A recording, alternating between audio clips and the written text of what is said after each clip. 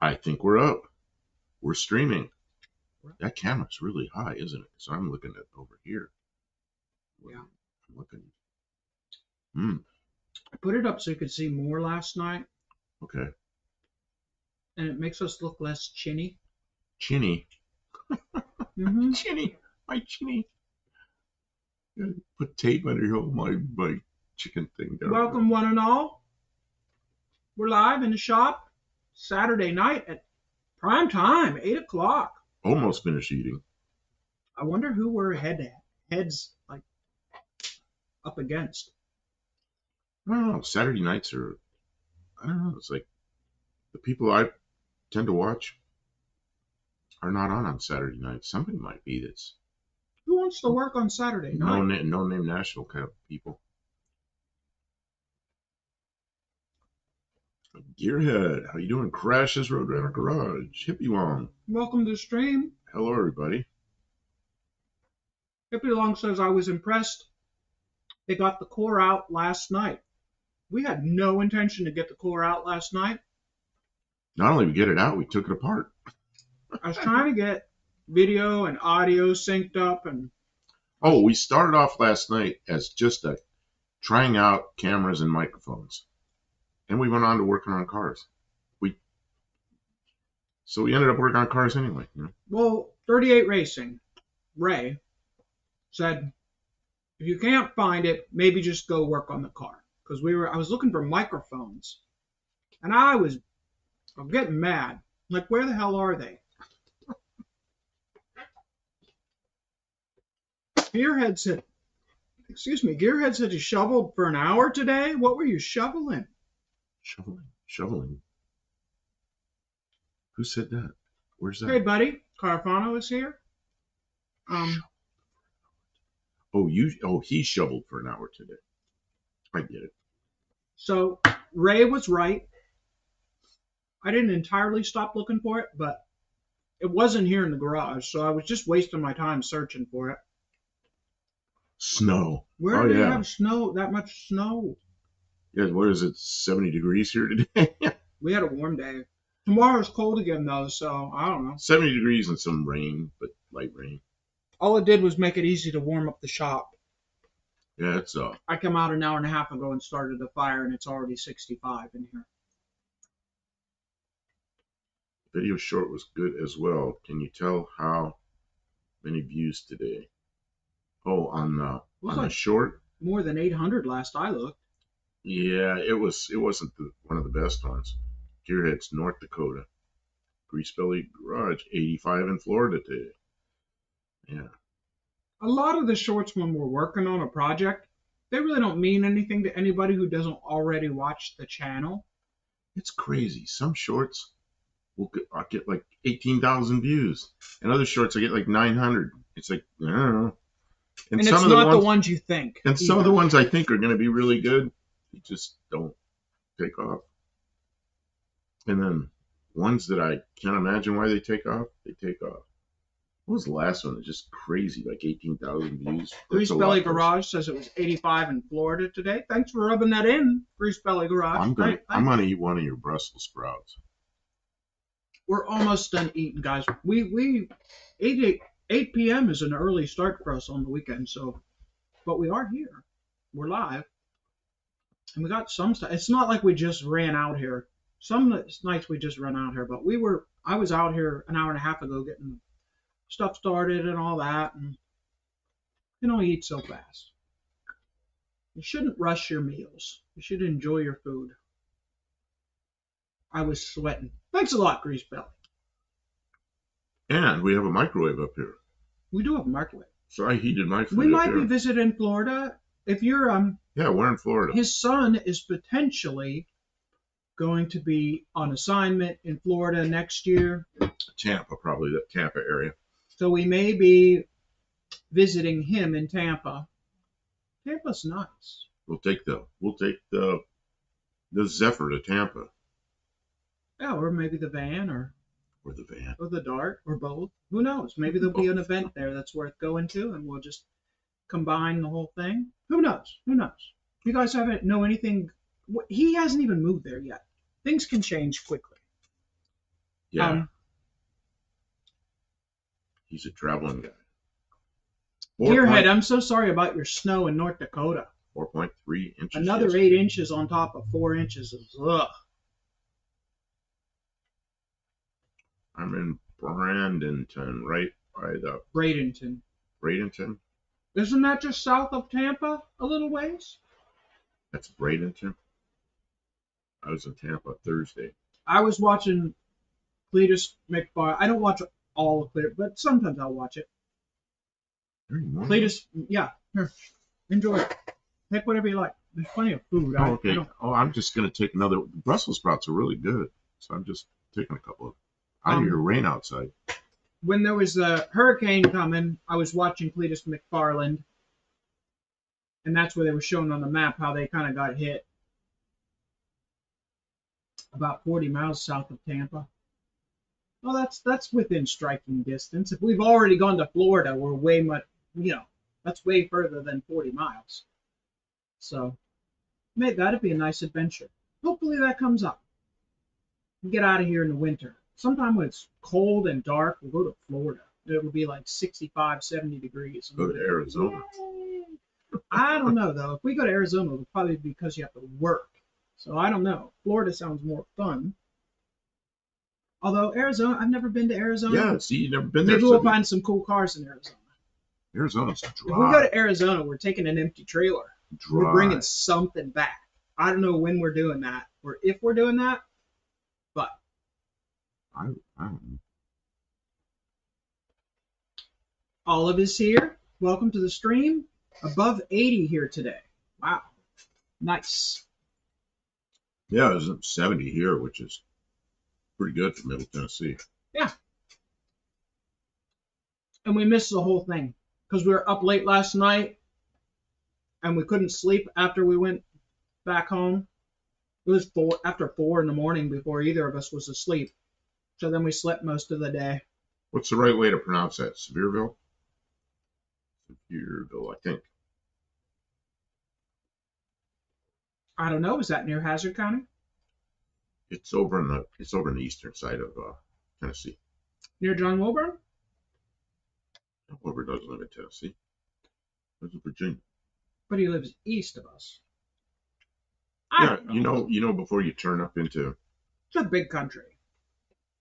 You go on I-40 out to eastern Tennessee, and then you head north on, what is it, 81? John lives off 81. Yeah, Pigeon Forge, that area. I've been out there before. A lot of times I just go flying through there, not flying, but driving through there because I did a lot of work in Maryland, so I'd go out there and then go up 80, whatever it is, 81. Drive right by John Wilburn's place, always the wrong time of day or night or something, and look over there and just about see his house from the interstate. And never stop and see him. Show him the tank for the. I don't know. Was everybody here last night? This Most people were not here late enough to see the. We took the heater core apart after we got it out. As soon as we pulled it out, he wanted to take it apart and see what the leak looked like. Pigeon Forge by the Big Buc-ee's. Nice. Buc-ee's a big place. I was amazed. Was that one we went to in Texas? We went to one in Texas, yeah. Man, everything's bigger in Texas. So the heater core looks like this, but I popped the top off of it because I could see the seam was leaking, and I used to do a lot of radiator repairs, so I know about these. But you could see where the solder was holding and where the solder was not holding, where it's all dark and terrible. That's just coolant was coming out. It must have been leaking. And you could see where it was running all over the heater. You could see all the evidence of coolant. And I don't know. I could clean this up and reseal it, but then, the rest of the heater core is old, 47 years old. I'd rather just put the new one in it. We'll pressure check the new one and put it in there. Okay, and this is really good. I'm gonna eat and run everybody. Sorry. Patrick Sullivan is here. Says howdy, folks. Welcome to the stream, Patrick. Somebody told us that it was unprofessional of us to eat Oh yeah, well, on stream. I got So, some guff about this. I made us dinner to eat during stream So because now you know I feel what? bad about it. I'll feel bad about it. Maybe I do. Nah, I don't feel real bad about it. Unless one of our real subscribers, like people who actually, if you're offended, I mean that's just silly. We're just eating. Gotta eat. We were running a bit late. We'll get to work. It's not like we just sit Kim here. came up here and got the fire going, and then she came down and started cooking. I'm like, man, we're running out of time. Yeah, they'll bring it up there. Okay. How dare hanging out in the garage not be strictly professional? I know. How dare you? How dare you? Get to work. When I heard about it, it was a Tuesday night in the studio. What the heck were we eating? I mean, you ate like some little thing, I don't know. some little snack. Some days we're not fully prepared. We're not good at getting up in the morning and eating. For a while there, you were making breakfasts, but a lot of times we don't eat until afternoon. Or I'm not a big breakfast person. Yeah, we didn't eat today. This is our first. That's a bit spicy. It's good. It's not like hot spicy, but it's a little bit. It's supposed to have flavor. It does have flavor. It's smoked sausages. What is it? What kind of smoked sausage is that? Do you know? The brand name, you mean? No, like what? What kind? Smoked. As long as no one's chewing into the mic. Nom nom nom nom. Put the microphone and the camera in my mouth and chew. Yeah, chewing sounds would be obnoxious on camera. I could see that. So, yeah, I don't know. We need to get our energy levels up so we can bring you quality content. And speaking of energy levels, my coffee's probably almost cold. Will you let your coffee There's 3 come more out? Brussels sprouts in here. I expect you to eat them. Who got these veggies? I love Brussels sprouts. I know some people don't like them. When I was in Arizona, I lived in a house I had 2 other roommates. It's a 3-bedroom house, 3 guys living in there. I cooked Brussels sprouts one time, and the other 2 guys, just both of them, complaining about the smell. So I never cooked Brussels sprouts again in there. Silly man.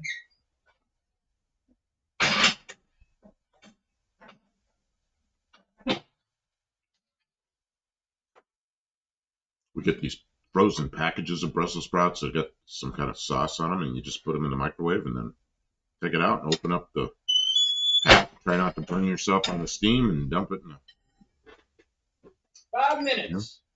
and it's perfect. And it's just the right number. It's not like buying too many and then you got like way too many Brussels sprouts to eat. And they're kind of small.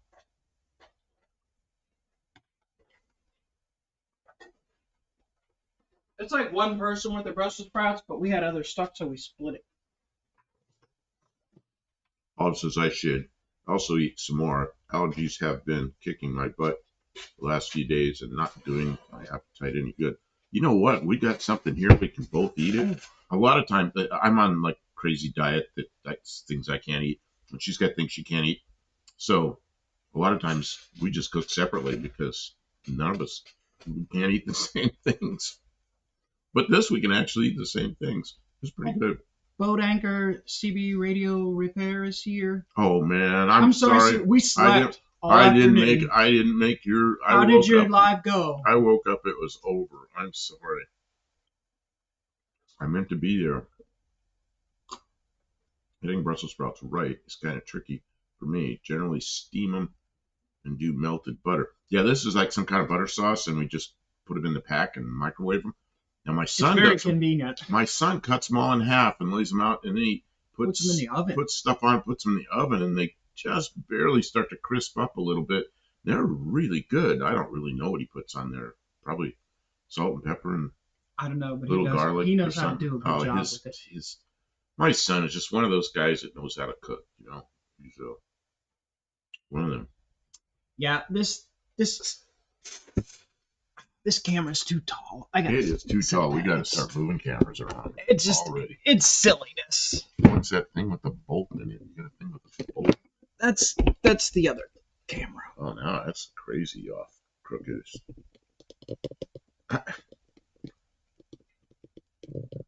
And see if you can get the Studebaker straight at the top.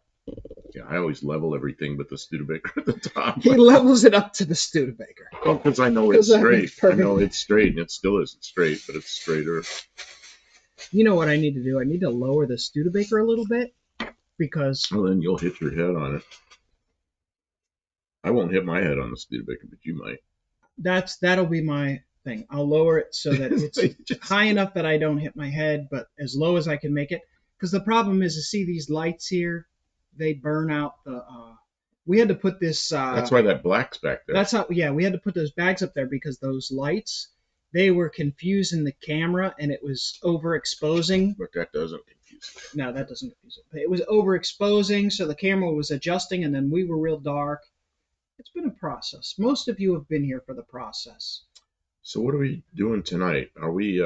I guess you said you're going to pressure test the new heater. And then we could start putting it back together, or I could take the door back apart and fix it so it opens properly. Do the door the second time. And I'm going to eat the last one of these. Okay. And then. And this meat is here, but that's too much meat. Yeah, I can't eat all that right now. I mean, that's really good meat, but that's too much meat for me. It needed cooked. It was time. It's salty meat, so it doesn't spoil, but it's been in the fridge a little longer than I want to.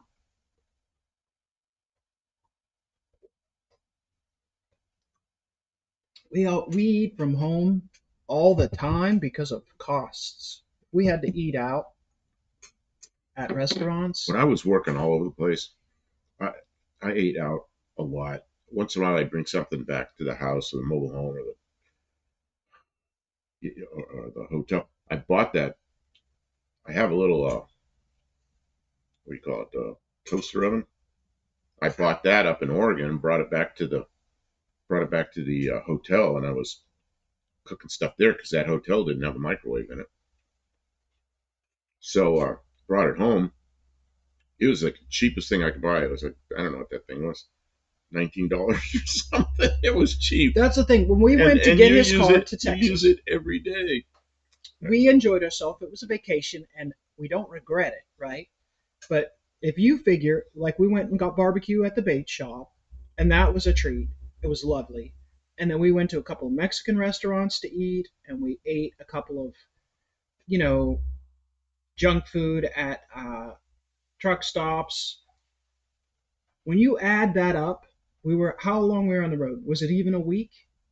Just the meals that we ate for less than a week on the road were more than our monthly budget for food. And it's just not sustainable. We don't earn enough money for that. So B&R. And we eat good at home. Brussels sprouts and sausages, and he had tortillas with cheese. And we always buy tortillas and make things with the tortillas. And I get the low carb tortillas. We're on a budget, people. And they're good. Put some. I started taking the tortillas and put some mozzarella. Oh, I put some pizza sauce on them, mozzarella cheese, and some pepperonis, and heat them up. It's like a little pizza. There's nothing on there I can't eat. You know what? But I can't eat a pizza. I've noticed that since I stopped buying more cars, so much more money for buying food. Because you quit buying cars. I quit buying cars. The last car. What's the last car that I bought? I don't know. You buy a lot of old cars. But I stopped. I haven't for a while. If you think about it, what's the last one I bought? We went and got that truck. That guy was down in the ditch and had to work his way out. That's a truck he took apart. Yeah. But I didn't buy it for the truck. I bought that as parts. Slant Daily Garage. Hey, Shane. Hello, Professor P. What's up, suckers? You missed it. We got the heater core last night. We got the heater core out of the Fox body. And then I couldn't leave it alone. This goes on here like this. So I had to heat it up and take it apart. From the yucky side. And this is, you could see the inside. I picked out some of that stuff, but it was really clogged. But you can see over on this side. You can see where there's shiny solder and where there's not shiny solder. And that's where it was leaking on that seam. And so you can see it made a The other It side. made a big old gooby mess out of everything. Ooh. And then, and here's the tank. And once again, you can see the side where there's no solder, where the solder isn't shiny. Down. Yeah, Yeah. down there. Yeah, you can see where the solder isn't shiny there, and that's where it's just leaking out of there. So I could clean that up and solder it back on there. But the rest of the heater is 47 years old, so I think we'll pressure check the new one and put it in. Olive says, I found my favorite pulled pork in town. Comes out of a trailer / food truck. Yeah, don't sleep on food trucks. They have some good food, and they generally are cost effective. Some of them are trying to charge festival foods all the time or festival prices all the time, and that's no good. But food Oh, trucks, local food trucks sometimes can be what really economical. Good what, place to get lunch or what do you like whatever. to do to test the new ones? Okay, we're gonna do that tonight. Yeah, we're gonna do that. That's our. I have a Is radiator there a test pump. is there a Godan logo on the heater core? I think there's a Fomoco on this heater core. I don't know about the other one. The other one, it's not I a. didn't see a logo anywhere. Did you? I'm looking. Godan. I doubt this is Godan. Here's no Ford. Yeah, it's Ford. I thought it was the OEM. Yeah, it had that OEM look. Can I hit it with something so it shows up good? You can Yeah, hit it if with you a little want. bit of Sure, I don't care. emery cloth or something. It'll pop real nice. They'll be able to see it. And then, yeah, Godan is there were two companies. There was Daniel and what was I don't remember what Go was. Anyway, they merged and became Godan. That was back when I was doing radiators. That was right at the end of when I was doing radiators, and they made complete heater cores and radiators and stuff. Godan was a local company in LaSalle, Illinois. They made heater cores like 70 years. Yeah, somebody was asking last night. Is that the factory one? And I would say that there is a real good chance that Yeah, that it's is the factory Ford logo. Can they see it or is it? no, it's kind of fuzzy. It's right there. Ford. Ford. Can you see it? The little oval. Oh yeah, there's the Anyways, blue oval that's not blue. that's factory. 47 years. Although it looks like it's been leaking for a while. Been leaking for a while. Been And then the leaking. new one we got They that probably came just with the drove it in car. the summer for a while. The one that came with the car is a cellular core like this. It's not the new ones that you buy now they're all aluminum Chinese ones. So Well, I don't know show them. what Where that one did you is. put it? I don't know. It's back behind the car somewhere, I think. Is it? No, it's here. It's here. Oh, okay. We'll look at it and let's see if there's a brand name on it. No, it isn't Ford. No, it's probably not a Ford. It's probably Inspected by inspected. M1. Well, if M1 inspected If it, it's M1 got to be inspected, good. we got a good It's heater. got to be good if M1 inspected it. Says RC Industry.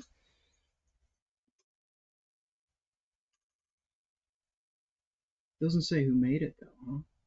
Maybe that reference number. Does anybody got Google search handy? I don't want to. I don't know. There's a bunch of numbers on a tag, so they don't look familiar to me. But it's been 40 years since I've been in the radiator business, so you're too close to focus. And it's shiny. Oh yeah, there it is.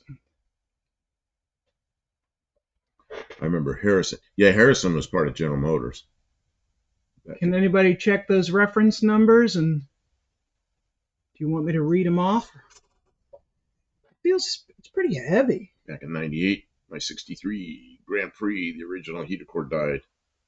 You got good service out of it. Bought a new brass copper heater core for it, a Godan. Yeah, I don't remember what Go stood for. See, there were two companies. There was Daniel, and then I don't remember who Go was.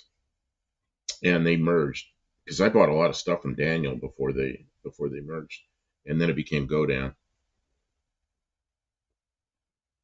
Ben is short for Bin Laden. My eyesight's terrible tonight, but the globe sticker looks familiar.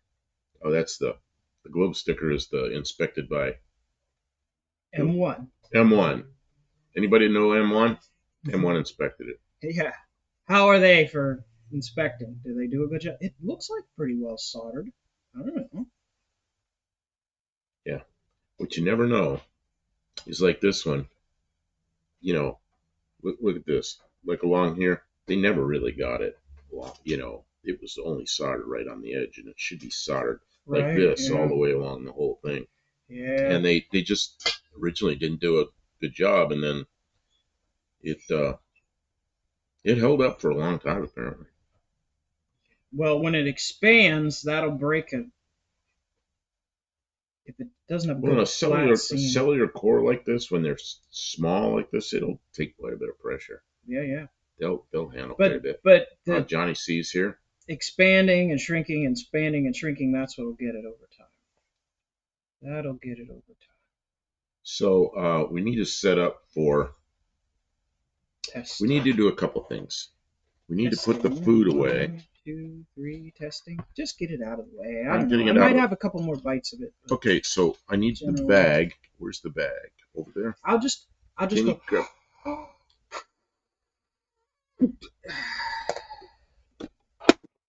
You want the bag? Is that what Yeah, you I said? want to put this stuff so it doesn't get Oh yeah, take. radiator stuff in the food. Nothing like a little lead and tin solder in your food. BNR Racing says my late Bob one part he couldn't find at all was the correct heater core for his 1970 Charger SE that has factory AC. Car not complete yet. No HVAC box installed. Cardboard covers the large hole. Oops. Yeah, you're gonna have to find the whole box. Gotta love a basket case. Missing parts. Okay, we're gonna have to. Do we have any heater hoses, like some 5/8 heater hose? I think we have some 5/8 heater So here, hose. I'll take this. I believe it's in the Mopar. So what we Cabinet of misery. So we need, Kim, we need a couple pieces about this long. So we can slide them on there, cap and then we'll cap and we'll plug. And yeah. Bib would tell me. You don't have a Bib. 5/8 cap? You know what I used to use? I was telling Kim I used to plug these things. I had, testing pieces. One had a nipple on it to put a air hose on, and the other one had a condenser. Remember condensers back in the day when plugs points a condenser? I had a condenser with the bracket popped off of it and stuck it in the end, a clamper on it, and that's what plugged the hose. Oh, if you can, use up these little pieces. I don't want to cut the long pieces. Look, that's factory Mopar heater. Oh, I thought like new ones. You got old, nasty, used. Well, I don't want to use up a lot of hose. Is expensive. I guess. If you want to use a long one, you can use one of these. But I don't want you cutting my long heater hoses up. No, I thought we had like a roll of. We don't have a roll of Not 5/8 baby heater stuff. hose. No. This is nasty old. These are all the shit. pieces. Oh, Okay. Don't be a baby. It's fine. I was looking for a nice, Yes. supple hose that would slide on there nicely Wait, I found some more.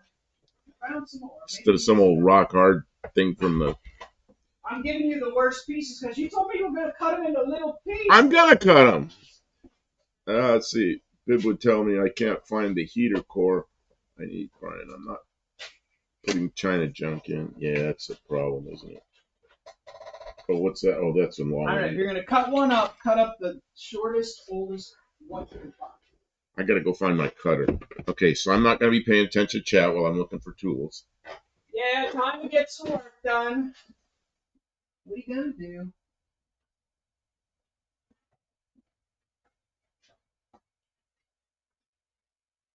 Can't just loaf around the shop all night talking about doing stuff, but not actually doing stuff. Oh, here you go. Here's some pieces. Here's some pieces. You'll like these pieces probably. Looking for my cutter. The chop lop cutter. I found it. Oh, here's some of this braided stuff. You could use this. Braided. Mm-hmm. I'm about ready to lop off this thing you gave me. See this?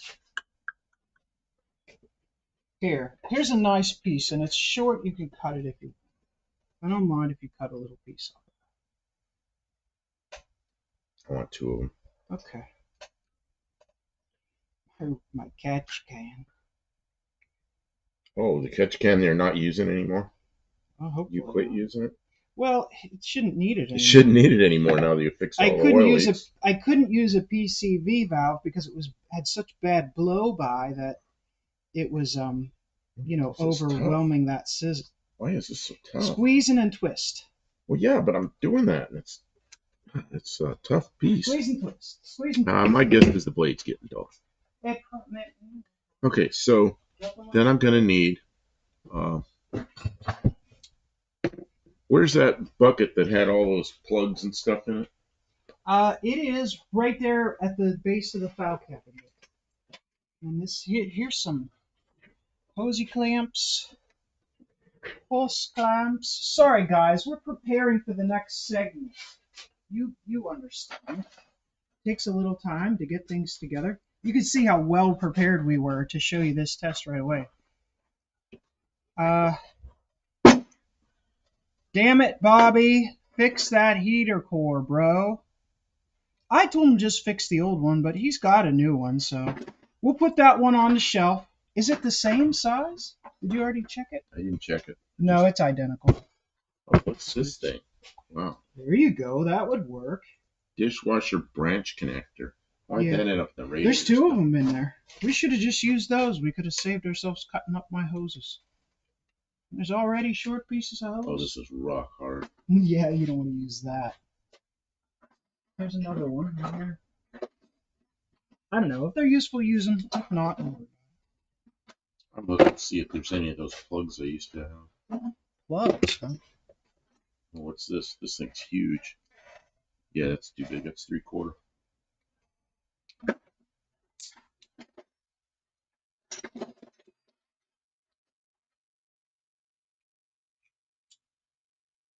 Bob would tell me I can't find the heater core I need.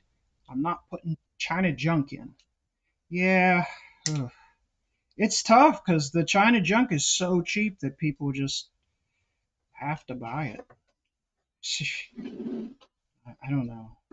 And the price difference between the Chinese junk and the name brand American stuff. Sometimes the quality is definitely there and worthwhile, but it's like, wow, is it really that expensive? Can we just do we just maybe have a cap that we can put on there? I don't care. However works, I'm fine. I'm just offering suggestions. I should stop by Marlene's, Bob's window, see what I can do about that heater core. Bob told me it needed unique heater core, long coolant tubes in. Yeah, because it's AC, it's probably different than. I'm looking for tools that are probably in the car. There was a Mopar minivan China core guys were using. See, that's the other thing is it's just a heater core. I think the pliers I'm looking for are right inside that door that okay. I'm gonna have to get by you if they're made to get just the regular old pliers. Yeah, vacuum grips. Okay. Anybody know what vacuum grips are? See the handles? Those are supposed to be Snap-on called those vacuum grips, like they grip your hand a little bit, and I don't think they really did, but I really like that. We don't do restoration work. We do repair and maintenance kind of grade work. Fix it the way you can. We fix it with what we have available, and we try to do it in a way that it's not going to come back to haunt us.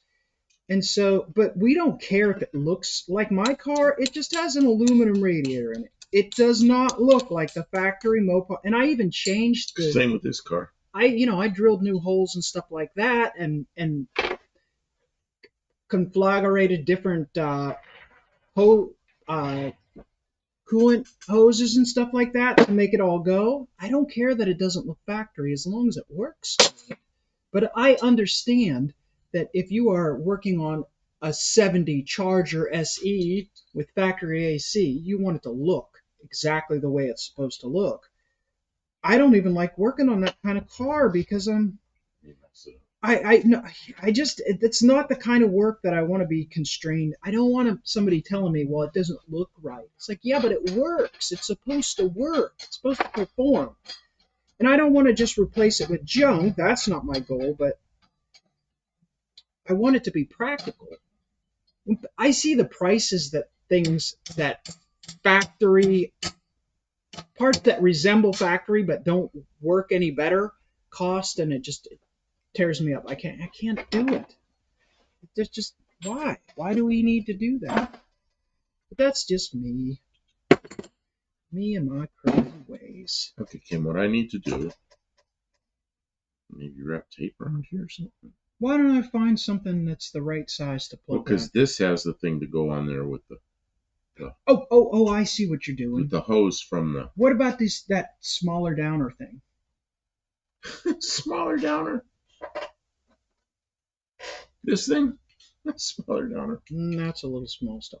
I What was if I thinking take another piece of hose that's what I that's think. closer to that Hose size? or wrap And tape then, around it or something, stick it in there, and then we'll put a clamp I mean, on. it's not that far off, is it? Okay. No, and then we'll put a clamp. Yeah, you're not going to do that, but Yeah. no, you're going to. And this end, Hose her down! I'm going to find a plug for this while you're doing that. Well, I used to put a condenser in here and plug these, but That's silly. no more condensers. No And more. if you have a condenser, you probably want to save it and use it. Yeah. Somebody on here was asking me what dots or marks or something is on my my ignition module, and I didn't know, and I just thought of that.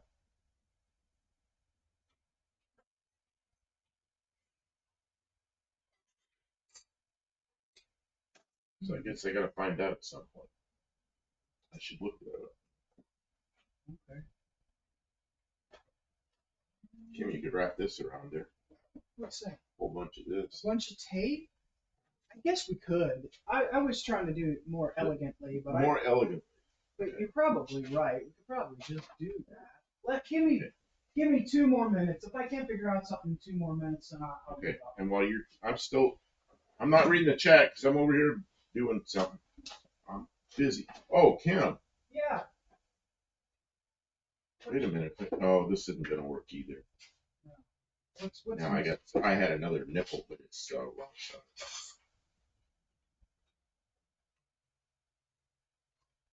Okay, I got a thing here that'll work for this.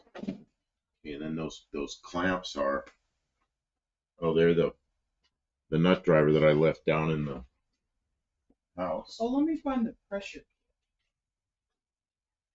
Maybe the pressure kit has something in it.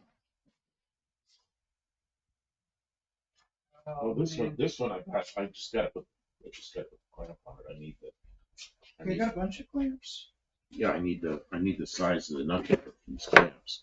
So it might be something other than. I got to get the pressure kit. It's varied. It's gonna take me. These are probably Chinese, so they're not the same. Are you okay for a minute while I dig? Yeah, dig. It's varied. Is the chat okay? It'll be all right. You guys talk amongst yourselves for a minute while we get things going. That's the problem with a shop stream is that we don't get busy working.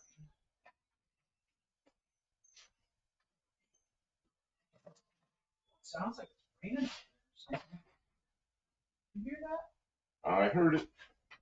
I'm gonna check the fire too. Check the fire. Oh, it's hot. Hot fire? Mm-hmm. That's a good thing. I mean, it's real. I'm gonna put the fan on as soon as it doesn't stick off. So what's going on up here? Oh, Levi came in. Levi. Oh, Levi. That'd be Dylan Levi. How you doing?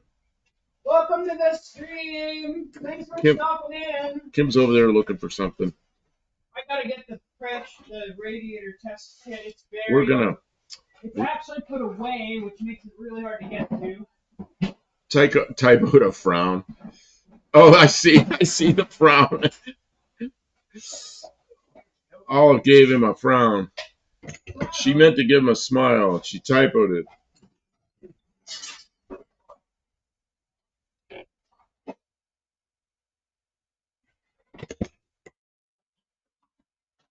Oh boy. Okay. This might give me an alternate. Because there's all kinds of different test nipples in this. One of these ought to be good, right? Oh, you found a driver that you need. Yeah, I did. I don't know what size it is. It's like something weird.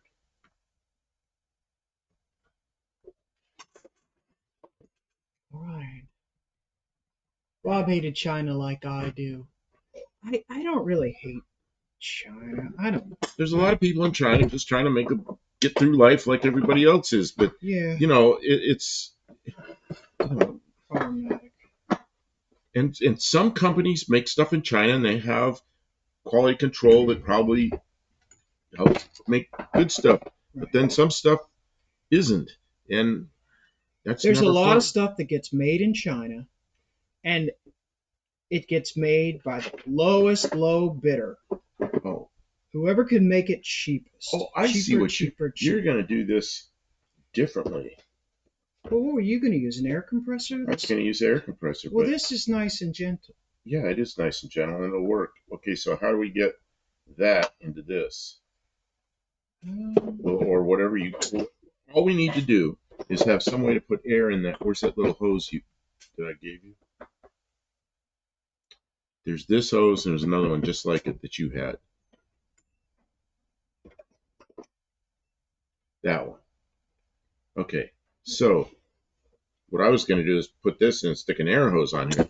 But if you have something else we can stick in here, I'm looking at it. Give me a minute. you got all huge stuff that fits radiator caps. We need something small that fits in this thing. I think I can take this apart. Really. Take it apart. That's like the size cap that fits like a Subaru or a lot of Japanese cars. Yeah, I think I could just take one of these off. So what we're doing Without damaging it. is we're gonna, like, where's the camera? This thing. See, I plugged one, and the other one, we're gonna put a hose on here and some way to put air pressure in it. Then we're gonna put it underwater. In the, we'll have a little tub or something that we can put some water in. And then look for bubbles. And bubbles are undesirable. Hippie lung. Instead of pressure, pull a vacuum. Why do I want to pull a vacuum? You never see the leak then. What do? Listen for it? I don't know. Slant Daily Garage. Thank you guys for being on late on Saturday nights. I like having it play while I work. Okay, well, good. Pressure vessel. Pressure vessel. Yeah. The way you test a radiator or a heater is you put pressure in it, whatever the system's supposed to have.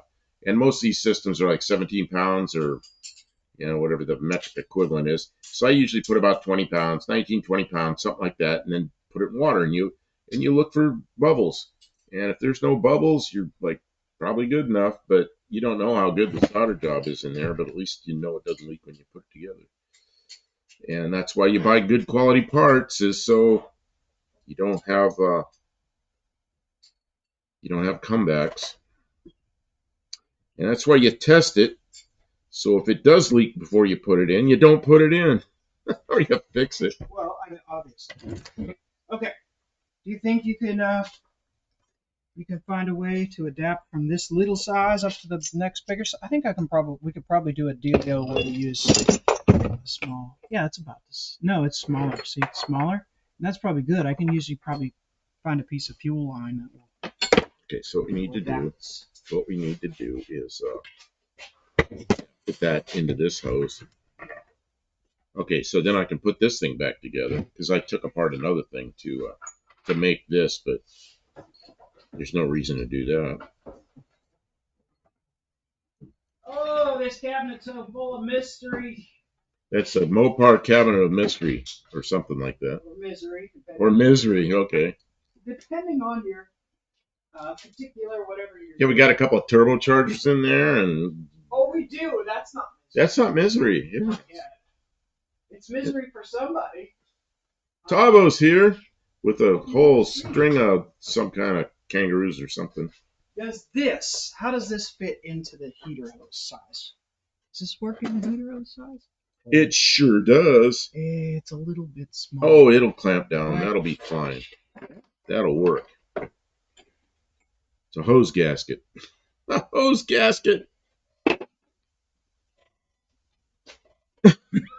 JB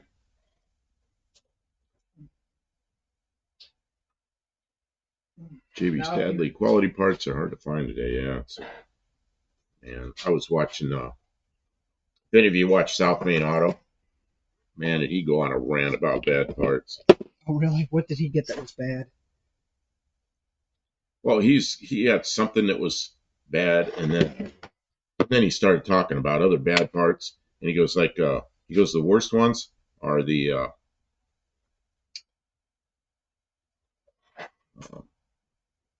what's the thing goes on the intake? What's the thing goes on the intake of the new cars? Somebody will know. Throttle bodies? No. It's a sensor. Mass airflow? Mass airflow sensor. Hey, you get 2 points, or is it 3 points? Mass know. airflow sensor. Forgot and he goes. Oh, I forgot about points. What he does now is it says every parts store he orders a mass airflow sensor for the car, and when he gets them, he checks them out and he puts the best one on the car because most of them are bad. Oh man! And then he sends the others back to the parts stores. That's miserable. Yeah, because then now the parts stores have parts that they have to sell for marginal at best. That's miserable. Because you know they don't throw them away. Okay, you see what we have here? We have a heater core that's plugged up, except for this. And then Kim has some kind of a thing we're going to put pressure in here. And then we're going to need to put, you know what we need to do? We need to get this other table over here because I don't want to put a pot of water on. I bought from Amazon. I bought like a universal radiator test kit. Oh, is that a nice thing? It is useful. That is a really nice thing. It's pretty all right. I didn't have one that good in my radiator shop.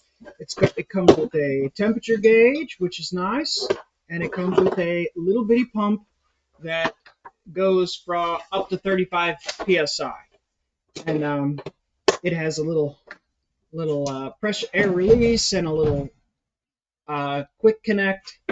It's a good deal. It worked out. I don't remember how much I paid for it. It might have been like $45. It came from Amazon, and you know that the country of origin. That's why it was $45. Something like that would normally be. The country of origin is other. You know what I mean? Like it's other. It's cheap. We're just testing. We're just putting a little pressure in a radiator and testing to see if it's, it's not gonna last forever. Okay, we might. It's not high precision. We're just trying to make bubbles. Point the camera down a little bit. You don't want to do that. What do I want to do? I said you want to point the camera down a little so we can see the table. Yeah, or I can grab camera too. Oh, you can grab camera close too. Up? That'd be fine. And then we'll aim it down at the project. I gotta find out something to put water in. This would work. That was the plan, was to use that. Are we going to use soap or are we just going to use water? No, you just use water. Unless you want to smell soap for the rest of every time you turn the heater on. Oh, that sounds like fun. Okay, so this does not fit in there nicely, so the water's got to come up to here anyway. We should have used a little elbow. I got a 90-degree elbow if you wanted. Oh, let's just put water in it. We got water. The other thing I got, I got some. The other thing I have is a much longer bin. Yeah, or if you got a longer bin, that'd be even better. But it's really long. Oh no, that's going to take more water. Yeah. Okay. We don't have water up here. We have to bring water up. Jugs. I'm going to start. Jugs of water. Okay, and then this thing just hooks on here. Let me see that's why soap is interesting. Because it does. It's got like bubbles. A quick connect. How does this work? Just push it on there and it should just engage. Drop this. You won't fall if you're holding on to it. I know, but then it's okay. So that's on there. Then I can pump it up. We're gonna pump you up. Let me see what Well, it holds pressure right now. How do you release? There's got to be a releaser. Here it is. I found it. I found it. Okay, so all we need is agua, water. Agua. I see a better bin. Or vada. What's vada mean? Vada is water in Russian. And agua. Like agua backwards. Agua is water in Spanish, and water is water in English. Yes. I don't believe you. Now you're making stuff up. English guy. Video title was I Quit. What's that video? Low car kickdown linkage for 727 is great at tenth the price. It was 1650 or 165. BNR video commercials was hilarious. One 40-year veteran mechanic said the engineers were smoking dope and drinking Jack Daniels on the job. You know, it's funny, in Tennessee, they make Jack Daniels in Tennessee, but it's in a dry county. So they can make it there, but they're not allowed to drink it there. You can't buy it there. That's funny.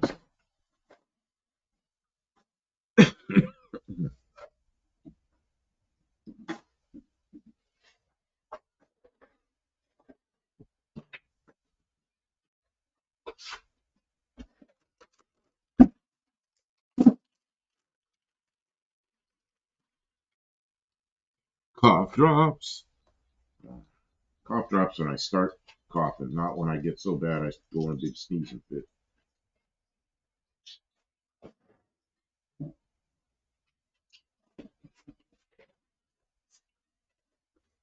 I think, yeah, Puerto Rico, agua.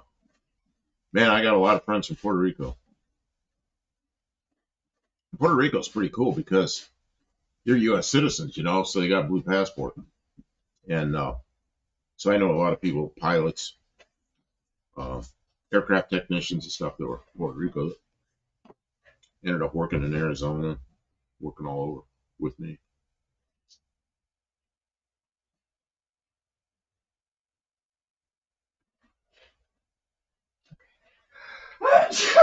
One of the best mechanics I ever met. From Puerto Rico, a guy named Moises. And he was, man, he had a roll around toolboxes, a big, what was that thing? One of the expensive ones, not Snap-on, big red toolbox. Man, he had a tool collection like you wouldn't believe. But he'd been working on airliners a lot and then went over to the Defense Department stuff. I think he's still working with that kind of thing. JB says Gesundheit. Thank you. Kim.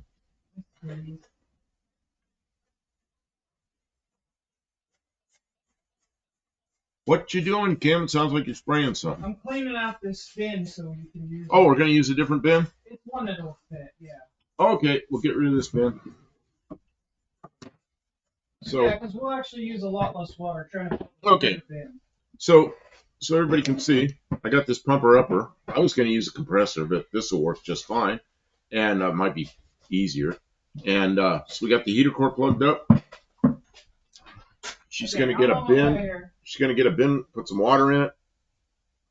Dean Stevenson's showing a. I used a little soap, but it's mostly rinsed out. Okay, good, because I don't want this thing all soapy. I don't think there's a lot of soap in there. I rinsed it twice. Ready to put it in there? Yeah, I need some water. Oh, there's the water. I got a jug of water. I don't know if this is enough. I'm going to put a little positive pressure on it. Okay, we've got a little positive pressure.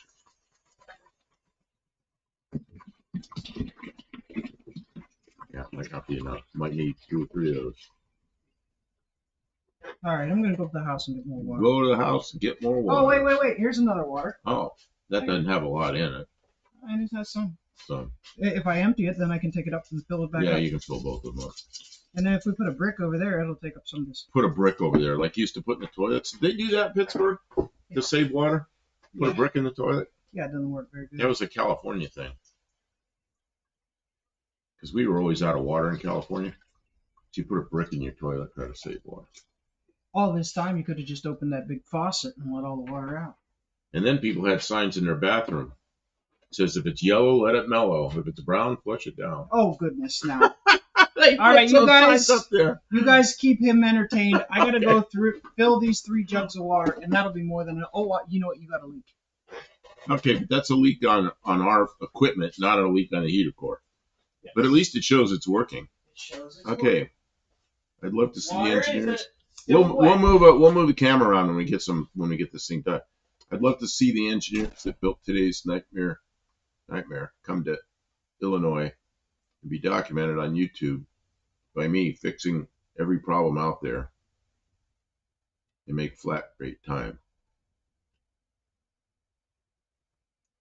under pressure. Let's see here. I will tell them you clowns, or you clowns maybe, are the reason why thousands of mechanics quit weekly. Oh man, I guess, trying to find a good dealer mechanic now is really hard.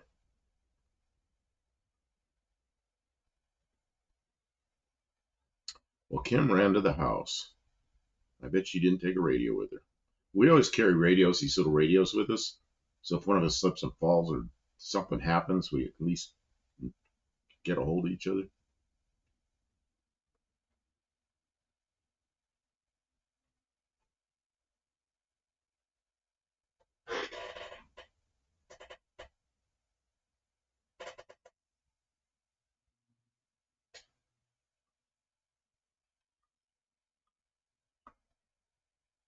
I'm keeping just a little positive pressure on it so we don't get any water in the heater core.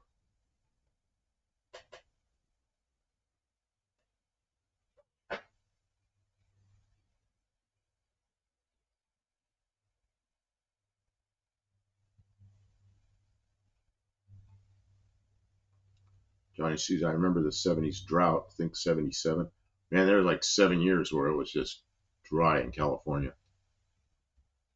And then we had 2 years of extreme rain where all the houses roll off the hillsides in Malibu. And then it goes back to drought again. It's kind of, California's always been that way. California's like many dry years and a few wet years, and then many dry years and a few wet years. It's that way as long as I was around the place.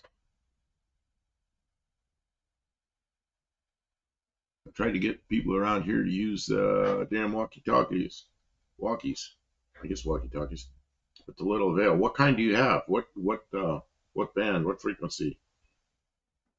Around here we use the MURS, M-U-R-S, and they're just little things, and they're good for a eighth of a mile or maybe a little more, and which is fine around here on the property.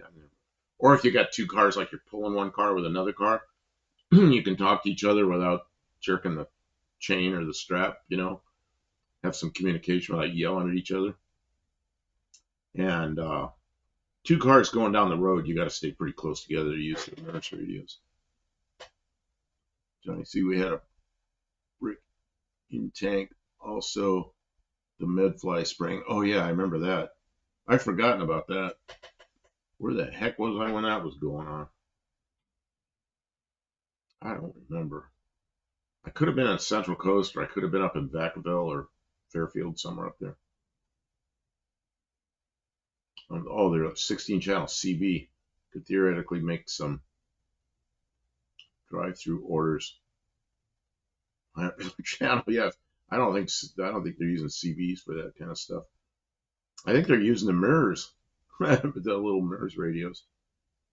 I know around here, I think it's Walmart or maybe it's Sam's Club uses the same radios we have, but you have to. I mean, they don't go very far. They go inside the store, okay.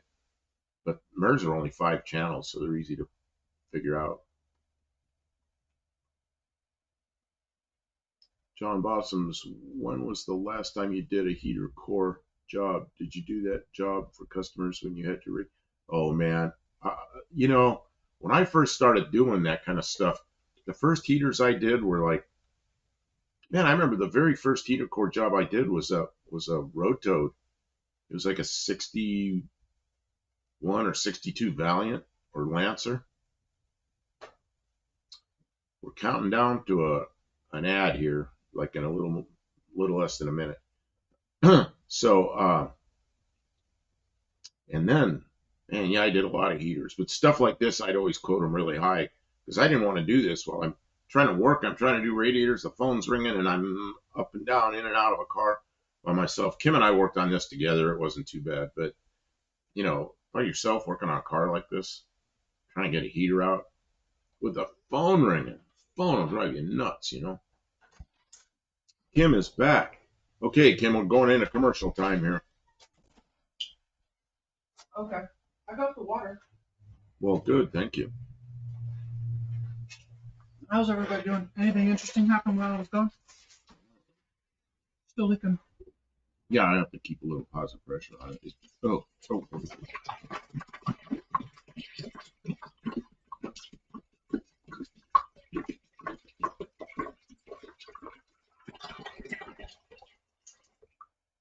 Wow, we finally dug a well in 77 with a hand auger. That was a job. Hit water in 11 feet. Oh, nice. Man, I knew people went like 1,500 feet. Okay, it's underwater.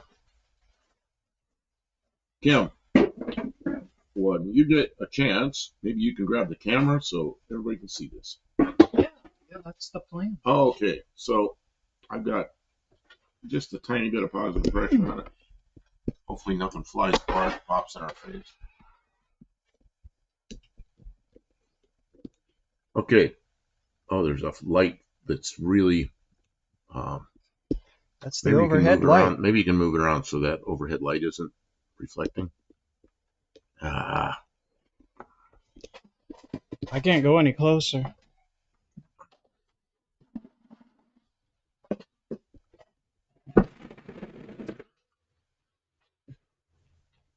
That's a little better.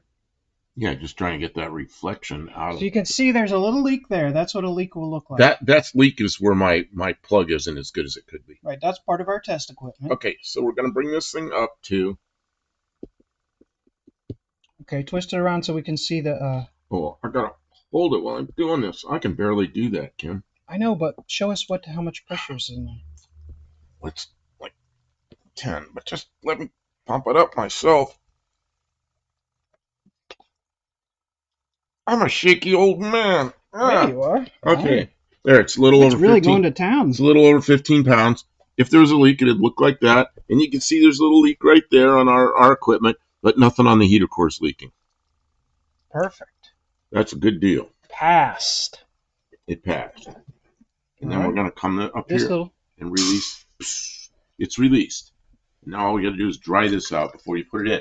If you ever put one of these in and it's wet after pressure checking it, as soon as you turn on the heat, the whole car fills with steam, which is not desirable. Okay, now we have to do it again for a short. What? We have to do it as a short. Okay. Where's your phone? It's right beneath the screen. Okay. Your hands are clean. They are. I washed them. They look. I can see dirt all over them. I'll wash them again. No, just wipe them off. I think they're okay. I'll wash them. I don't want your phone to get messed up. Yeah, I don't like grease and gobs of shit all over my phone. Looks good, Buff and Kim. Where do I put the goldfish? You know what you're gonna say? We need a bigger tank. Yeah, well, what we need is a bigger tank. We're gonna Then need we a bigger could do. boat. Then we could do radiators. Well, we have that's why we have the kiddie pool. We have a kiddie pool for doing radiators. We have two different sized kiddie pools, a big one and a small one. The small one's good enough to do radiators. The worst part about it is that takes a lot of water. Okay. So Yeah, we'd have to pressure check them down there. where's the screwdriver? I'll tighten this up just a smidge and see if I can get it to slow down so you don't pump so much. Oh, there's not much leaking out of there. And the other one's leaking. It's at the quick disconnect. That figures. Okay. Don't. Because you'll just strip the I understand how a screw clamp works. strip the clamp. Yep. Okay. So There's my phone. let me make some space here. Sorry, guys. We're going to ignore you for just a moment. We're gonna do a short. Do a short so that we have Dean says, something to "Eat my put up shorts." tomorrow. Yes. So you tell them to replace this heater core, we had to take the whole dash apart. So before we put a new one in, even though we know it's new, we Okay. don't know that it's. I'll have to do that in my own words. Do you want me to pressurize that since it's hard to pump? I don't want you shaking trying to pump. That's not really good content, actually. Yeah, because I'm really shaky old man. Maybe I'll talk and you do the work.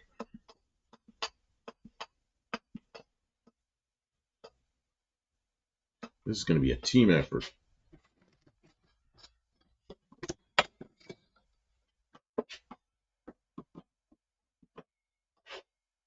When I start, I start. Okay. We pulled the heater core out of this Mercury Zephyr, and here it is. And then I pulled the tank off to see where it was leaking, and it sure is leaking.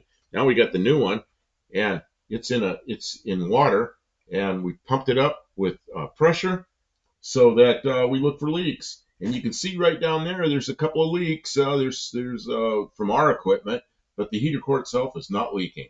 So this is good to go. It's going to get installed in the car.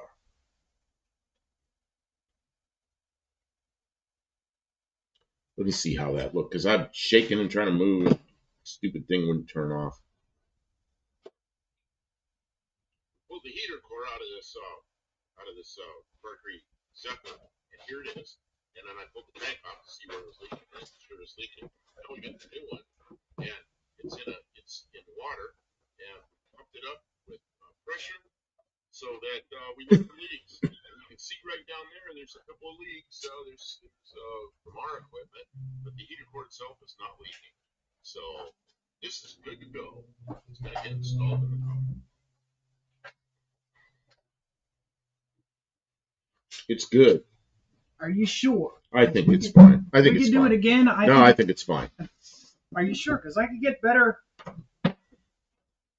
Oh, better lighting, all this kind of stuff. Better everything, and I could get you in it, and you're the star. You're the I'm star. the star. Uh-huh. You're the star. Shit. It's the Bucktail Campo channel. Yes, no. Yeah, okay, whatever. Here, it's ready. I'll show the car. I'll show you. I'll show everything. Try to get. I'm shaking. This left hand's shaky tonight. It's bad. It's really bad. I don't like that because then people comment on it and tell me that I drink too much and all that. Well, that's messed up of them, but it's wrong, so there's no reason to be self-conscious. Oh, you can tell he drinks too much. Yeah, well,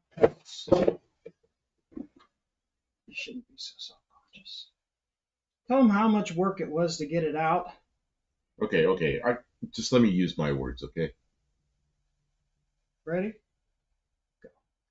This is a heater core out of my Mercury Zephyr Z7 over there. That's a 8.3 hour job to get the heater core out and put it back in. And we're about halfway through it. We're a good 4 hours into it. After you can see where it was leaking, I decided to pull it apart, and you can really see where it leaks. And I decided not to fix that. We got a new one. We got it in here. We've got pressurized to up a good over 15 pounds up to where it's going to run on a hot day. But anyway, you can see we got some leaks right here from our equipment. That's what it would look like if there was a leak in the heater core. There's no leak in the heater core, so it's good to go. All we got to do is dry it out and install it in the car.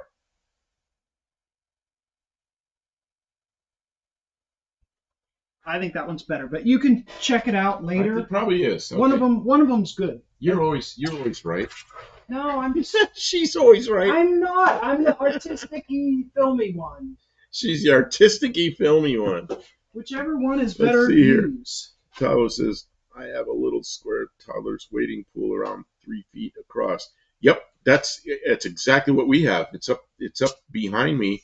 Oh, you can see it up there. It's on the shelf. You can see it's up there on top of the shelf. Yep. Kiddie pool.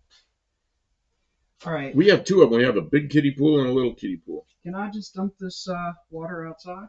Unless you want to save it for something. I really don't. I'd rather just bring new water down. Hour job to get the heater core out and put it back in. And we're about halfway through it. We're a good 4 hours into it. After you can see where it was leaking, I decided to pull it apart, and you can really see where it leaks. And I decided not to fix that. We got a new one. We got it in here. We've got it pressurized to good over 15 pounds up to where it's going to run on a hot day. But anyway, you can see we got some leaks right here from our equipment. That's what it would look like if there was a leak in the heater core.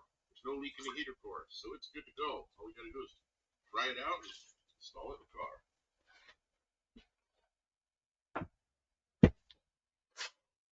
Got all the chat in the background. Okay, that's good. What was that noise? Something over there just popped. What popped? Okay, here you can have the heater core. We got to dry it out. Let's just Okay, We gotta here. that This out. this is what you do. You go. I gotta get this on camera. You go. Oh, maybe you already did I got that. a lot of it. Okay, you already got it out. And then if you're in a hurry, you take an air hose and you blow it all out and you put it on top of your hot tank and let it dry. But I don't have a hot tank anymore, so I don't know how we're gonna dry it. It's just gonna have to sit around and dry. We're gonna do something else. We're not putting this wet thing in there. Let's see here. Olive says, DN. I'm familiar. Actually, my flip phone was made for contractors and has a walkie function. That's not helpful since I'm the only one. You went, yeah, you know who I used to watch that had one of those was, what was her name? Orange County Choppers.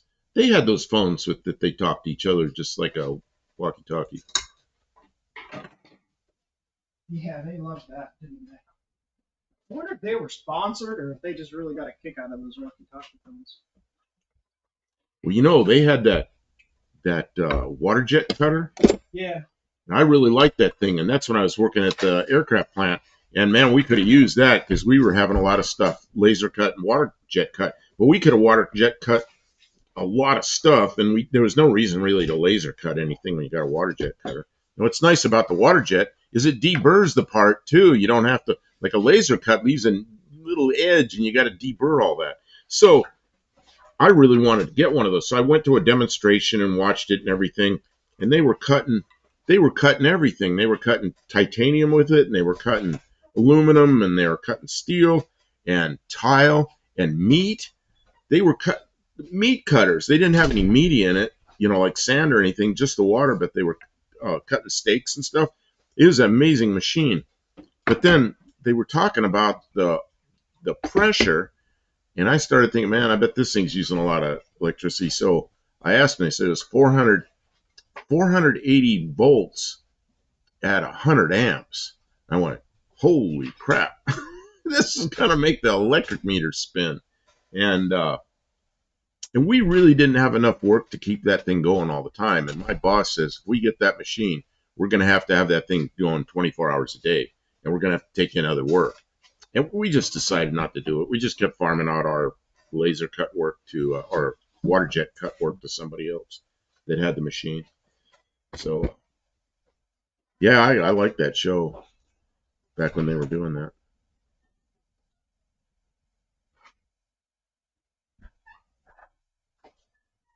Yeah, this thing is more of a brick than I expected. But it actually has great antenna and good battery life. Daryl B. Nextel cell phones has a built-in walkie feature. Huh.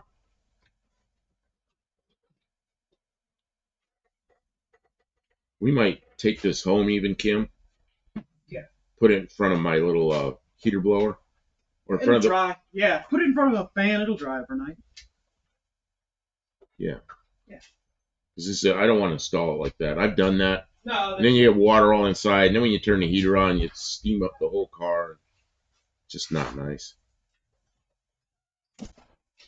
We got our short. That was the important part of what we wanted to do. Oh, I've got several shorts now, which is good. Yeah, and once he has his short, he doesn't feel like making anymore. So I got to push. Well, I got 3 of them right now. Well, that's good, but yeah, I know, but I mean, we could just stay up here and make shorts all night, and then they're all outdated. But yeah, I don't know. Well, the other thing about making shorts all the time is, yeah, you have to be doing different things. So you all got to keep making them as you go. DNR says, I think CO2 laser cutting tables cost less. Yeah, but we had like aluminum ribs for aircraft cut out, and then after you cut them out, you got to press them in, in a big press and a die to make them, put the flanges and everything on them.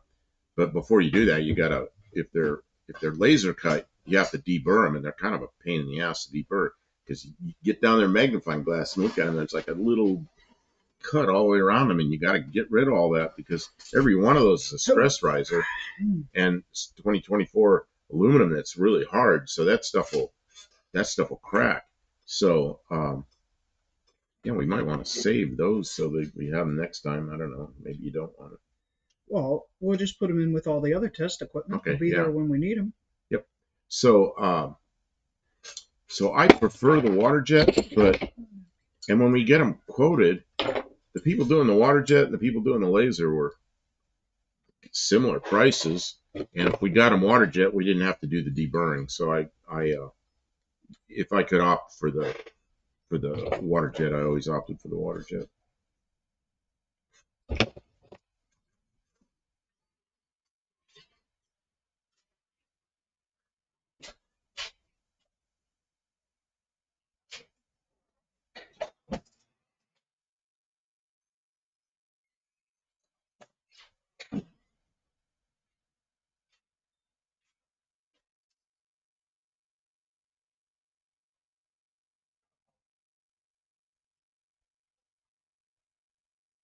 Yeah, goldfish. Oh, you emptied the tank out already. We did.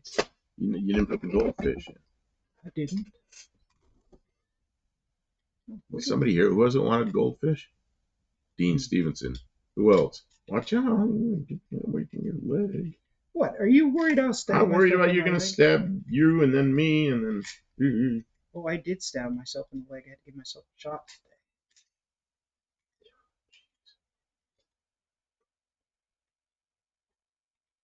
I saw a video where a guy visited the former Orange County Choppers building. It's now a self-storage facility. Man, that was a heck of a building, wasn't it? It's now a Spirit Halloween. Well, they moved everything to Florida, I think. Did they? That's where East Coast people go. They think Florida's warmer and nice. They just haven't experienced Arizona, where it's a lot drier. Florida can be pretty humid and misery summertime. But I don't know. I guess people like it. All right, it's time to put our toys away. We'll start cleaning up. Rad test. Rad. It says rad test on it. Yeah, let's so if it's Radiation testing. rad testing. Right there it says rad test. This is so rad. When you're done, put your tools away. We have a problem with that around here. We, meaning mostly me. Well, see, I made a mistake. When we first started working together, I said, oh, don't worry, I'll clean the tools up. He said, you fix stuff and I'll clean up.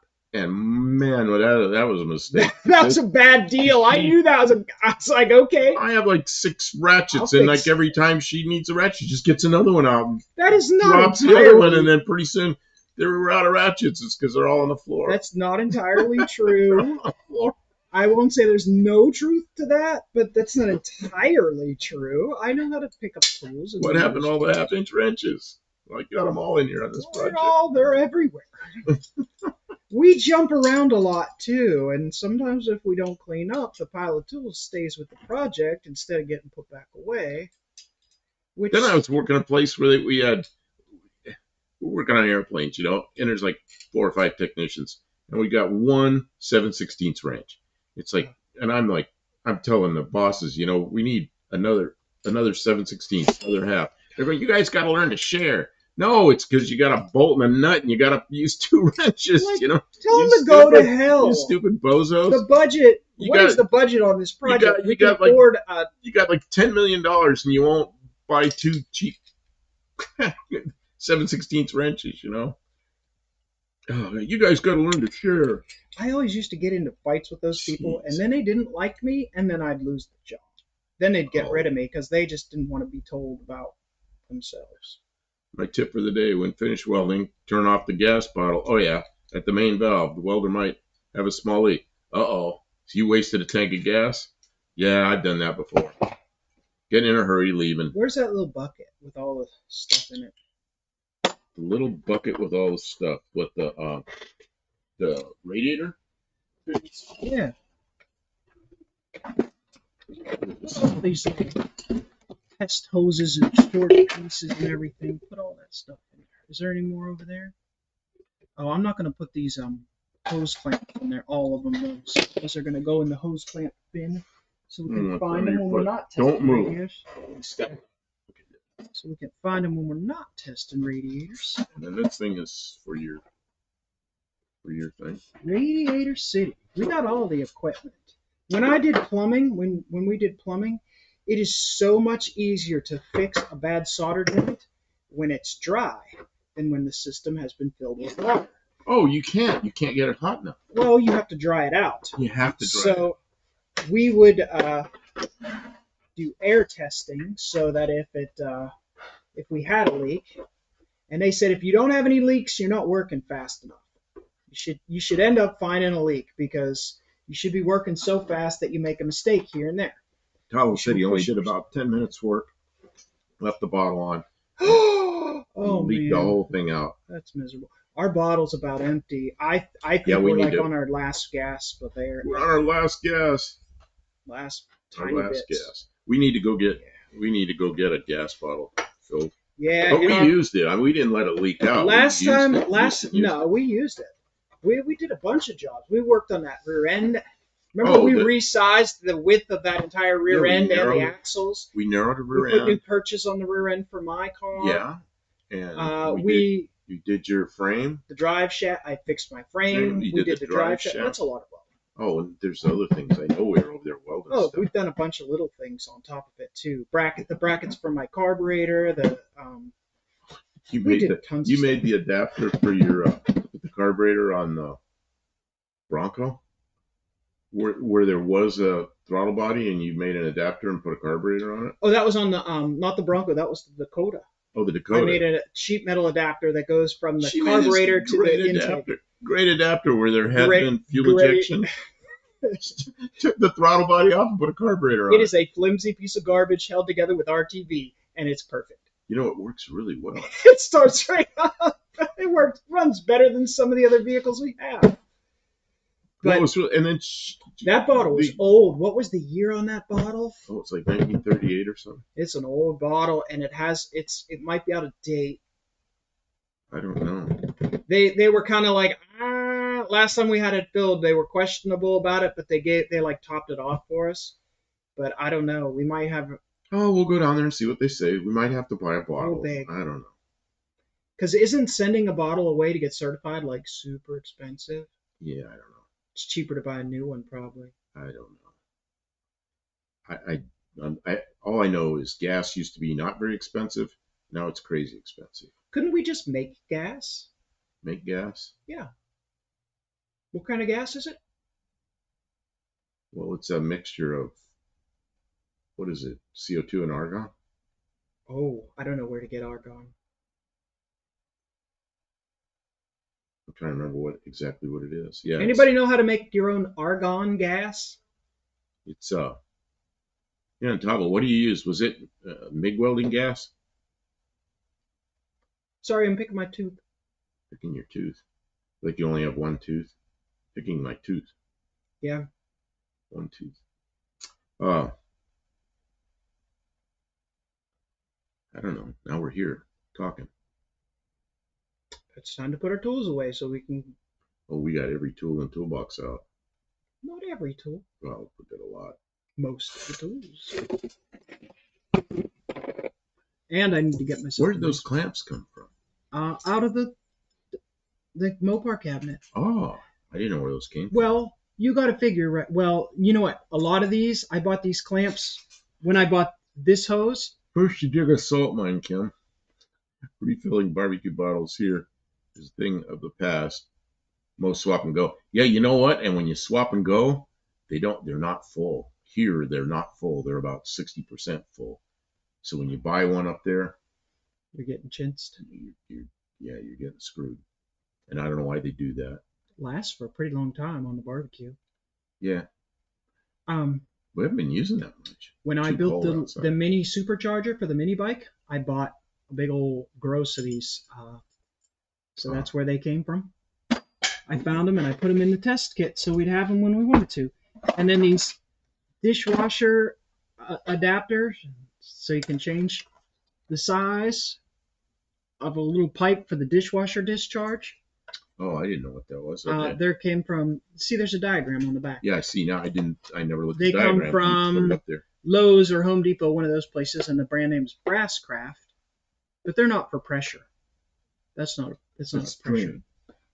Yeah. Okay. Just like Fernco's.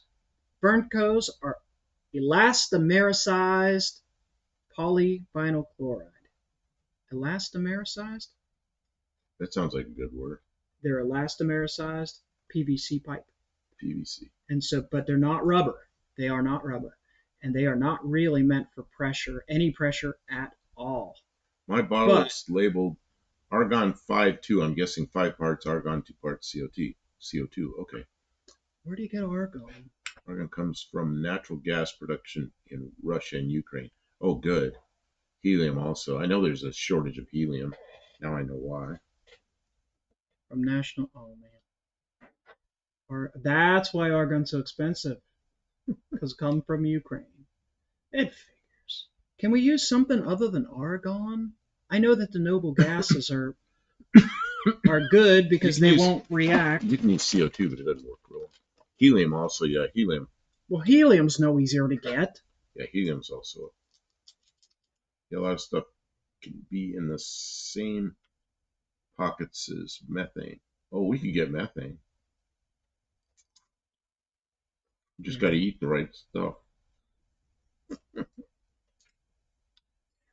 I don't think methane's good for welding gas, though. I picked up that trash can tonight twice, and it's already tipped over again.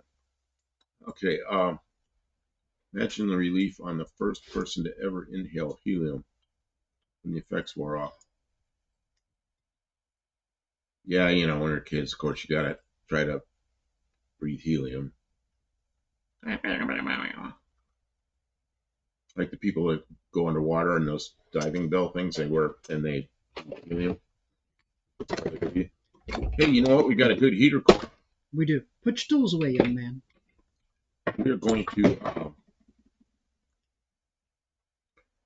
eventually I'm going to be able to drive this car with heat. I'm afraid it's going to be spring or summer. And I won't have, then I'll be like, man, we should fix the air conditioner, not the heater. It's got windows. It's got windows. We can roll down the windows. Roll up your windows. Yeah, there go. Tony, roll up your windows. Because what is it that he was copying that Scotty Kilmer goes, rev up your engines.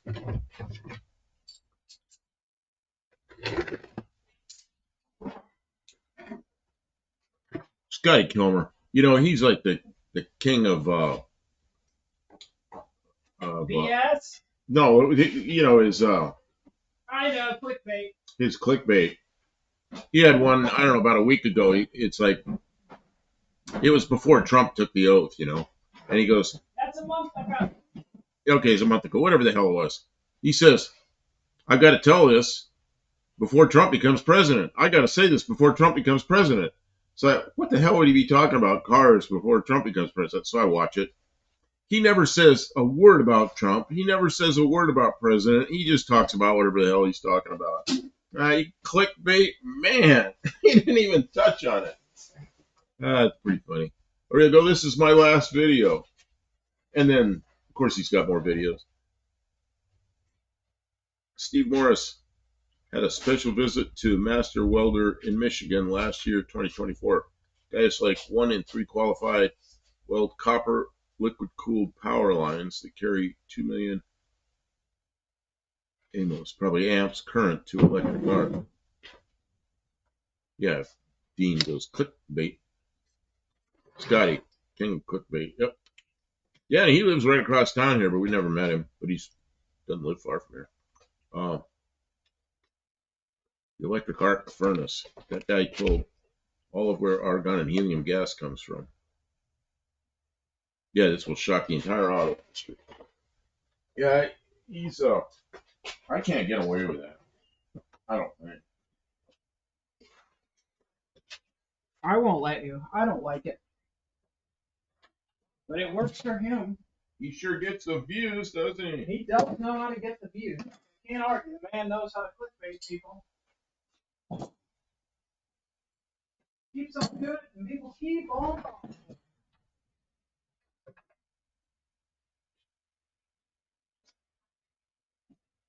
He does make some good points sometimes. Yeah. Showing stuff with cars. I mean, he was just showing OBD2 thing that goes to your phone, and it wasn't very expensive, and it was exceptionally good. It was almost as good as like the Altel stuff, which is amazing for a little $99 thing. Yeah.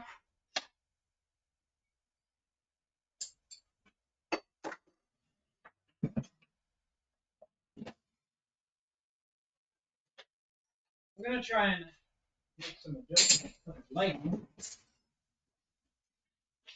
Adjustments to the light. To the lighting, yeah.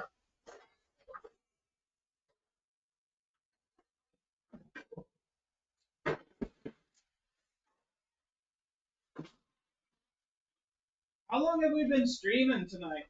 I don't know why. What are you doing? You're up there doing something. I didn't know you were on slap.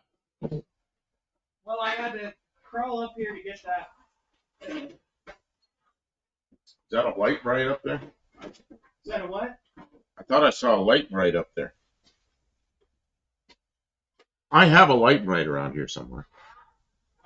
Don't see it yet. Okay. It might be here. I don't see it right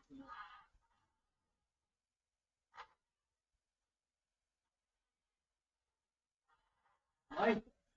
That's a bit. That's annoying. Yeah, I just use it for a light. I just took this thing off there that you put the pegs in or whatever it is. Just a light. Dean, is your area flooding? Is that mainly north of you? He says, north of me. Oh, spoiler alert, video won't be out for at least another week. Replacement roof is now tacked onto the Valiant. Oh, nice! It ain't coming off again. Well, that's good. Congratulations! Wow. Jim's Fastback Garage says hello. Hey, Jim, was it you that was asking me about the my ignition module, what color or something is on it? I think it was you, but I'm not sure. May not have been you.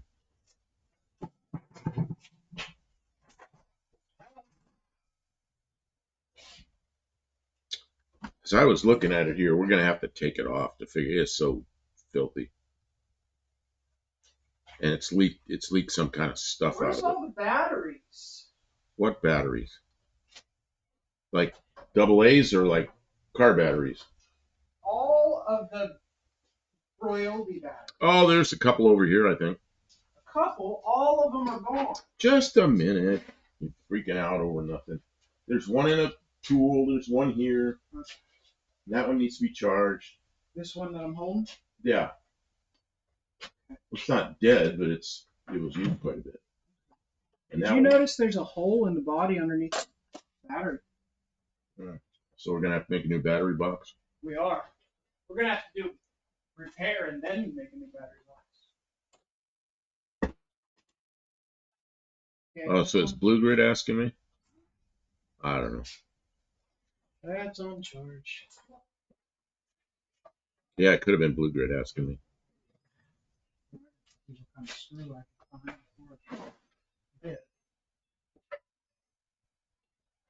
Oh, it says, yes, it was him.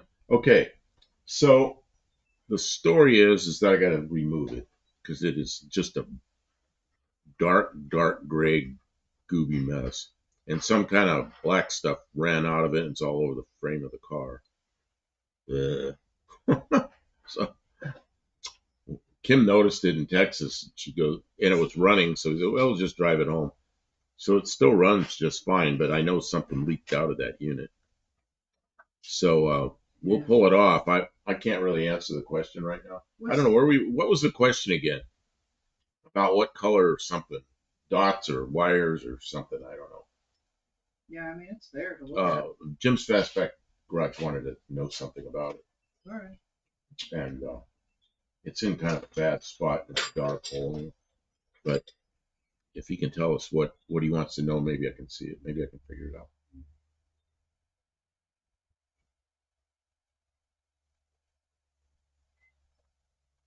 Oh, yeah.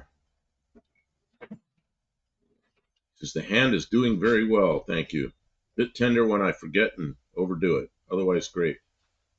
Yeah, that's when it's dangerous. It's when everything starts feeling normal, but it isn't quite normal yet. When I got run over by that car at Studebaker years ago, I had five broken ribs and no, four broken ribs and five broken vertebrae. Broke the spinous process off the vertebrae, and man, I was feeling good. Everything was just normal, and I was in a warehouse and I was picking up big bundles of toilet paper, like big plastic uh, wrapped cases, and I picked one up to a guy that was on a scaffolding thing. Picked up a second one, and then there was one single roll of toilet paper. I grabbed it and I just went whoop, tossed it up to him. And when I didn't think when I did that, it broke one of those spinous process again. Oh, that was dumb. There was many more weeks to get that to heal. One stupid roll of toilet paper, and I just flung it up there to him.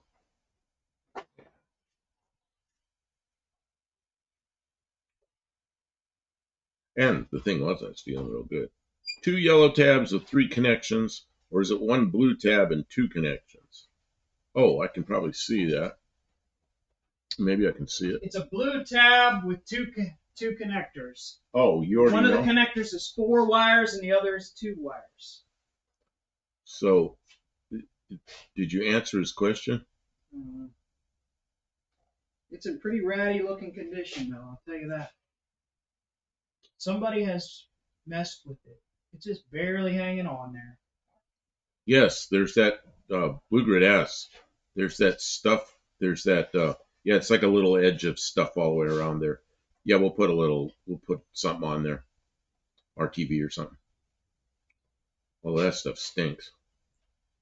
I mean, it's just like a little foam thing. So Yeah, maybe it's this stuff right here. Well, it was some kind of glue they stuck on there. It's this stuff right here. It's this. Where is the camera? It's this stuff on the heater core. Mm-hmm. Yeah, and it keeps it from vibrating in there.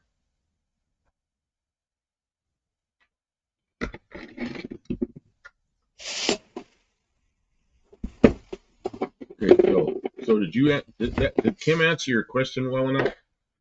What did you say? It's right on the box. It's blue. on the box. It's blue. There's 6 wires coming out of it. 2 of them go to one connector, and 4 of them go to the other. That's what it looks like. So I don't know if that answers his question well enough. I don't know. Oh, he says yes. Yes, I don't know if that's yes. That's works. what he needed to know. It works. The car runs phenomenal. Lester LeSabre, the black goo out of the Duraspac module is probably potting compound. Yes, that's what I figured it was. Oh, it always looks like that one. But it still works, so I don't know. Probably on its last legs. Oh yeah.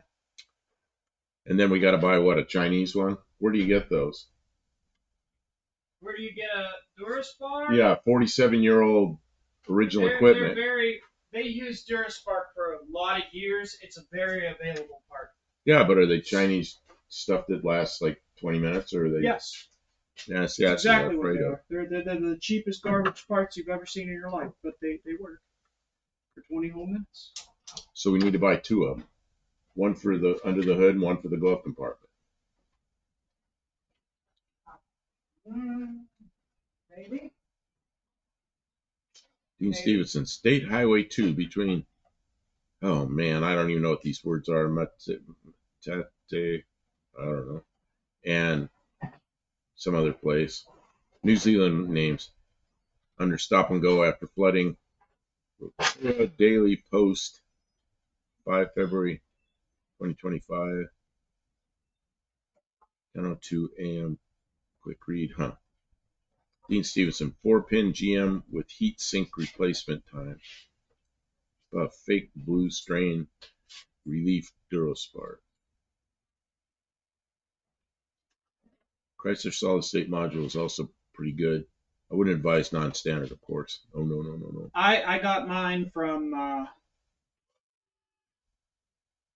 name brand one it's even got the holographic Mopar symbol on it because it's a through production and it works good. But I have very limited miles on it. We went to Sykeston with it. That's really all I've done with it. Jim's Fastback Garage says buy any Duraspark with the blue tab and run the one you have till it quits. Sounds about right. Yeah, that makes sense. Unless you're getting some indication of failing ignition, just keep running. And this doesn't. This thing runs so nice. And after Tim redid the carburetor, yeah, it really runs like because it'd run fine going down the road, but it was a little like idling and moving around. It was a little. We've never had the spark plugs out to check the spark plugs. It's good. It runs good. Dean says there are two types of color codes, pre-79 and the all kinds replacement with wire codes reversed. Oh, geez. Oh, the wire codes are reversed. It's not so good. BNR says there's another substitute for modern TIG welding that needs helium argon gas. Buff may recall from aerospace. Atomic welding with hydrogen gas. No, I don't know anything about that because we didn't do any of that. Hydrogen? Yeah, hydrogen. That sounds more like an explosive thing. Hydrogen doesn't burn very hot. I mean, you look at the Hindenburg, imagine if the Hindenburg had been filled with gasoline.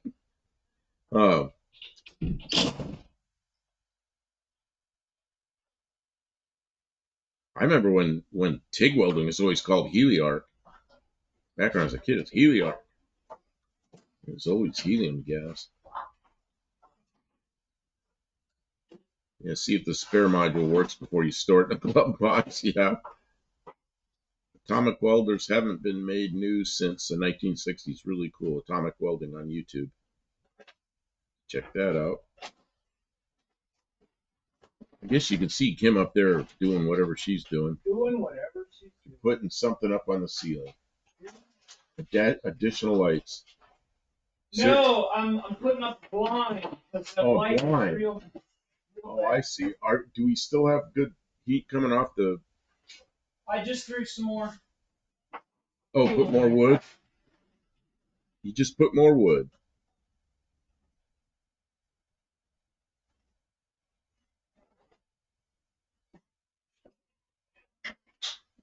BNR says my late Bob called it heliarc too. Yeah, everybody called it heliarc, but by the time I got into it, there's no... I think if he's talking about the atomic hydrogen welders, it's the... the one with the mushroom-shaped cone. I've used hydrogen before. It burns really cool, and it's... You're not understanding. No, I know. It's just not... doesn't make sense to me. Atomic welder. Back in the... Jim's Fastback Garage is buff. You can always get the HEI distributor for the 200 Ford. Yeah, but we don't really need it. It's working. I mean, if I have too much trouble, 200s came out, what, in 1961 or 2, somewhere in there? I'm sure there's a distributor with points.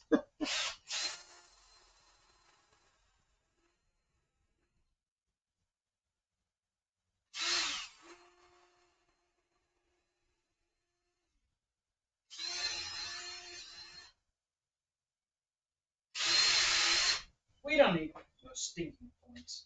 We know how to diagnose and fix things. We're having problems with the ignition box. We'll get it. But you put points in your car. No. Well, in your Dakota. My Dakota has points. You're right. You took out all the electronic gizmos and put points in it from a Volkswagen. It was the right size. It was metric. It's a little metric. Atomic welding sounds atomic, Kim, because it actually is hydrogen gas with an electric arc. Blue Red, if it ain't broke, don't fix it. No, I just want to. I want to have a spare with me Have a spare. That's because smart. this one, if I decide to take a long trip and it dies somewhere, then I'll be trying to get whatever I can get. Yeah, and it'll always be overpriced at the auto parts store. I like the idea of have a spare and use what you got, or install the spare because you should always test your spare. So what they said, test it first and then put it in the glove compartment. Well, run it and then leave the old one in the trunk. Oh, I see what you're doing. You're gonna hang up. Don't hang it up back that far. It's too close to the burner. No, it's not. That's why I'm over here and I'm going that way so I can miss the light. Oh, I'm thinking that might be really hot right there. Might be Why don't you angle it a little bit? because I'm going into the stub. Oh, But maybe, yeah, maybe we'll do that. yeah, that's. I don't know how hot that's gonna get right there.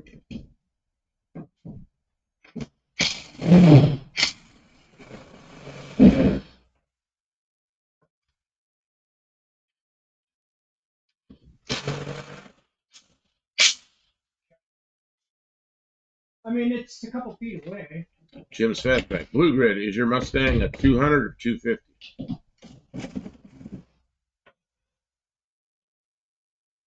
Oh, spot of useless trivia. Our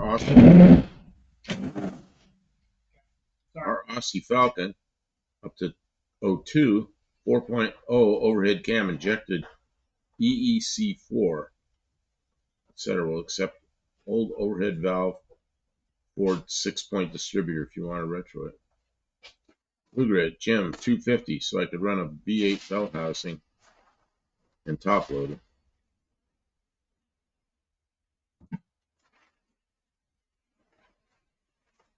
We're gonna get all the problems sorted out of this vehicle before we start modifying it, but we definitely have dreams of it being a little more spicy. But this 200 runs really good. Transmission's been very reliable too. Oh, this transmission ship's great. How many horsepower is the C4 good for? Well, I don't know. Ask Andy Wood. He was running a C4 in that mixed up boss for quite a while. I think he just put a AOD in it. Is the AOD just got overdrive? Or is it like a lot different? I don't know what it's an AOD, so I don't know what they did to it. Knowing him, they did something cool to it. I don't know. We can't afford some of the fancy stuff we'd like. No, this is fine.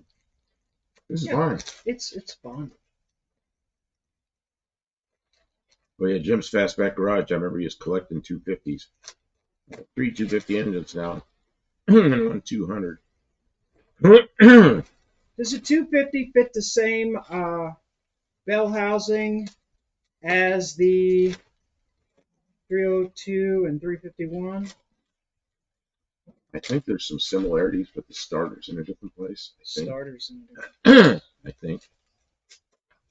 BNR says C4 can hold about 950 horsepower.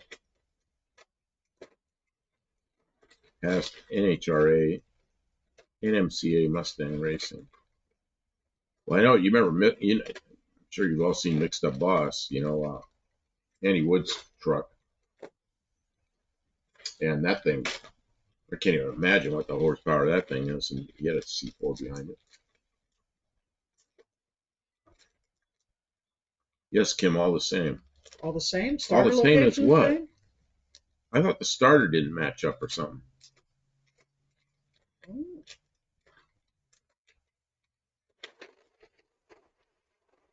I think you have to have the right ring here.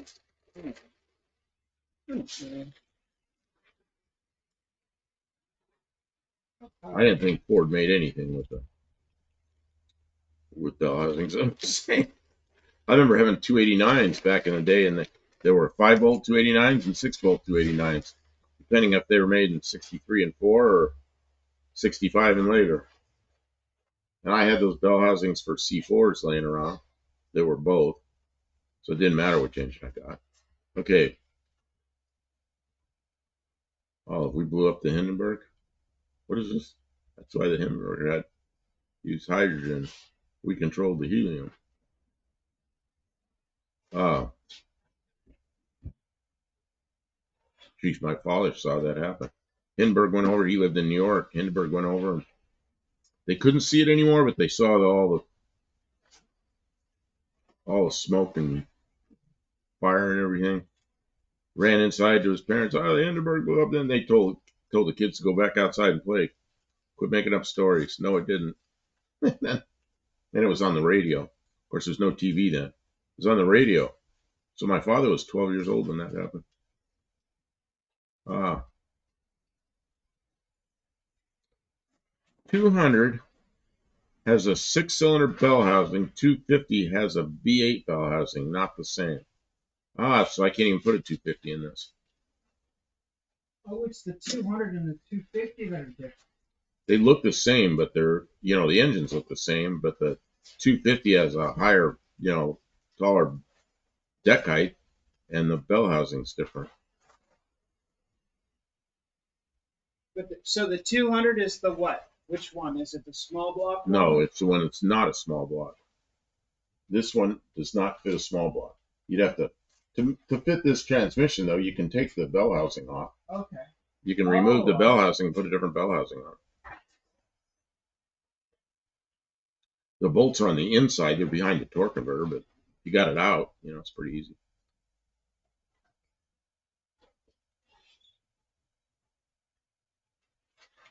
Dean Stevenson. Oh, wait a minute. Where is it? Dean Stevenson. Oh, have you seen the latest Kodak film footage from another vantage point? Oh, I didn't know about that. So, to confuse matters, see 200 and 250 are the same as each other and the same as early 6s. Really? So the 250 down there has the same bell housing as the 200s and all the others. Oh, not really, Dean, but helium was strategic material, so they had to use hydrogen over it. Yep, that was a big deal, too. All right, I think the last time my friend Eddie had a helium tank filled for his Miller Dynasty 225 TIG welder, he paid $700. And I worked around those aerostats filled with helium. They were buying truckloads of helium. I can't imagine what they were paying for that.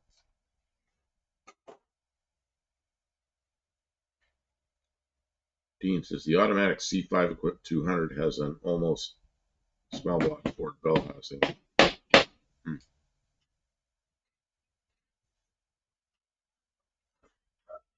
Which automatic transmission is in my Bronco 2? Is that a C5 or is that a... Yeah, she's got a, what year Bronco 2? 85? 85 Bronco 2. Anybody knows what automatic that is? It's the Cologne. And it's a Cologne V6.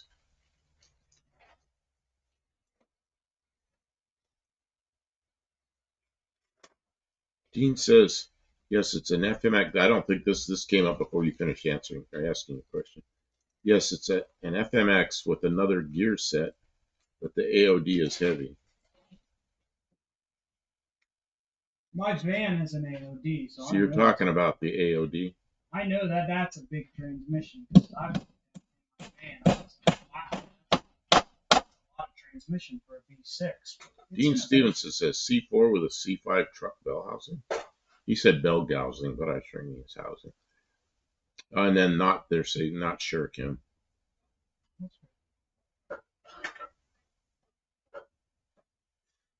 I saw someone recently looking for parts, and I didn't know what I had.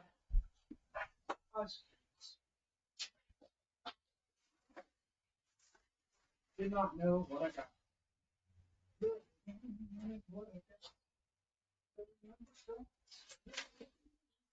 Dean says it doesn't have a lockup clutch.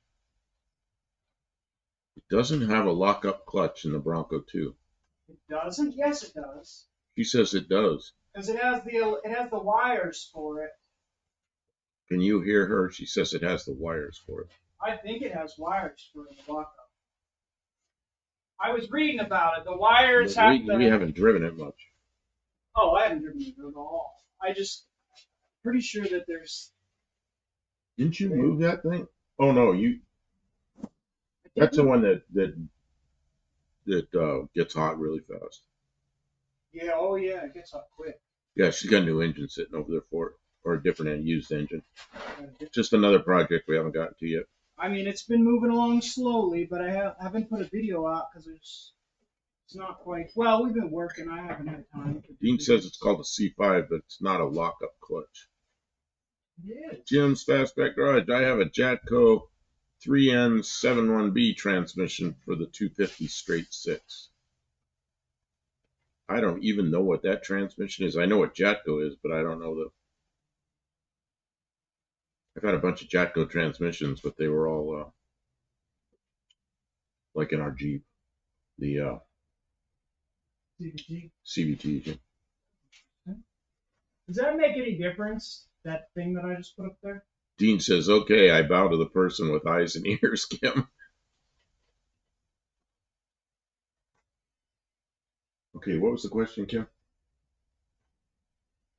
Does that make any difference? That big black. Well, probably so. Oh yeah, it takes a lot of the glare down. A lot of it down. Oh yeah, I'm just nervous about it being close to the. I know. I'm gonna have to make sure that it has plenty of clearance. Because we leave that going when they're not here. Yeah. And that sometimes I think it's really hot.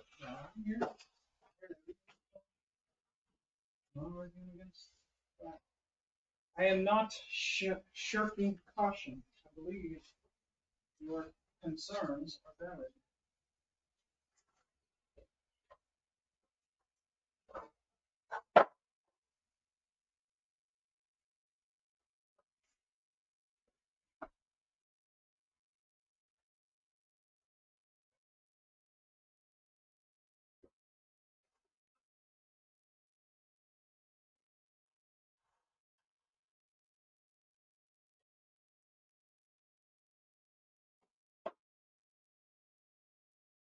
This is Jim's Back Garage. This is for rear-wheel drive cars.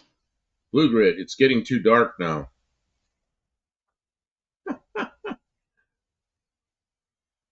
Dean Stevenson, a Nissan Mazda 3-speed automatic found on Granadas between 75 and 79.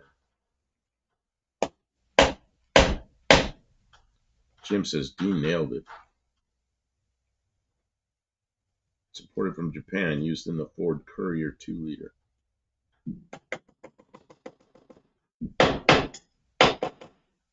I like the old Ford Couriers when they were two-door station wagons that were sedan deliveries. And then they used the name later on a pickup, Mazda pickup, that was sold to Ford dealers.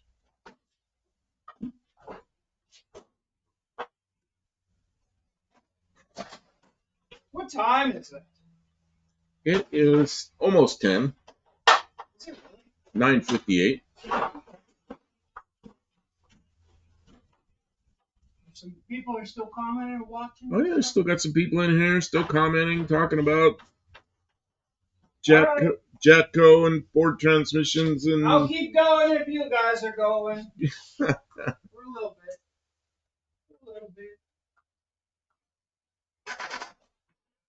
Going up and down a ladder. Yeah, who owns Jatco? Isn't that Nissan? Does Nissan own Jatco? I'm not sure. Because I've sure had them. Oh, we're going to have a commercial in a minute.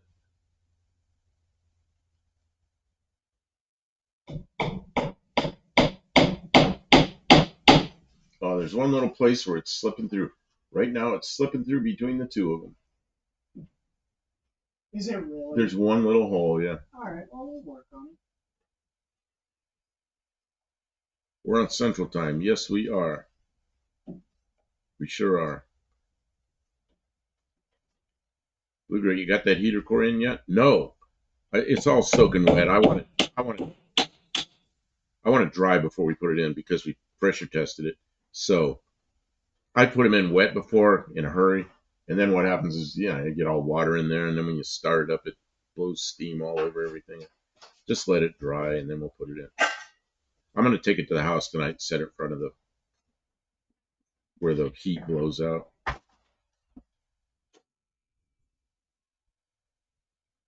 Commercials.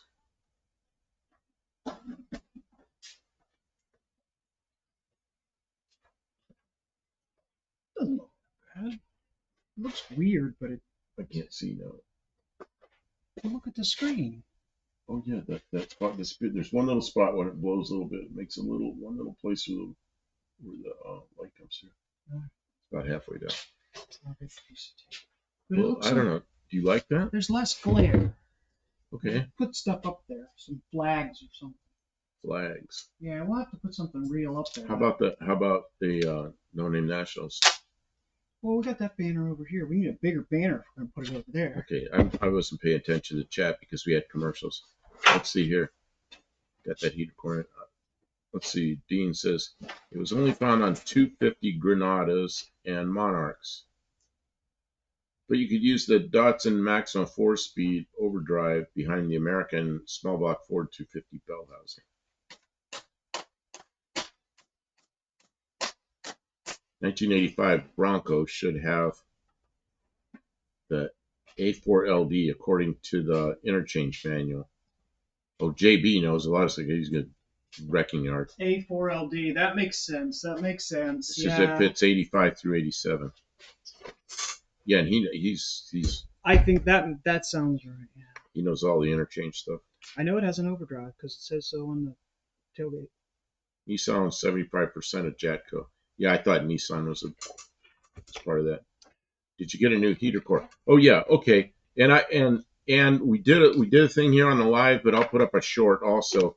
We pressure checked it before we put it in, but we haven't put it in yet because now it's been underwater and it's all soaking wet. So when and making one of those things dry, they just got to dry.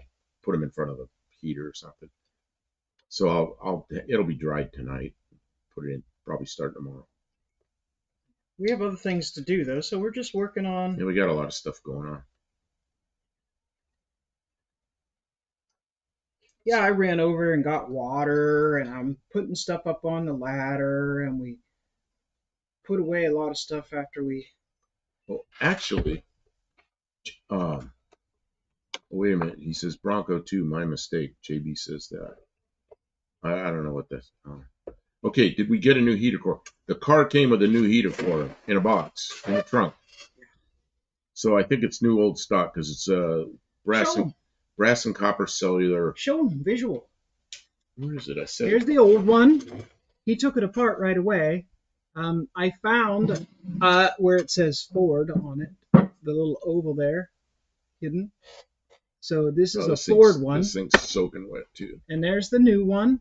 And it is, we found some numbers on it, but we don't know where it came from. See, this is the old one that was obviously leaking. He took it apart. Popped it apart so I could see, because I could see it was leaking along the seam, and I wanted to show everybody. So they match up exactly. That's good. And this one pressure tested good.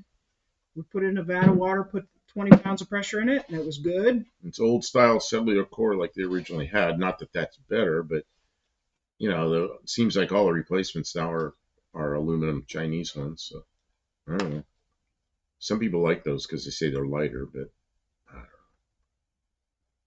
This one will fit in there right and it'll work. Maybe it'll last 47 years like the first one. Maybe. I don't think it lasted 47 years. So 47 years from now, I'll bet you it's been leaking for 15 years. It might have leaked the day it came off the assembly line. You never know. The way the solder job is, it could have. And then there was some crud in there that I picked it out. BNR says, I believe only aluminum heater cores are now available. Man, it's sad. There's a place in Maine that still makes the cellular core stock like this, so you could recore them. You could pull these tanks off and clean them all up and solder them onto the new core stock. Which, I might do that if I I don't know. That Wanted core one. stock isn't bad. The tank just needed You could probably Yeah, but redo that tank and that core pressure stock's test got it. some old solder in there. Yeah, Yeah, I don't know. you might be able to clean it up and use it. I've seen worse. Uh, I lost track of the chat where I was at. Sorry, guys. Um, um, um, oh, Jatco is primarily owned by Nissan, which retains 75%. Mitsubishi retains 15%. Well, there's another 10 somewhere. Pete Stevenson, the Starion, Holden Commodore, Nissan Skyline, Maxima, 300ZX, JDM, Mazda 929s used. 4-speed version, 82 to 89.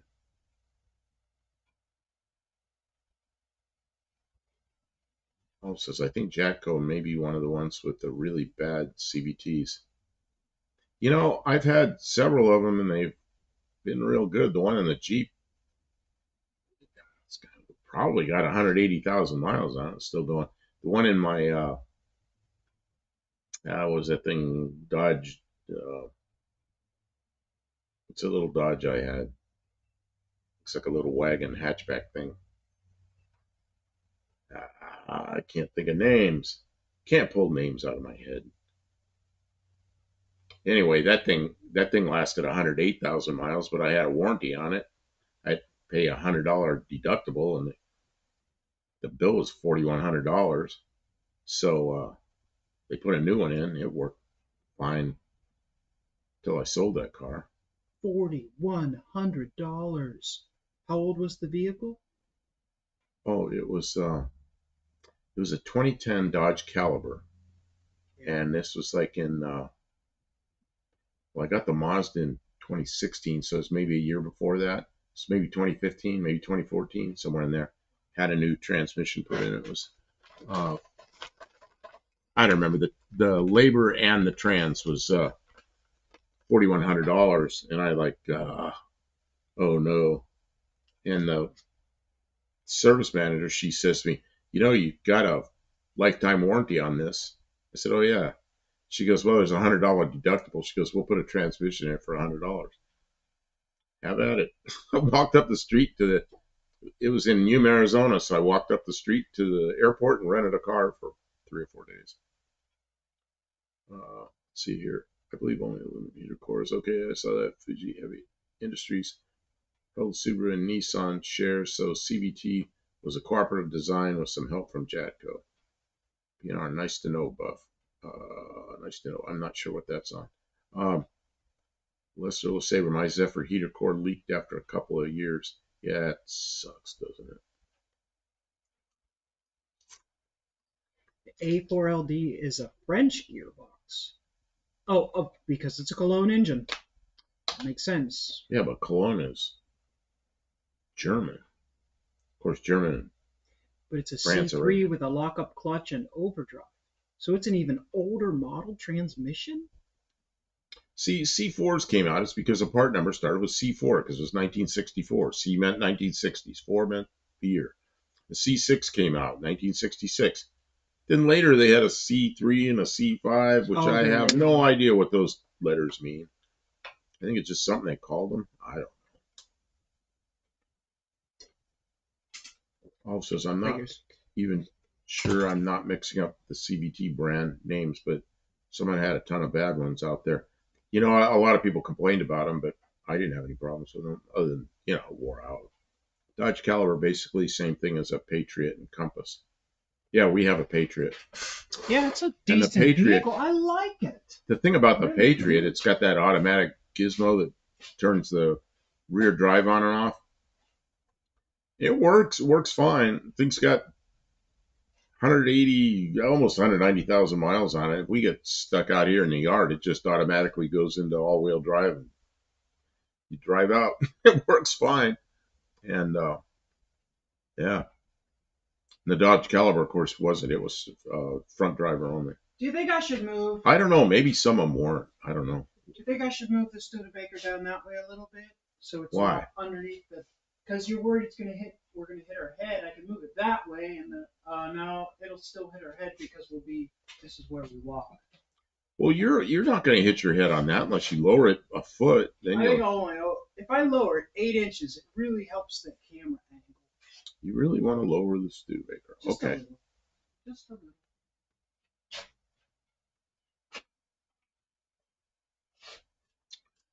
Nice to know you have a source for brass main heater core body. Reuse original tanks. Yeah, and the tanks, nothing goes wrong with these. Yeah, you just need to clean the tanks up and tin them real well. That place in Maine, in fact, I should deal with them right away and buy some real radiator flux and a roll of solder. Of course, solder about break you. Everything is so expensive. Yeah.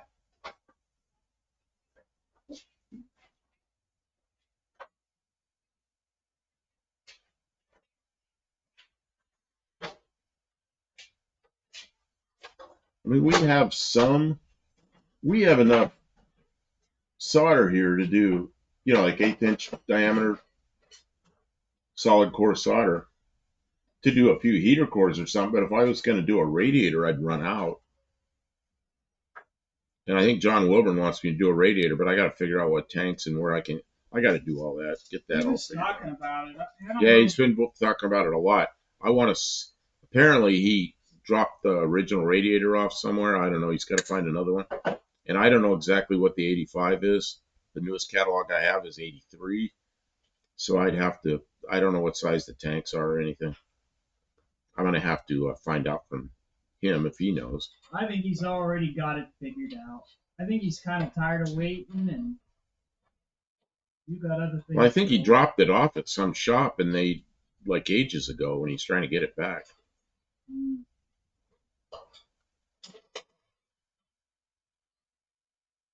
Yeah, if he wants to do it somewhere else, that's fine. If I can find Bibb's original 70 Charger SE heater with AC, I'll send it off to you. Yeah, I'm trying to think of what that heater core looks like. Some of the Chryslers had like double heater cores, big wide ones, but I think those were all C bodies, but I'm not sure.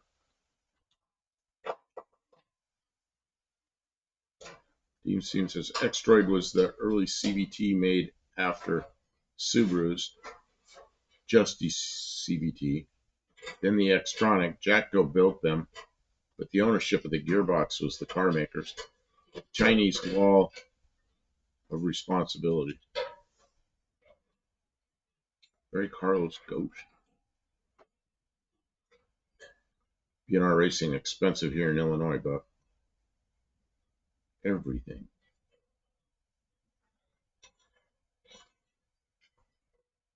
Oh, Nissan had a bunch of bad CVTs. Yeah, it wouldn't surprise me.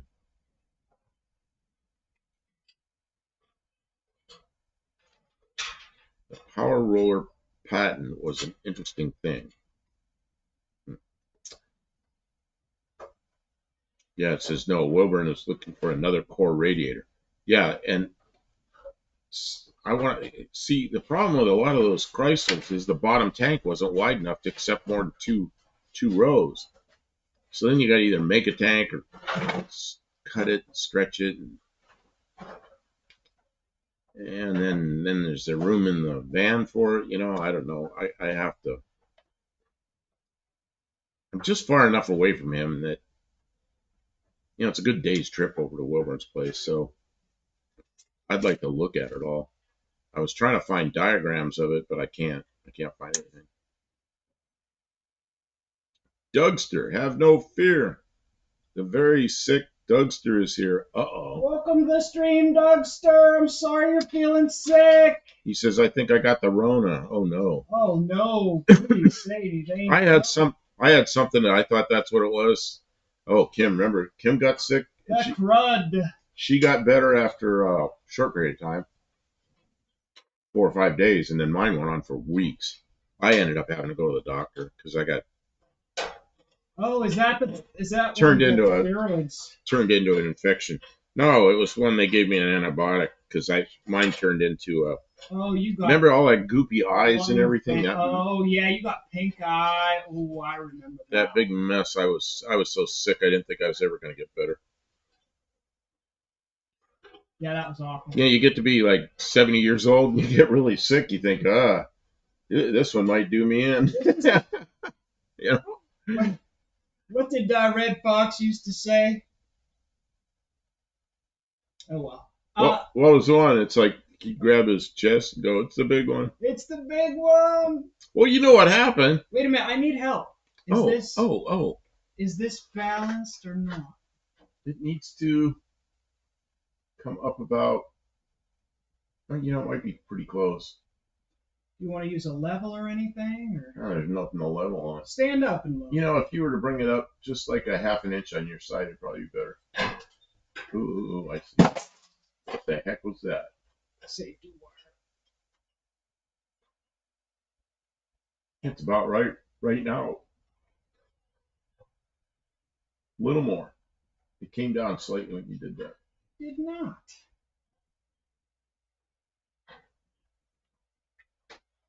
That looks really good. Yeah. Okay. That will scare the shit out of her.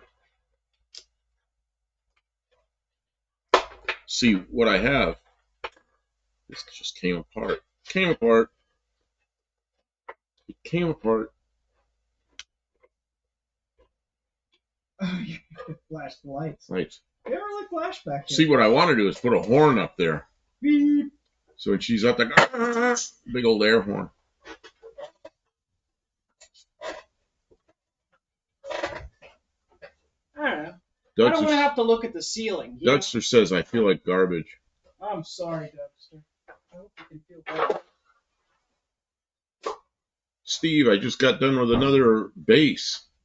Oh, is that the one you were working on earlier that you had it? I'm trying to remember. You had a faceplate that you said you cleaned all off. It looked really good. Congratulations. It's always nice when a plan comes together. BNR Racing. I watched a video yesterday back in the 50s. American family husband only working made $4,000 per year. Able to buy a nice house, new fancy car. Family vacation, still had $2,000 cash to put away. Well, yeah, things cost less. They were, and you didn't have as many toys as you want today. Early 50s. I think most people didn't have TV sets yet. There were a few did. My parents bought their first TV in 1955, and it was a big deal. And not everybody in the neighborhood had one.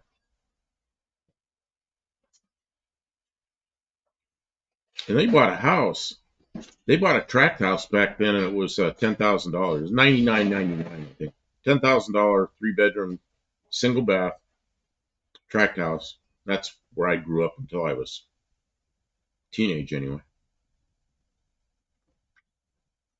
And my dad, one time I found out he was making $400 a month, and I couldn't believe he was making that much money. That seemed huge.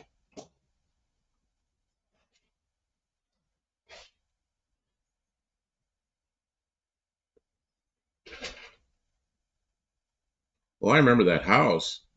That house they had, I remember my mother bitching and complaining because the house payment was $85 a month.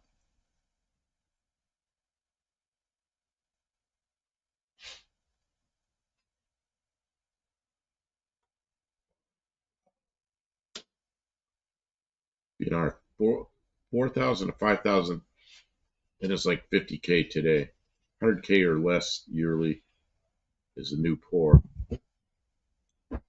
Man, when I make 100K a year, I feel like I'm wealthy.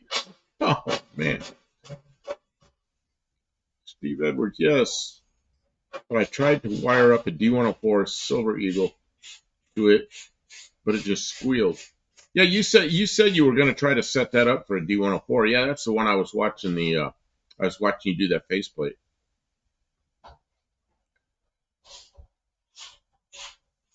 Let's see. Well, I know it's like maybe like 1960 or so, probably 62 or 3 maybe, that I found out my dad was making $400 a month. I'm gonna see. I got a consumer price index thing here. I'm gonna see what that is.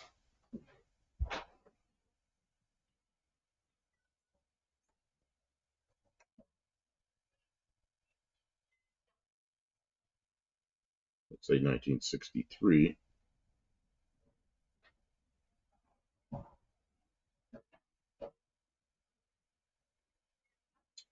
So today,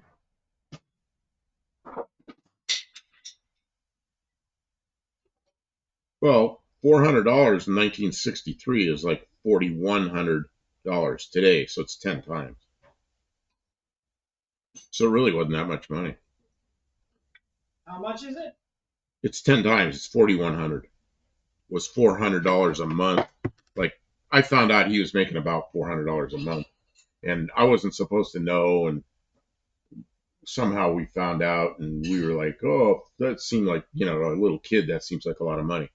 And today's money, that would be like $4,100 a month, which is really not huge. I mean, I mean, it'd be nice. Well, I mean, yeah, compared to Social Security, it'd be nice. But for a person in their working prime years, that's. Yeah, look up top marginal tax rate then. Oh, yeah, it was high too. Steve Edwards, yes, but I tried to wire up. Oh, yeah, you already said that. Yep. Hugs to Doug from Olive.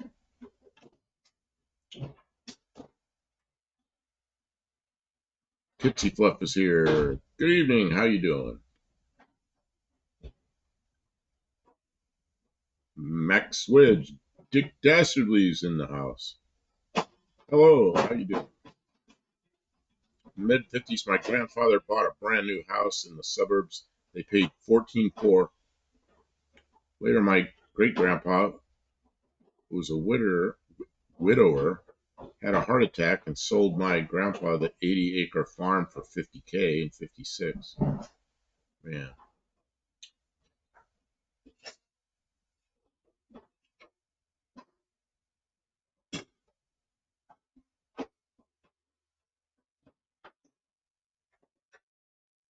I watched a video about a month ago, Generation Z.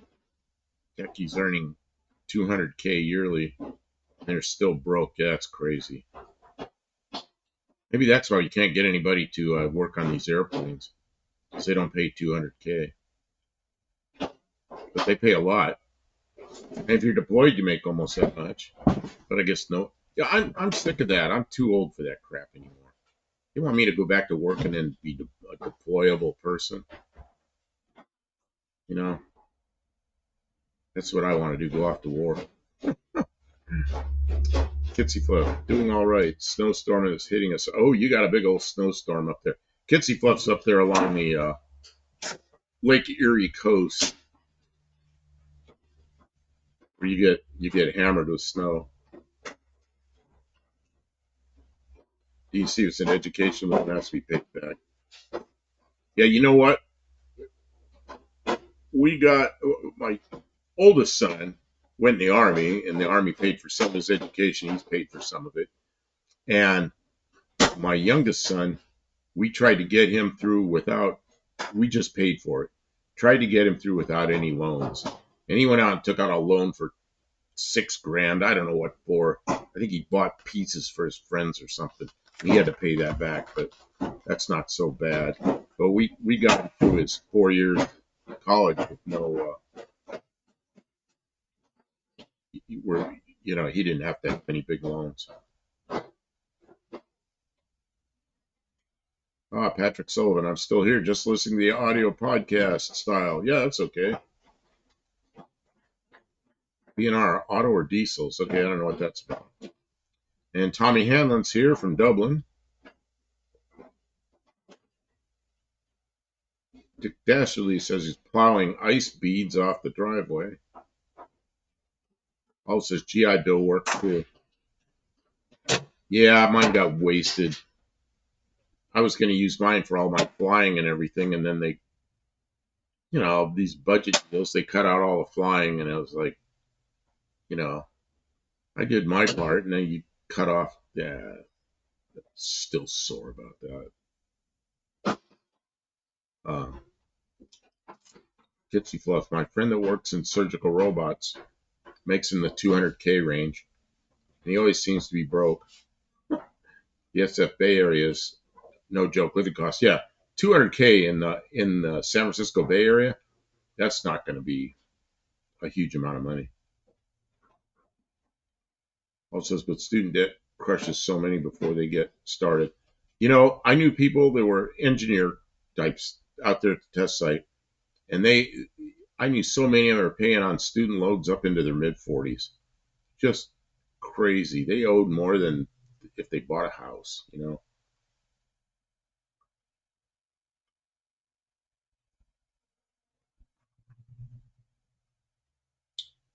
BNR says, I remember earning $9 per hour in the 90s, living the dream. Yeah,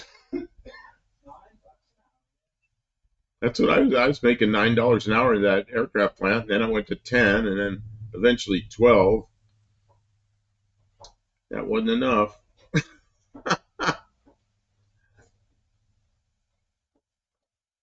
Actually, eventually it was 14, which is 28 grand a year, which is, I couldn't do it. I quit. I just said, I can't do this anymore. Driving some old piece of shit and living in a just the Van down most by the river. just most dilapidated old house you can imagine. Trying to fix it. You know, you start wondering who you're working for. Is the house working for me or am I working for the house? You know.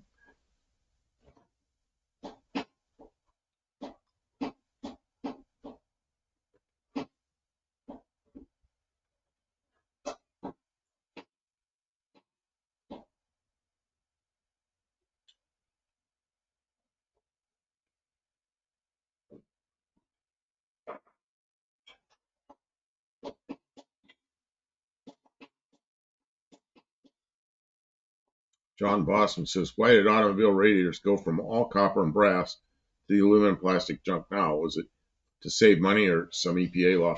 You know, lead poisoning became a big deal in the radiator shops. We had to start. That's when I quit having employees because we had to have everybody tested for lead, and if their lead level got up to a certain point, you had to pay them. They were off work and you had to pay them for 18 months. I couldn't do that. Where am I going to get 18 months worth of pay?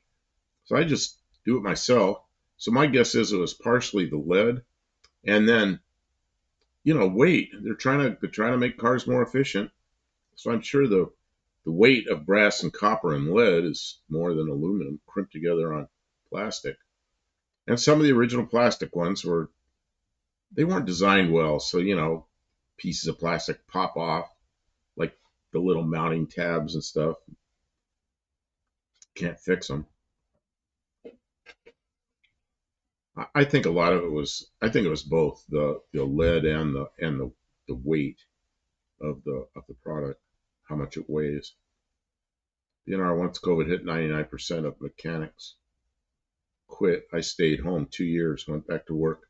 My wages double. So BNR, where are you working? What kind of place you working in?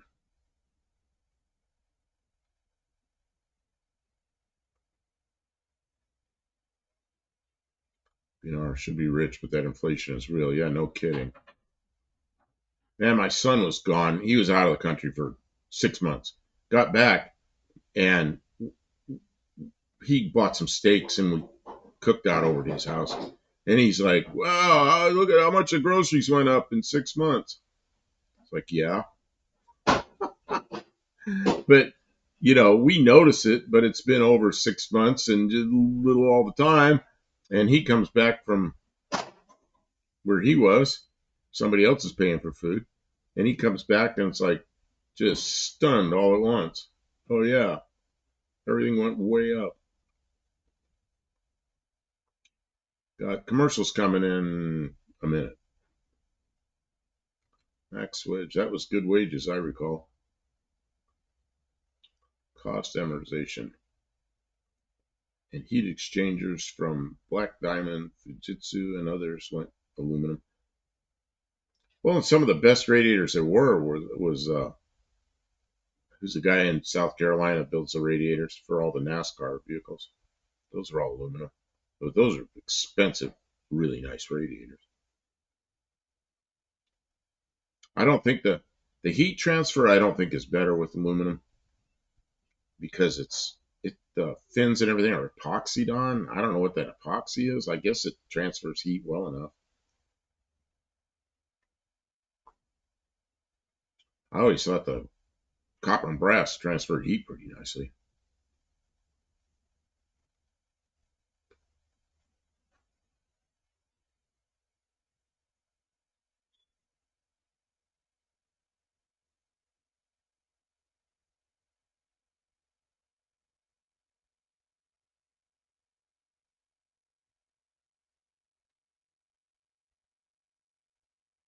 Yeah, Dean says no, it's worse, but the unit weight reduction is easier. Yeah,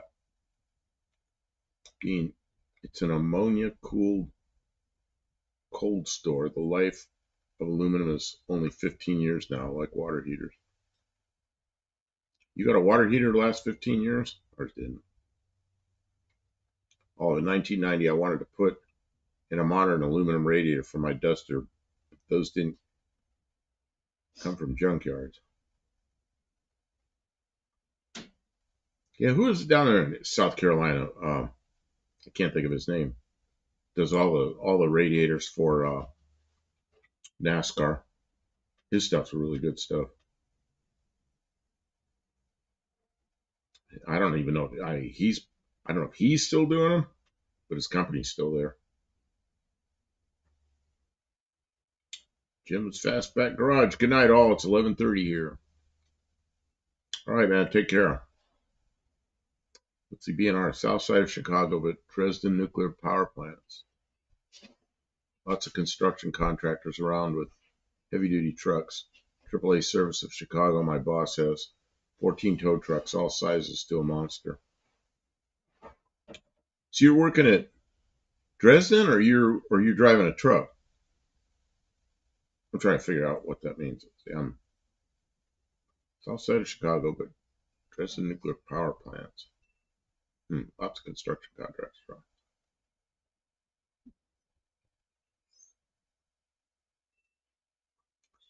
Yeah, Dresden's a place I don't know much about at all. I don't even know what kind of reactor that is. The BWR, boiling water reactor or pressure water reactor?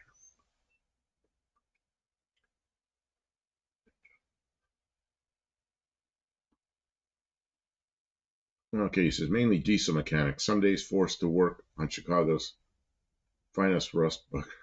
Okay, so they're trucks, but you're working as a mechanic on the trucks. Okay.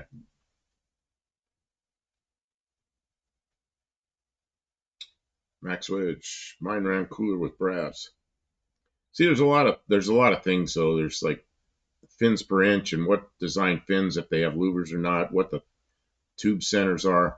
Like all the American cars back in the 60s and 70s, they were all 9/16 tube centers, half-inch tubes on 9/16 centers. Then they started going to a lot of them went to 3/8 centers with 3/8 tubes. So the rows were a lot thinner. So like a 2-inch thick core is was four rows of tubes, but the old 4 rows of tubes were 2 3/4 because they're different tubes. So there's a lot of stuff that's different. And there were companies that made 7/16 centers, which I really liked the 7/16 centers with the half-inch tubes because it was a good compromise between the 3/8 tubes on 3/8 centers. It was hard to get air through those things. You have 4 rows like that, really hard to get air through. You had to have a hell of a fan or be going really fast.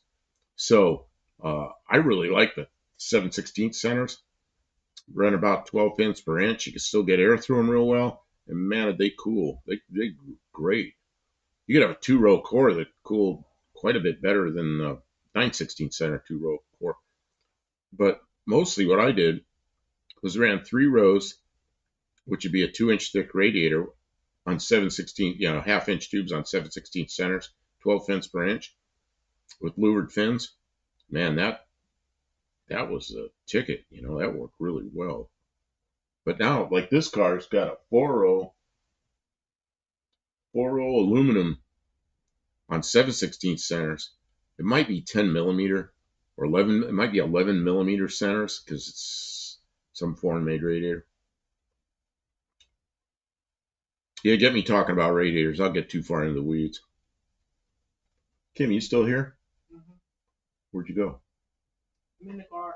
You're in the car. Thing with aluminum too is you could get them with more surface area than originals. Of course, if I'd known Buff at the time, I bet he could have fixed whatever was wrong with my donor cards. Huh? Barrows just popped in. Good evening. Dean Stevenson. The West Germans used bare plastic intercoolers. Man, I remember when I used to stock some bare radiators, all the German cars. I stocked the bare complete radiators. But then they came out with all the plastic ones. Let's see, Volvo and GM were using it. Then the aluminum options with plastic top and bottom, yeah. Water cooled reactors. Okay, so they boiling. See, there's boiling water reactors where the boils in the reactor, and that goes directly into the turbines.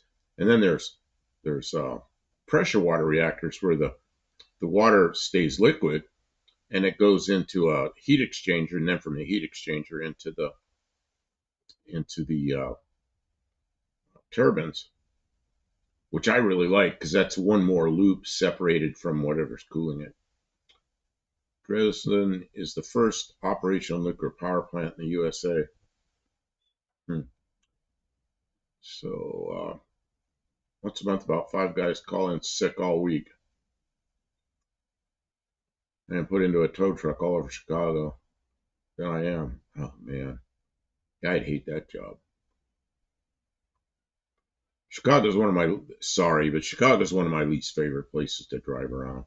I avoid that at just about all costs.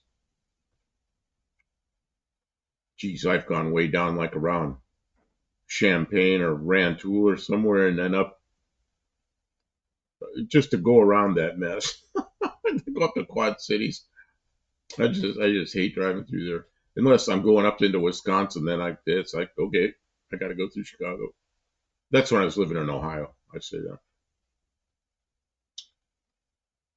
Steve Edwards, what's the next car you're going to work on? The next car, man, we could bring the Valiant in here. Not 72 Valiant. We could bring we have what is that thing, Kim? That little sports car. Spitfire. We have a Spitfire that has a absolutely ruined, rusted body on it. We'll pull the body off that. We should be able to get it running, maybe. And if we can, we'll build an aluminum body for it. I want to do that. And then we've got some of Kim's trucks that need to come in. She's got an engine change on a clone engine for a Bronco 2. We've got I don't know what else. What else you got in line coming in? Too much to mention. Too much. Are you okay down there? Taking a break. Okay, because you sound like you're all of a sudden you're worn out. Steve Edwards, it didn't help Fukushima. Oh, that was a OBS Studio. Disconnected, reconnecting. Okay, so did anybody? We were disconnected for a second. I hope everybody's still with us. Yeah, Fukushima, they had all their, like when I was at Diablo Canyon in California, our like our diesel generators were at the 85-foot level, so you're not likely to have a ocean ever get up to 85 feet. But in Fukushima, what I remember is the ocean came in and covered the diesel generators, so they didn't even have any auxiliary power to make everything work. They couldn't keep it. God, what a mess that was. I think it's still leaking all over the Pacific Ocean, isn't it? Barrows, I just got my radiator for 30 Ford. Came with the radiator shroud, fan, thermal switch, and relay for $300. And where'd you get that? I was thinking you might have got it from the Brass Works in Central California, but that wouldn't be a $300 radiator.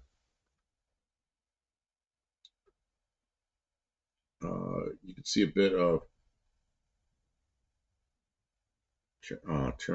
Chernikov radiation too. Great seeing y'all. Radiant blue racer of warmth. China Syndrome movie is about Dresden nuclear power plant accident. Man, I remember that. I remember that movie. I don't like movies a whole lot. My Star Trek friends called my Duster's engine trans swap the upgrade to Mark IV. Obscure reference. My friend's daughter used to clean the Arriva nuclear power plants in France. Great job. You say clean, you mean like when they're doing outages, refuels, they go in there and clean stuff and inspect all the tubing and all that. I had friends that did that. Steve Edwards put a 302 in the Bronco. Oh, put a 302 in the Bronco. You know that engine compartment isn't real deep. And Kim bought a used Cologne V6, a 2.9, and I guess we'll put that in. And we ran it, tested it. Oh, we did? We did? I let it run for a half an hour. It was good. Where'd we run that at? I ran it in the yard before I pulled it out. What was it? You ran it what? I ran it in the yard for a half hour before we pulled it out. What was it in? It was in that truck, the black truck. Oh, the black truck. That's right. That's what that came out of. I forgot why you even had that black truck. I remember we took it all apart. Oh, yeah. It had the 2.9 in it. It ran good. The transmission was bad. Transmission's bad, but the engine ran good. So we got a Bronco with a good transmission, and the engine's bad. So we're going to put them together. So we have a bad engine, bad transmission. No. So we have a good engine and good transmission.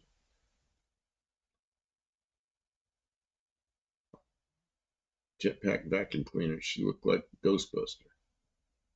Paul says, and yeah, there's a reactor identical to Fukushima not far from here. Japan's really cleaning up well, though. All panic about deuterium in the seawater side. Okay, so the reactor is similar to Fukushima. Yeah, I hope their diesel generators aren't at the same level as the ocean. And that was not a good design. Because when everything goes down, the diesel generators, if something trips, those diesel generators come right on, and then you've got power. You either have power coming in from another, from the grid, or usually the diesel generators come on. And then they also have a whole bunch of, like at Diablo Canyon, just like rooms full of these lead acid batteries for like a real emergency. But you don't want that at the same level as, where ocean water can come running in. And at Diablo Canyon, all that stuff is, well, the batteries are even higher than 85 foot, but the diesel generators are all at the 85 foot level. So the chance of having an 85-foot wave is pretty, probably not going to happen. An 85-foot wave, you got bigger problems. You got bigger problems, yeah. No, they dumped all the Fukushima nuclear waste into the ocean about 2023. Yeah, they made it's like, yeah, what a mess. A 9.0 Richter scale earthquake wasn't in the game plan. Yeah, as far as I knew, they were still dumping water from Fukushima in the ocean. Maybe they're not anymore. I don't know. When that happened, I was working with big drones, and man, my boss came out to me in the morning, and he says, I thought I was in trouble, because he goes, come here, and I had to go outside the hangar, and it was dark and cold. So, what's up? He goes, can you go to Japan tomorrow? I said, yeah, for what? He goes, we're going to be flying this UAV through Fukushima with some radiation detection equipment on it, and we're going to be 12 miles away. And I go, yeah, I'm ready for that. But he put together 2 teams, and I was on the second team. So it's like the guys in the first team didn't want to go. They were afraid of it. And I'm like, no, I'm comfortable with that stuff. Don't worry, So, because we were going to be 12 miles away. So the airplane would get stuff on it, but we'd be able to clean that. I knew how to deal with it. So, but then none of us went. Some other unit got the Army, or somebody else got it. It wasn't us. I was working for the Navy at the time. But I thought we were going to Fukushima, but nope, didn't get to go. it would have been an interesting trip. 2 billion gallons of contaminated nuclear water. Yeah. Okay, let's see. I'm Mrs. Barrows. In my late 20s, I almost took a job in Guam, sandblasting and painting those old Navy diesel generators they use for power. I checked it out though and stayed stateside. You know, when I was in the Air Force, I signed up for every trip to Guam and I never got one. I just never got one. They took like 10 people or something. I never made the list. And you know, a free trip to Guam, they were like 2 or 3 week TDYs. It's like, yeah, I'll go. And I always want to see the place. And even if I didn't like it, it's a short-term thing, you know. So, but never got to go. Same thing with New Zealand. They had trips for us to go to. It was our winter time, and it's a resupply Operation Deep Freeze to go to Antarctica. So we'd go to New Zealand and work on the airplanes on C-141s, and we were guaranteed at least one trip to Antarctica. So I always put my name in on that. Always, always, always. Never got to go. Never got to go. Other people went, and they got to go to Antarctica once. My dad spent time there. Yeah, her dad spent too long in Antarctica, I think. Part of him never came back. Part of him never came back. Well, he came back, but he was severely injured. Dean Stevens said, yep, the whole gamut, Buff. She was part of a huge team of hired laborers on what the French called permanent contracts. You could be permanent for 3 months or 10 years. Steve Edwards, all the starfish are dead now. I'm surrounded by nuclear power plants nearby at work. Seneca, Dresden, Braidwood. What's the one that's in eastern Michigan, all the way in the southeast corner of Michigan? Because there's a guy that he's got a YouTube channel. He works there, but he doesn't do anything. He's Ushanka Show. And he talks all about, he grew up in the Soviet Union and ended up living here and works at a nuclear power plant. But he never talks about that. I just know he's there. But I can't think of what the name of that is.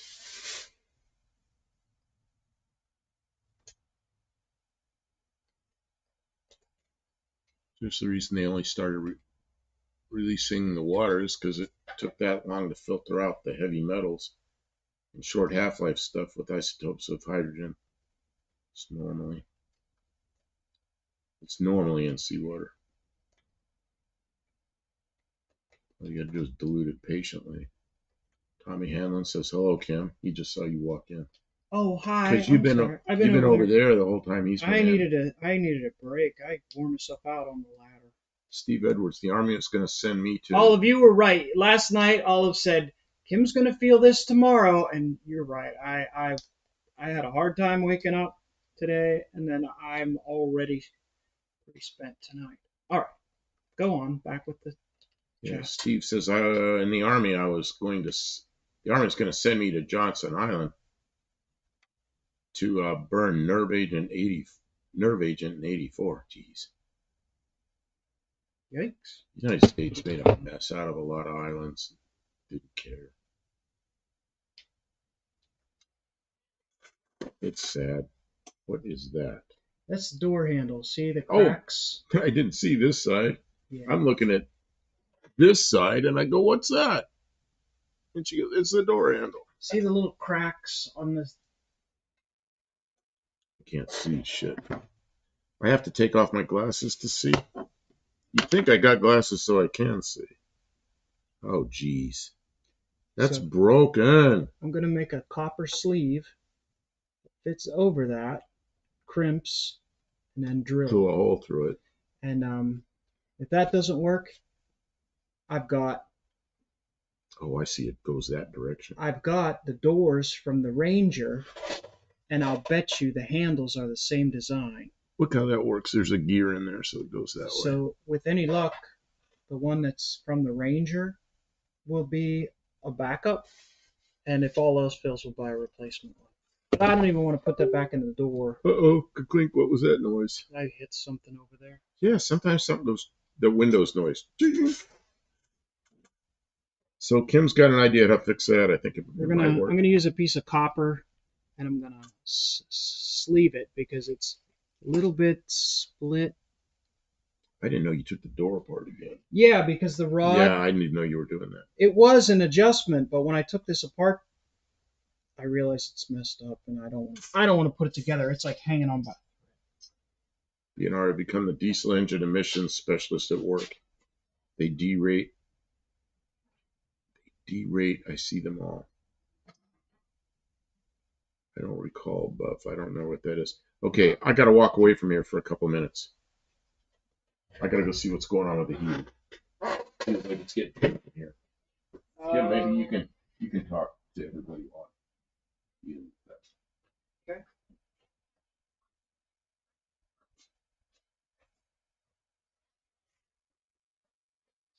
Well, it's warmer over here. Hey everybody. Kim, you sound. I've plaster welded that way many times, and it works great. Kim sounds like she's worn out. I'm okay. I'm okay. I'll get my second wind here in a few minutes. I just needed a break.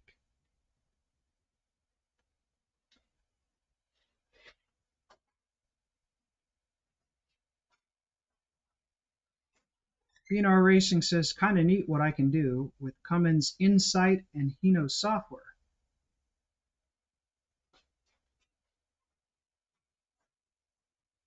Get them out of D-rate back on the road. Hey, you got to keep America running. You know? Kim, what is this? When they have unreasonable. Is this something you want or is this burnable? Burn it. Burn it. I've been looking at that. Why are we out? Is it out of fuel? I don't know. I'm gonna look and see. I'm just getting wood lined up.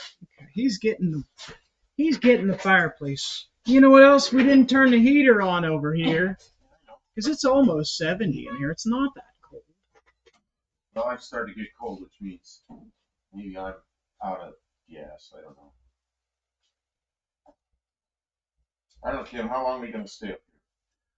Oh, I don't know. Are you guys having a good time? There's still a lot of people here chatting. Okay, I'll put a little more. You guys are talking about radiation from nuclear stuff. I don't know if we're supposed to talk about that. I know too much about it.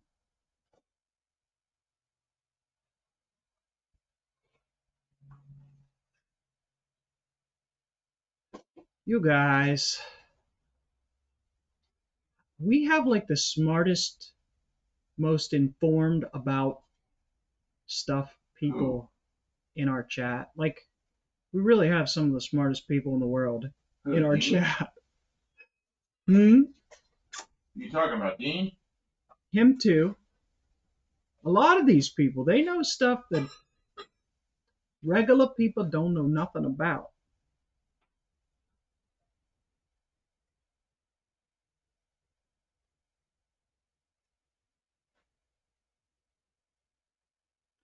My crew used to do urban spelunking in New England. We'd borrow Geiger counters and ventilate as necessary.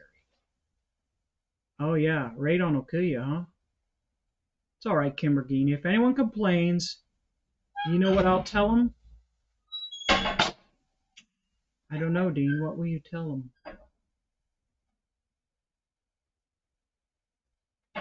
Barrows has been working. Are you still working for that hot rod shop or some kind of machine shop, Barrows? How's that going? Yeah, radon takes time to build up, but you got to be careful. I've seen some of those caves where there's like at the low elevations, there's like a layer of like carbon monoxide or something that if you dip below that layer, there's you won't tell them anything. I'll bet you won't. You're smart. I don't know nothing. I know about old cars. I don't know nothing about none of this other stuff. By choice. I choose to be ignorant of those things which I should not know. You know? Not because I don't know, but because it's best. I know how to spell AI. It's smarter than me. That's right. We'll boost fans for that purpose too. Wow, for spelunking, you run fans and stuff. I know when we used to do like big sewers and you had to go down into manholes, you had to be real careful because sewer gas or any other kind of gas could collect in pits. So you had to have like ventilation, and you were supposed to wear a safety harness anytime you went into a vault. I forgot about that.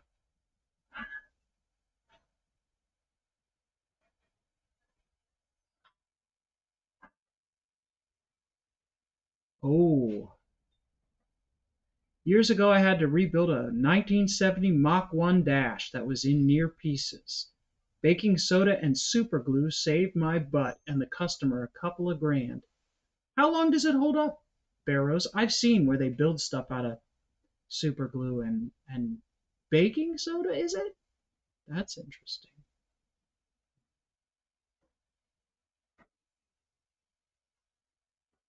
Urban spelunking usually means maintenance tunnels.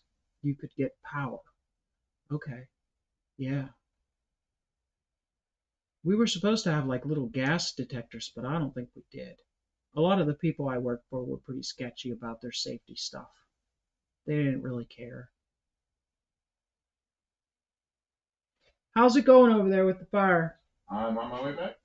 Okay, did it look okay, or was it? How bad was I it? added some. It was starting to burn down. Okay, but there's plenty to relight itself, right? Oh God, yeah. Yeah, there was plenty. Okay. Yeah, I've got this little piece of copper, and I'm gonna squeeze it down to where it stays on there by its own, and then I'm gonna drill a hole, and I think it's gonna work really good. Because the gears are good and it moves freely. It's just that little bitty thin piece with the hole in it, it's a little bit broken.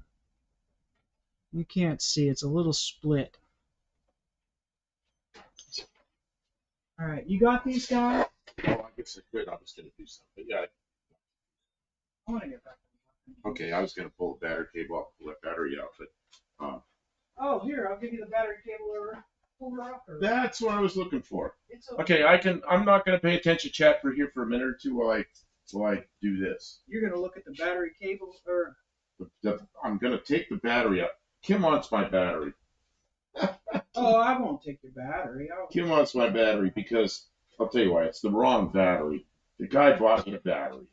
After I bought the car, he said, well, the battery's bad. So he bought a battery, but it's the wrong size battery. But it works fine. It's good battery. So Kim wants this battery. It's wrong for this. I'm going to buy the right size battery and put it in here. Here, you can have this back.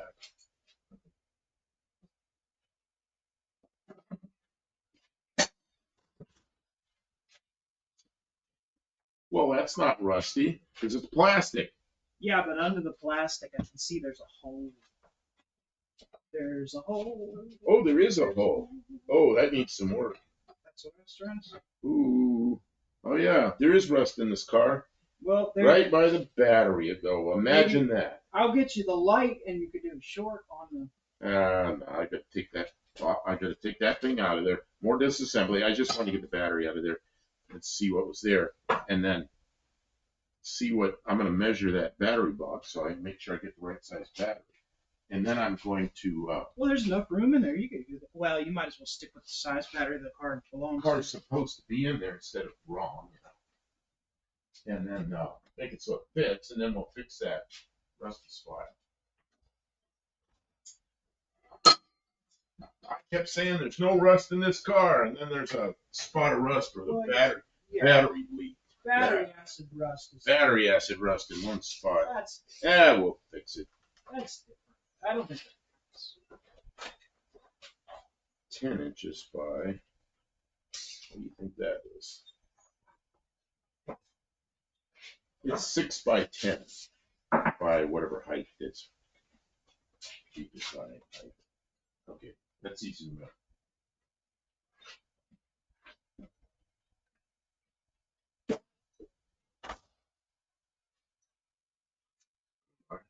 Yeah. 6 inches by 10 inches.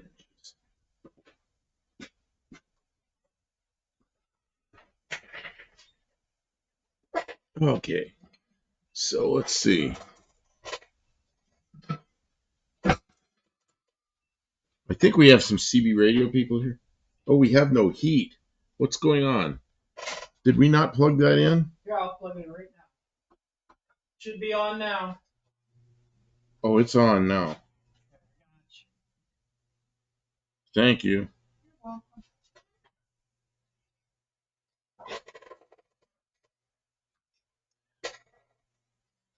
Okay. Problems.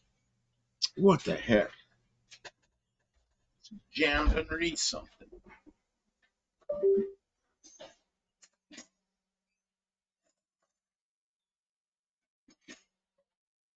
Okay. Barrows always rests under the battery, never fails. Yeah, it's a plastic battery tray, but then right ahead of the battery tray, there's a hole where somebody spilled something. Our Barrows, I was proud 3 years ago to be head Corvette. Mike's head Corvette. Mike's Chicago was actually only one left, all 3 locations. So if how many CB people are in here? I guess Boat Anchor might still be here. I had a CB radio question. Now I'm trying to remember what it was. I walked over here, I had the question, but now I can't remember what the question. Yeah, what you were talking about? I can't remember what it was. Something That one's still alive. seemed really important a minute ago. Until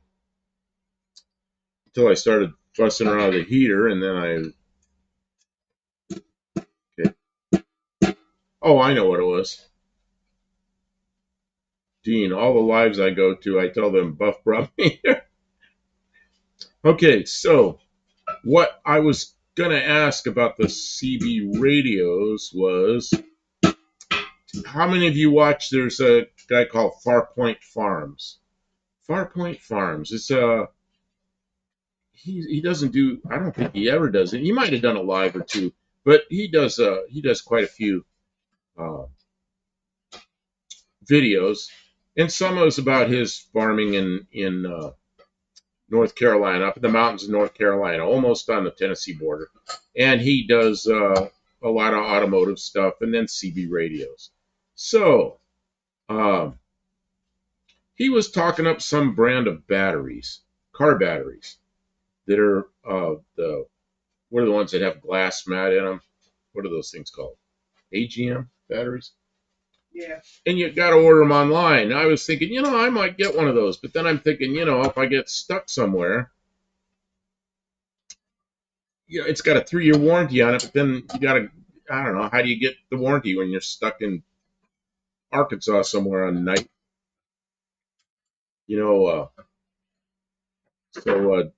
Man, Danny Boyd just stopped in and already tracked this message. So, Sorry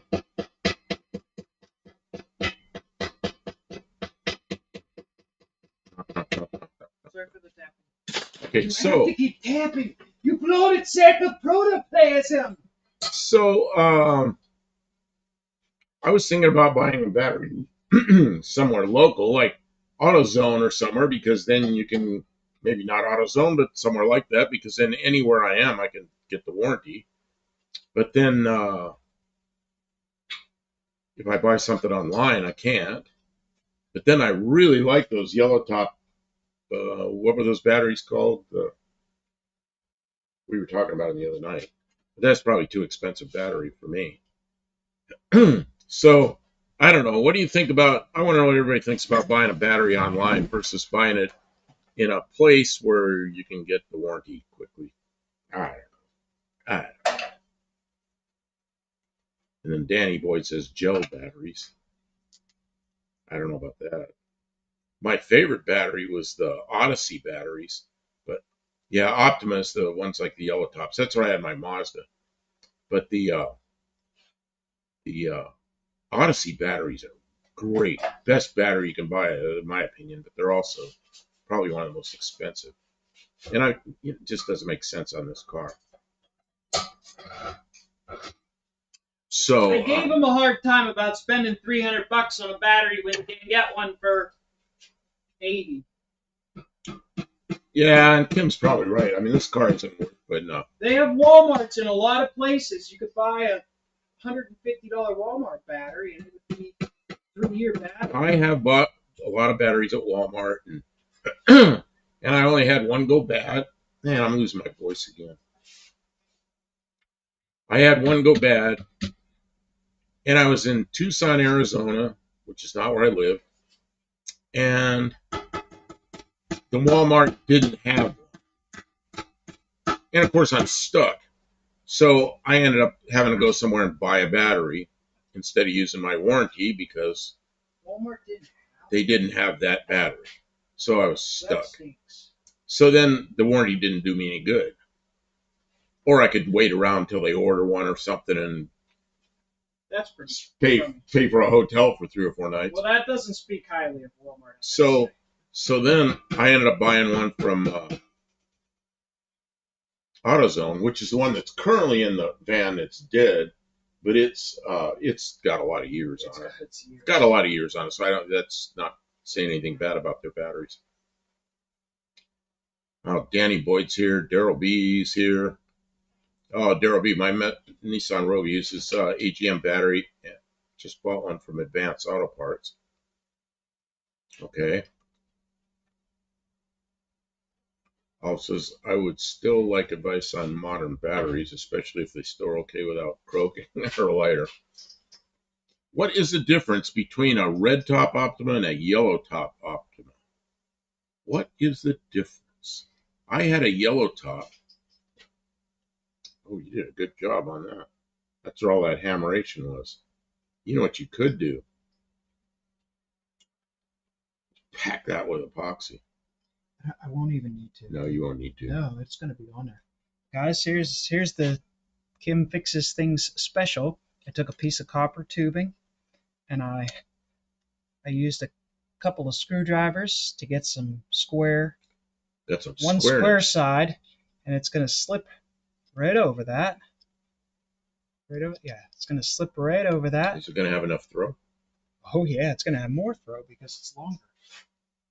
Oh, where's the hole going to be? I thought the hole was going to be in the same place. I'm going to make it just a little longer because the problem that I was having before I realized it was broken was that it didn't have quite enough throw.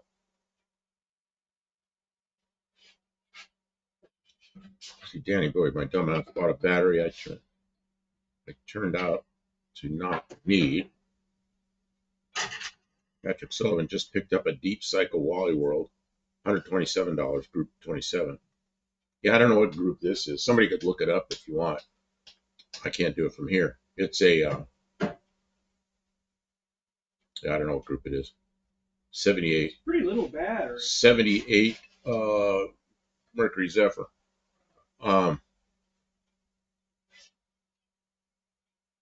Dean Stevenson, no, but it's really, really bad to have an overfilled with ATF. I don't know what that's about. My last Walmart ever start lasted 7 years. Right? Blue top is for boats. Yellow top is Deep Cycle, made for car stereos and heavy duty 7 SE race cars. Here's the deal with the Mazda. The Mazda had some kind of giant capacitor that would build up, and then every once in a while it goes zap and throw everything into the battery. So Mazda wants you to buy their $800 battery that'll put up with that crap.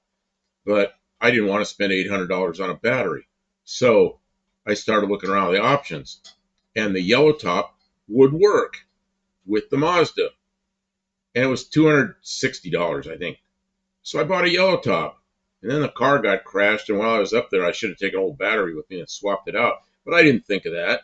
So some junkyard got it. So I lost my yellow top battery. But anyway, red top is a daily driver starting battery. Yellow top is for foil drive and absorbing vibration, I think. Yeah, and the yellow top was the one that Mazda was acceptable in, that Mazda that took the big hits from the capacitor. So that's why I bought it. But I was never unhappy with it. I'll say that.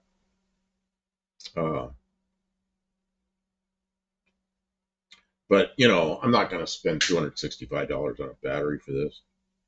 That doesn't make any sense. It's going to be a local daily driver, and we might take it on a trip occasionally. It used to be I was on the road a lot. I was on the road a lot, driving back and forth, Arizona to here and to Oregon and to uh, Ohio and to Maryland constantly. And having a good high quality battery is not a bad thing when you're doing that, because starting a car in the middle of the night in some rest stop in the middle of nowhere, you want a good battery.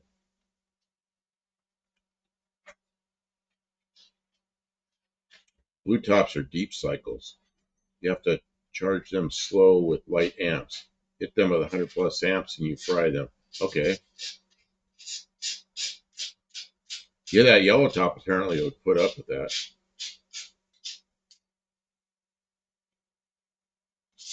BNR 34 is Ford top post, 78 is GM heavy duty trucks or side post. 3478 battery has both posts on it. 1,000 cold cranking amps. Wow.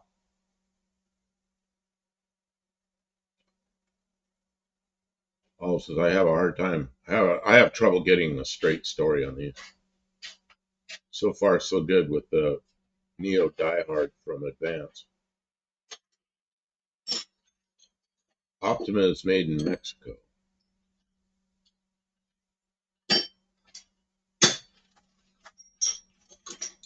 Well, I have a lot of stuff made in Mexico. I haven't had any problems with. And Mexico, I don't mind buying stuff from Mexico, because like when I was living along the border down there, you go to a shopping center there and it'd be half the cars in the parking lot are Mexican license plates, and places full of people from Mexico spending money in the U.S. So I never had problems with that, because we spent some money in there, they spent some money here. Now China is different. You don't find Chinese coming over the border and spending money here every day.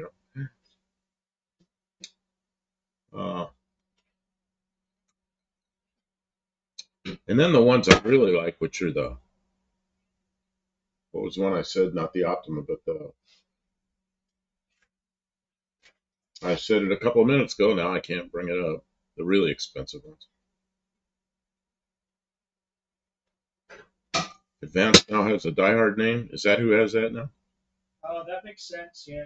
I don't know. Racing mine are all Group 24, and the Fords are 24F. The terminals are backwards.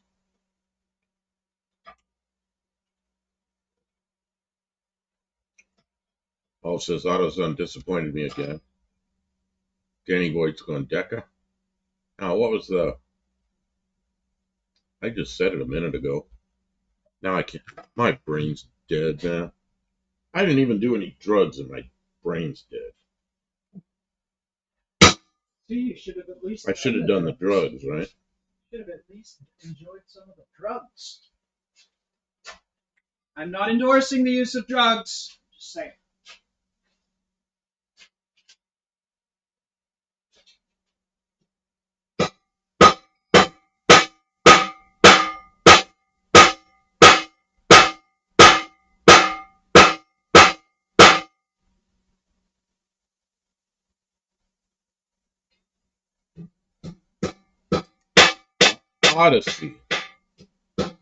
Odyssey. Odyssey brand. Those are expensive. Oh, they have Odysseys at AutoZone? Yeah, they do. Red top and whatever? No, you're talking about Optimus. Odyssey's is not the round ones. Odysseys are like $600 or something. That's a lot of money. They're really good stuff. But, you know, like, how good do I need? Yeah, I mean, I think a 200 cubic inch engine doesn't need bazillion. Danny Boyd says wacky tobacco is okay.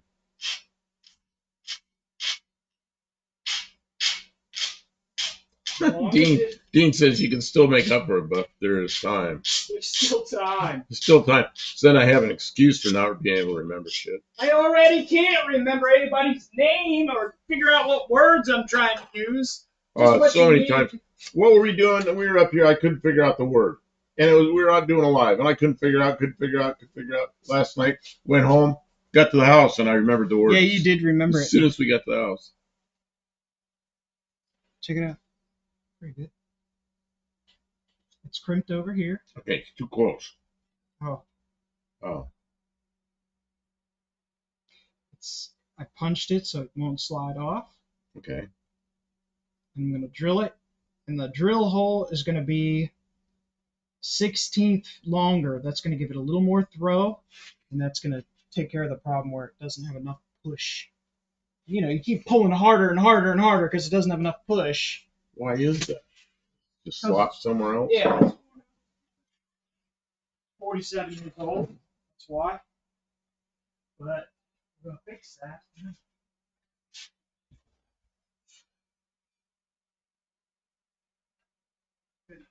Dean says it makes him less dyslexic. Makes him less what? Less dyslexic. Would that be like dyslexic?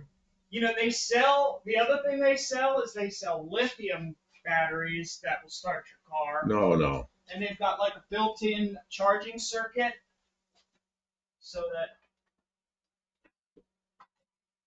because you have to charge them with higher than 12 volts, so it runs off your car's, like it's got a built-in electronics.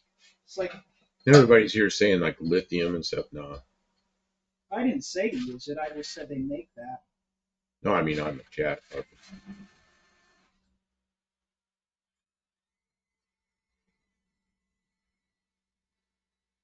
Tommy Hamlet says, you doing car plumbing again? Using my plumbing experience. Yeah, it used to be lithium. They said there's not enough lithium. But, you know, it used to be the only lithium I ever saw was in lithium grease, and now they get trying to power the whole world with this stuff.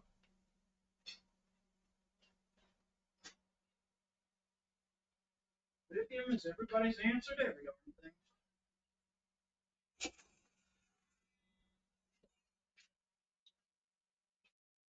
Does it still work?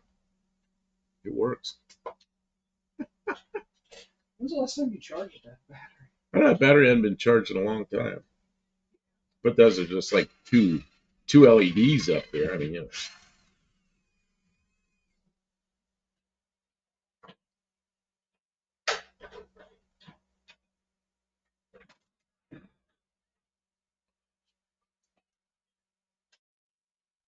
Yeah, I guess I'll probably just buy a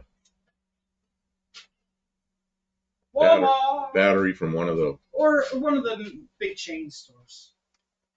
You know who else sells them? AutoZone, many times I've been thousands of miles from where I bought something, and they've warrantied it. And that's really nice, you know? Yeah, that's really nice. It's high praise. So maybe the place to go is AutoZone. Yeah, you know who else sells batteries? Rural King. But but that Rural King, where do you go for that? They're not very close. That's just around here, Rural King. Is it? I don't know. Where's the Rural Kings? Rural King's like... I think AutoZone is probably better, though. Yeah, AutoZone is everywhere. I had stuff I got in Maryland, and then I'm in Yuma, Arizona, which is what, 3,000 miles away? They just no questions asked. They just warranted it. Yeah, that's pretty good.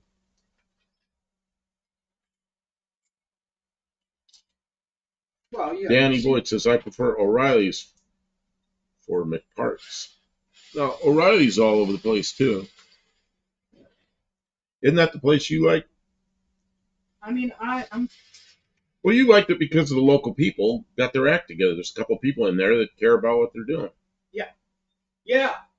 One counter person can make or break your experience at a place like that. DNR says, lowest cost lead acid batteries I found is at Menards, local, and no Menards here. They're like up in the upper Midwest, East, I guess. Great Lakes area, I guess. I'm not sure. They weren't in Ohio either. They were further west than that and further north than us. AC Delco brand, $100 most sizes, 1-year warranty.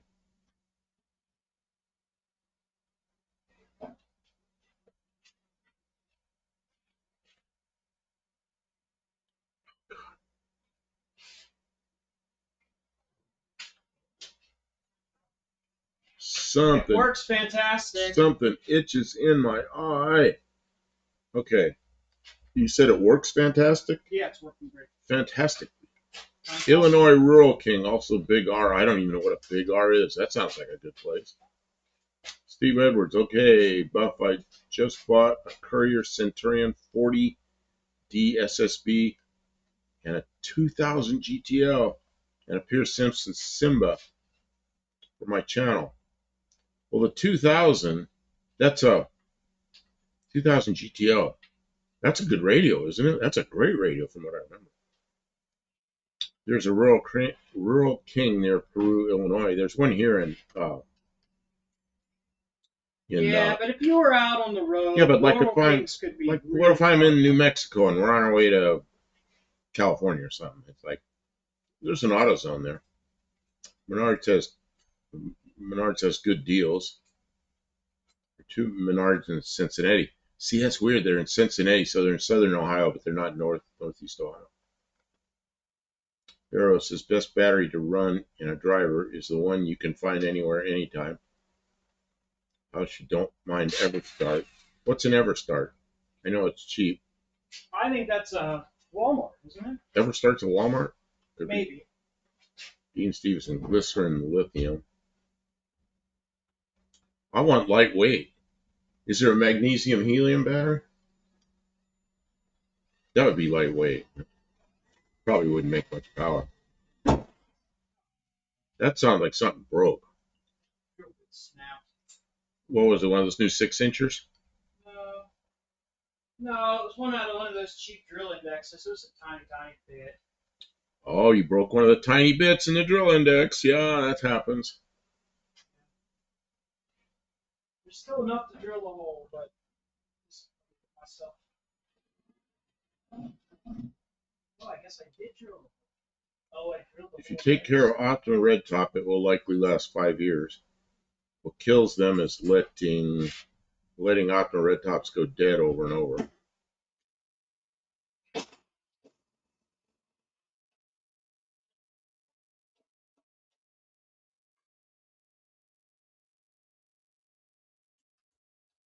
And I remember when I used to buy batteries back in the day, 50 years ago. You go to the store and you buy a battery, and then you got the battery acid, and you filled the battery. So you really had a fresh battery. But now, they don't do that anymore at all. You go buy the battery, it's already been sitting for months. And I don't know if that's such a good deal. I think if you go and get a battery at an interstate store, I think they'll whip you up a fresh one. Well, in an interstate, I don't think are the best batteries. I think they're the best service. Because like interstate, there's always an interstate person that came around. I mean, they give you really good service, but I'm not sure the batteries were that good. I don't know. See, interstates. I had a friend who worked at an interstate store, and it Really? Oh, it's a store. Because the interstates I always saw were it was a truck, yeah, and they come around and they service all the gas stations and everybody that sold interstate batteries. Like I could have had, like in my radiator shop, I could have had an interstate rack there, and sold batteries. But right. and they take care of everybody really well.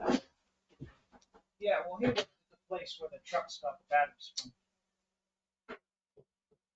Well, they're talking about lithium, on and on about lithium.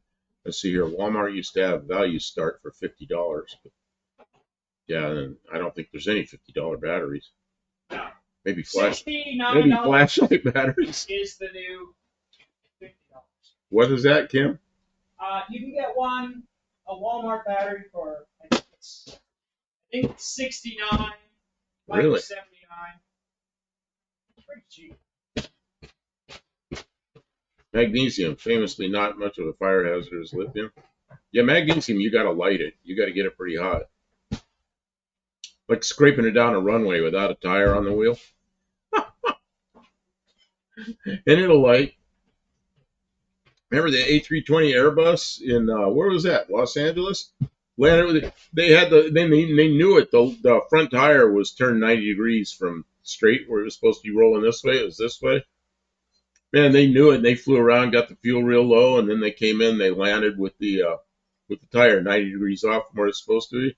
And they held it off and held it off. It came down. They had all the news crews out there because it'd been like an hour of circling around before they landed, trying to mess with it and burning off fuel.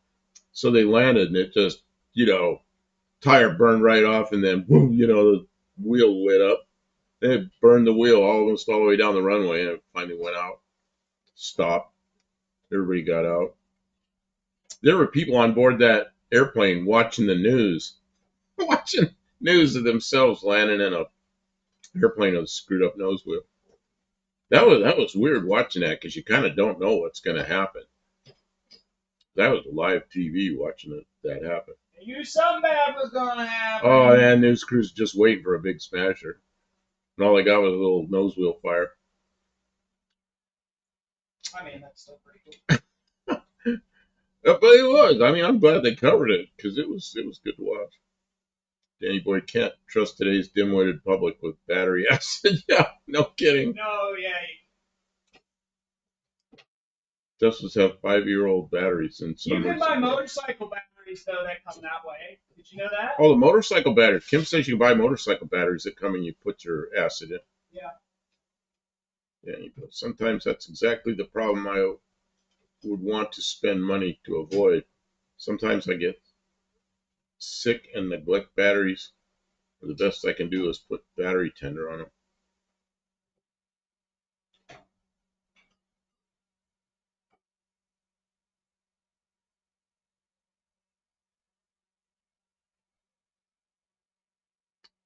See, my boss gets these AAA badge batteries in. Guys run all over Chicago in trucks and install. Good batteries, actually.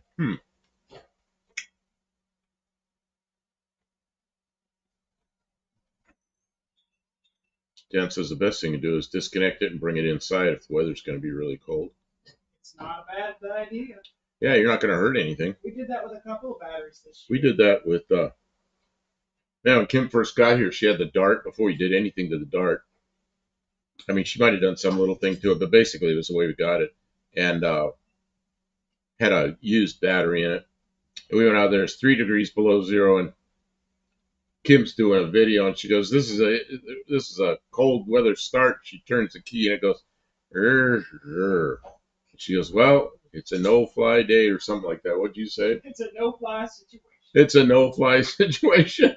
We went back in the house. That was the video. It was like a half a crank on a dead battery.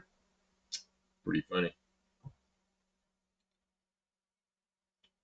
And also a point in favor of lithium that if I have a flare-up on shipping and schlepping a lead battery is suddenly really hard. Yeah, I don't like moving around. Tommy Hanlon. Yes, Buff, but remember the battery acid holes in jeans. Just never see that anymore. Oh, man. I was just telling Kim I fell asleep and I was dreaming that I had to move this little electric cart around the other side, and the battery was like hanging on it, wasn't very well done, and I dropped the battery and I burned a big acid hole in my new pants. And she's looking at me, she goes, wait a minute, you were dreaming? I go, yeah, I was dreaming it. Oh, okay. Because she bought me a new pair of pants And I was dreaming I burned a big acid hole in the side of them already. I remember tennis shoes that are all ruined with battery acid too. Okay, commercials coming up.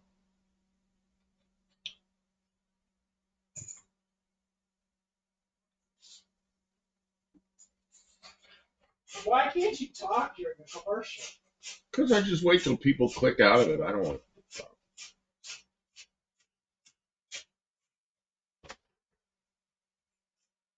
Hey, this door is going back together now. The door's going back together already. Wow. Yeah, I think it's gonna work.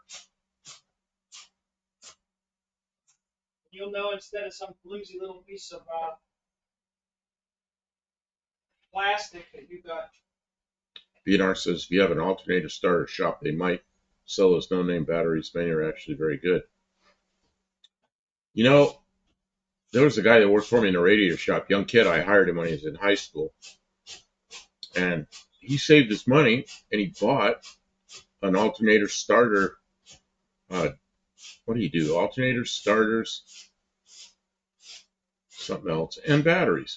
And last time I was out there in California, I stopped by, and he's an older guy now. He's still doing that business, and he's done real well with it, rebuilding alternators and starters.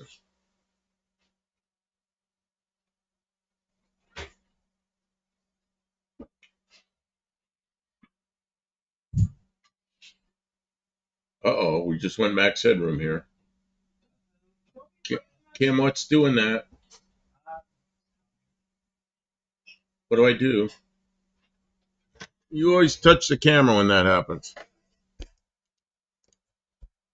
Warm? It's a little warm. I don't know. It went all max headroom on me. Bad move. Did it come back? Well, right now it's okay. I don't know. I tested it. I touched it, I mean, and it seems okay. I don't know. Static discharge. It's fine now. Dean Stevenson said, when I was in Australia shopping when I was 17, acid wash jeans were $120. Gee, Dad, I could do that for free doing a battery. You know what? I remember guys taking shotguns and shooting their jeans with a shotgun and then washing them to fray all the threads. That sounds beautiful. All right, here you go. Fixed. How you like that? Okay. Oh, speaking of flare-ups, Lammy Chop 1016 is still working at US 60 in Ardensburg, KA. I don't know where KA is. KA. I think its address is the YouTube Lamb Chop World Info post last 6 months. Okay, so I don't know where it's in KA. KA. Okay, well I'm gonna go check out my door. I got your door fixed. It's really hard to use though because the dashboard's laying on it. Just lit me up. Why is it the dashboard laying on?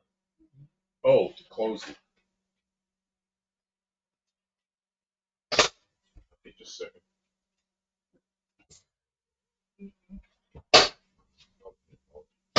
See, it already opened from the outside. Now it does the same thing from the inside. You're just gonna have to take my word on it. Oh, the dashboard is blocking it there. I see. Yeah, I can't do that.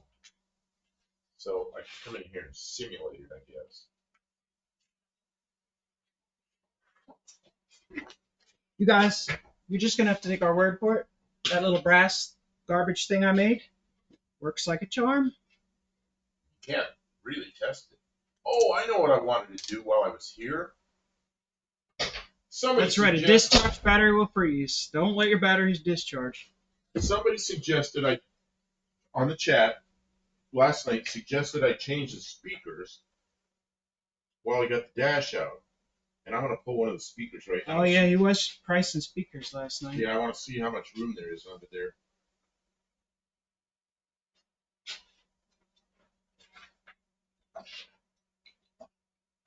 All these things are like, man, So now we both walked away from the chat. Sorry about that, people.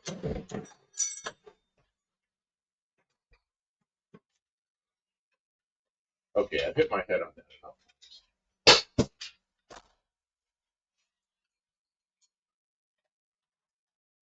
careful screwing that door. The dashboard's sticking. I know where it is.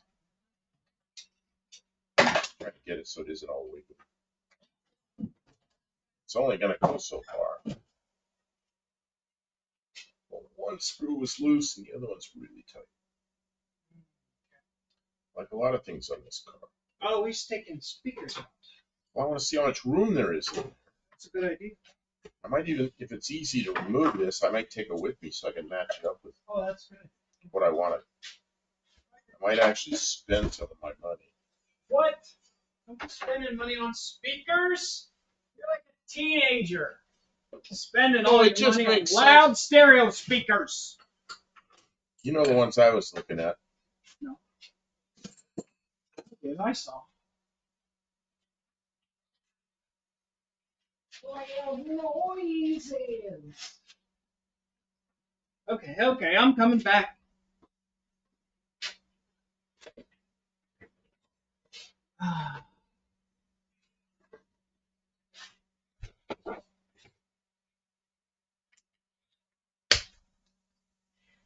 Lasted 1 year. Same one used in a stealth bomber. Lovely. What? Good What to is? know. What's in the stealth bomber that only lasts a year? A reactor battery for racing. He says the ad claimed it was the same battery used in a stealth bomber.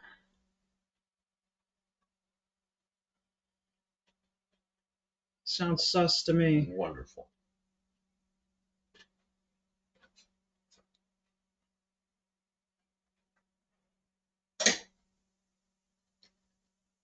Your car won't know whether to cry or wind its watch.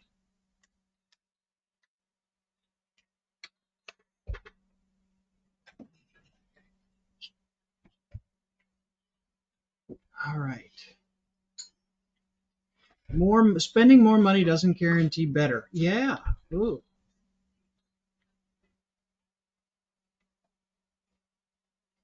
Went Optima red top. I want to rock. There's only one way to rock.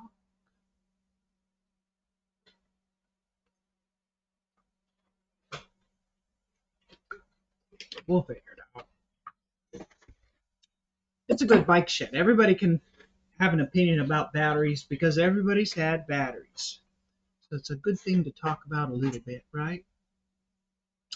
I should get the other camera and then show the only rust hole in the whole car.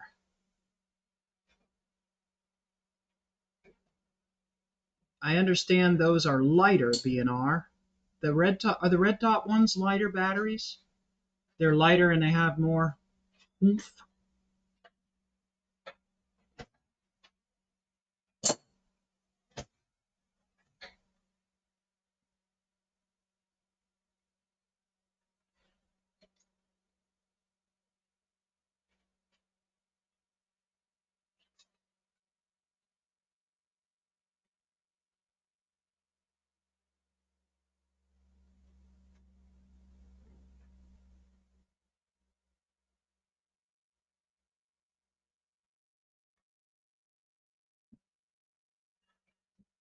No Kim, full heavy weight. Yeah, okay.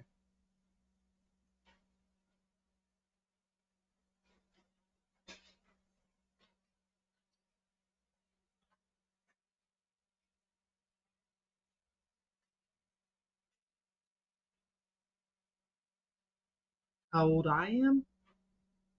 I'll be 50 this year. Wait a minute, who's asking how old? The radio guy. I always tell you, she's like 35. Oh, he lies. She looks like she's 35.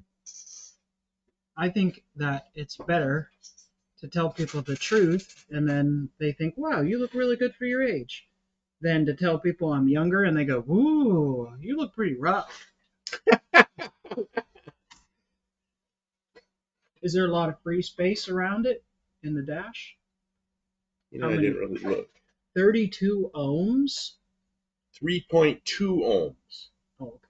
See, as Olive said, she thought they were 4 ohms. And everything I looked up was 4 ohms. And this says 3.2. I've never heard of 3.2 ohms. Yeah, well, Never heard that forward. before. What the hell kind of shit is that? Twisted Cistern? I don't know if that's right. I earned my freaking gray hair. I have some gray hairs. They're up there. I tend to bleach them to death if I can.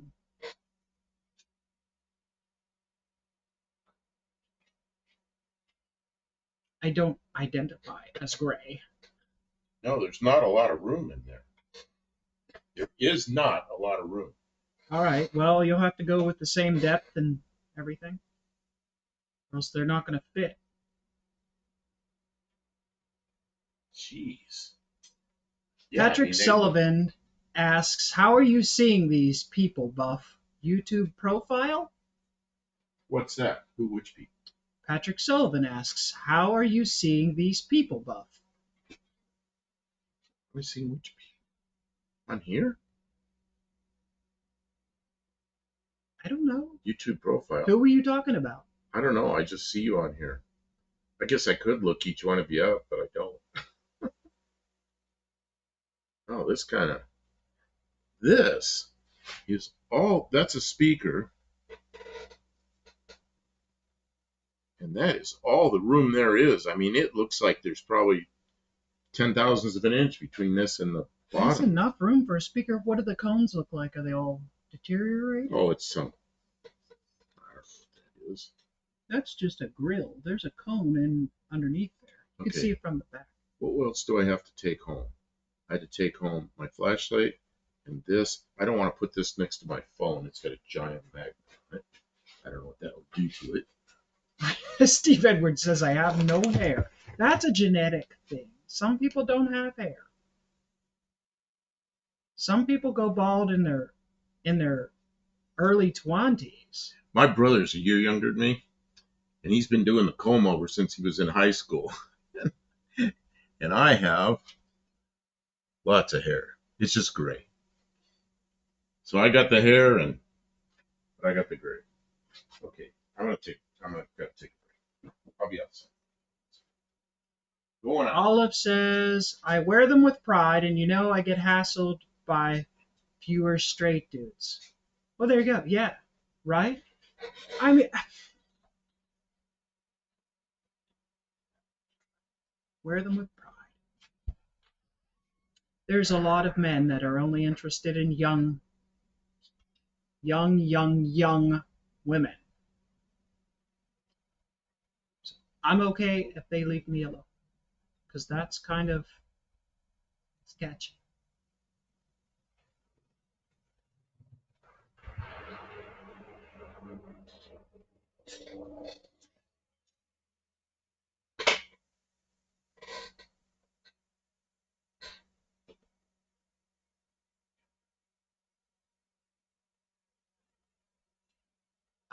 Patrick Solson said, did not know if you all had a profile or something. Anywho, I added a photo several days ago from you guys comparing photos.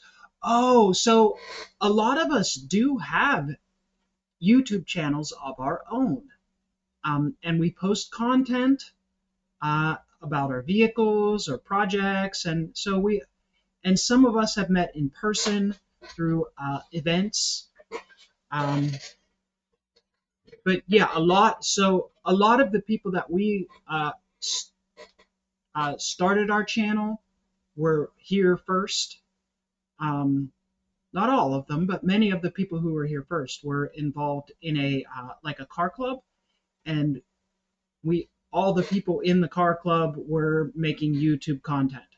So yeah, it's more than a profile. We had videos, and that allowed us to get to know each other. It's kind of cool, you know, and but not everybody. But I always say this. I don't know if there's anybody who hasn't heard it before, but like this is a community stream format. So if you want to like plug your YouTube, like, hey, check out my YouTube channel. I made a new video, and it's about my car or about my pets or about my working on my house, or we don't care, just as long as it's nothing indecent. You're more than welcome to like ask people to check your stuff out. If your stuff isn't very interesting to them, they might not subscribe or come back, and we can't control that. But yeah, we want to see everyone succeed. I really don't feel like we need to be greedy. I meant to ask earlier who else was streaming, because we started early, like sort of during prime time. And yeah, check out the other people who are streaming, see what they're doing, see if it's of interest to you. Give their stream a like to be, to promote them. Um, really, there is plenty of stuff to go around. And if working on this old Fox body is not interesting to you, we wouldn't want you to like hang out and be bored. Go find something interesting. Check us out again, because we do different stuff all the time. Olive says, also the previous owners made hamburger out of the wiring harness, so I just want a fresh start, or a start to start fresh. Oh, Okay, outside, yeah, it's definitely getting colder and windier, yeah. and there's a skunk somewhere upwind Oh, because I can really smell it. Olive says, for my Volvo, I just want a modern amp of smallness so I can use a nice head unit I have. It appears to be too low powered in some ways to trigger the factory system to turn on. Yeah, yeah, they can be that way because they have to be matched for the ohms. Oh, I wanted to ask Olive about something.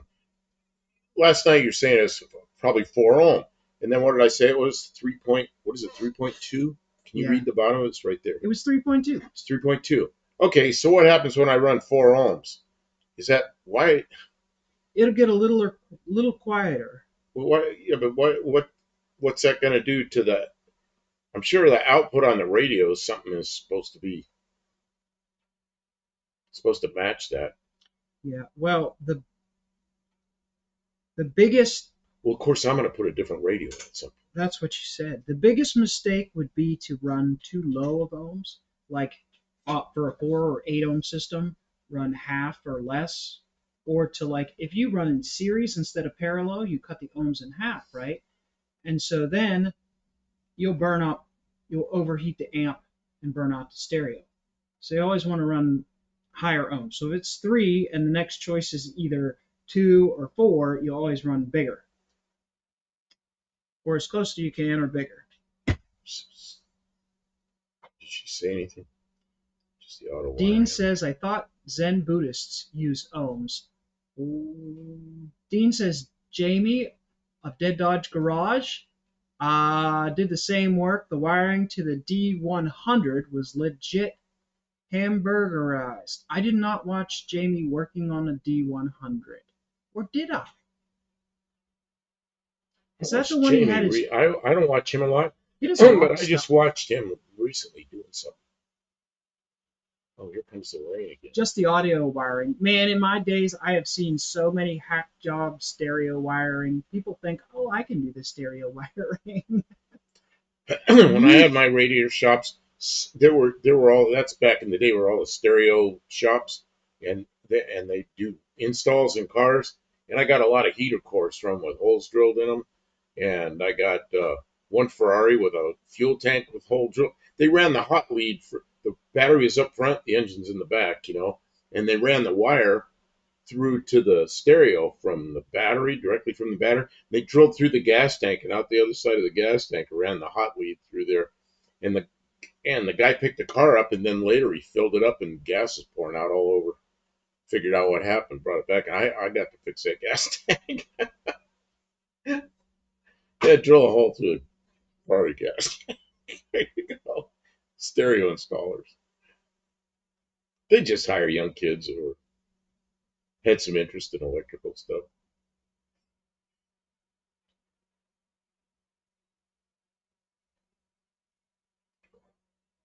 Okay, Alice, if you can get 4-ohm speakers in there, it will probably tolerate them. Or do the 70s and 80s thing and put a couple of 6x9s in. See, here's the deal. There's larger speakers that are probably 6-inch or something, or maybe they're 6x9s.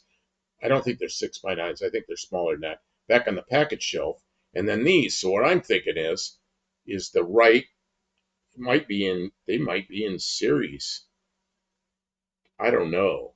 And then the left might be the same thing. I don't know. But I plan on putting a radio in this. It's got an 8-track, which is, I guess somebody might want that. But I'll probably just put an aftermarket radio in there. So it'll probably all be wanting something else anyway. Jeez, I don't know. Oh, Malone. Scooch over this way, you. Or do you want your chair? I don't care. I'll scoot. I'll scoot. I'll scoot over. Here, take this chair. I'm ready to do some stuff again anyways. What you gonna do? I'm going to look at your battery box. Gonna look at my battery box. Gonna take more screws and nuts and bolts out. You know what? When I took that speaker out, I put the screws back in, so I didn't just leave them somewhere. Because you know what happens when you leave them somewhere? Then you can't find them when you need them. Ooh, that's warm. That is warm. That heater is warm. Go fit. The heater is warm. Oh, I mean, it was like right against me. Yeah. Ooh, speaker wire always used to be worth it.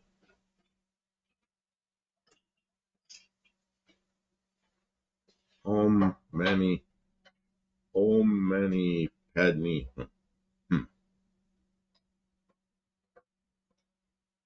Yeah, wait till I put CB radio with a couple of co-phased antennas on it. Everybody will laugh at it, but I don't care. I want it. Who's everybody? I don't know. All your friends? People aren't going to like me putting antennas on the car, but a set of co-phased antennas. I'm thinking about putting a set of co-phased. I can't think of the name of them now. Fire sticks. A couple of fire sticks with a co-phased harness. The co-phased harness runs RG59 into RG58 and then over to the radio, and that way RG58's 50 ohm and the RG59 75 ohm, and that way it works out. But you can buy that harness pretty cheap. Let me pull that thing out. What'd you do with the screws? There's one screw. Okay, put it in this thing. It goes in this thing. Oh, I thought it went in this thing. It does, but I'm sticking it back in the hole. Oh. Instead. This all has a clip on it. Oh, I see. There's 3 bolts, but there's only one that exists. Ooh, I get it. So now we got to find somebody already had it out and left the bolts out, or they fell out. One's busted off. I'm trying to get it out now. And then there's a hole in the frame around here. You didn't hear me, did you? Oh, because I was reading. I'm sorry. There's a hole in the frame. Oh. At least it's, yeah. That's like really far forward. Mm-hmm. And there was a hole there anyway. It's just made the hole a little bigger. Yeah, we're gonna have to do something. I think we can make a reinforcing plate of some kind and tack it in there. Yep. And then we got you just don't want we got to coat that. No big deal. From this, I think. Remember that? I could probably get it out with the magnet.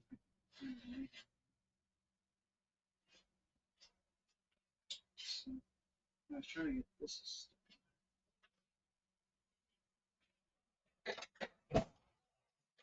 Yeah, that might take a little while.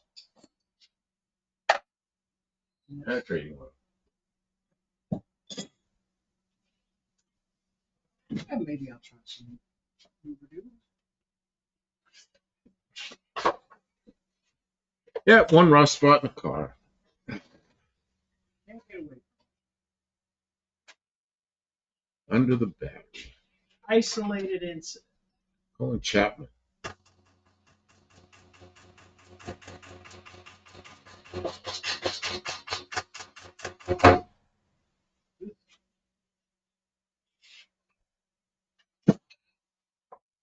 Who's the Chapman? And I probably already missed it. He's probably gone. Tim's already taken off.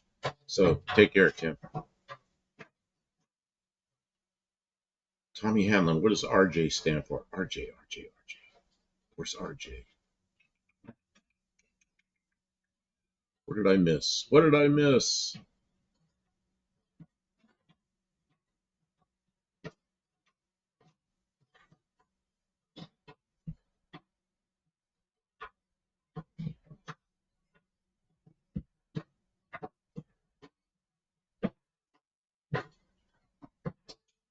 Coming out. I fixed it.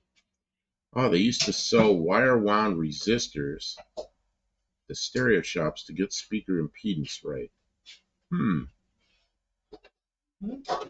Well, my guess is that most aftermarket ones are 8, and then if you've got 2, they'd be 4 ohms each. I don't know. I'm gonna have to. Nothing's easy. I always thought it was going to be easy, but it's not going to be easy. And I have to do a bunch of research as usual, or just leave the 8-track in there. You know, it might sound good with good speakers. It sounds like the speakers are just shot. You know, the radio's probably okay. Yeah, there's a good chance that the radio is not the problem. Tommy Hanlon says coaxial cable. Tommy Hanlon, RJ6 cable. Oh yeah, for something you're gonna. Yeah, on this thing, this short runs inside the car. I want small diameter stuff, and the the run's gonna be so short. I think RG58 and RG59 will work, and you got to use RG59 so you have 75 ohms going out to each antenna. Now in the house, I forget what I got in the house. Some big fat cable that got to drill like a 3/4 inch hole in a wall to get it to go out. I forget what that stuff was. One of the newer. I know that the thing they used to be RG8, but it's one of the newer things. Rusty went out. That's a rusty bolt, all right. You can put it in the somewhere. Yeah, we'll have to get new bolts now.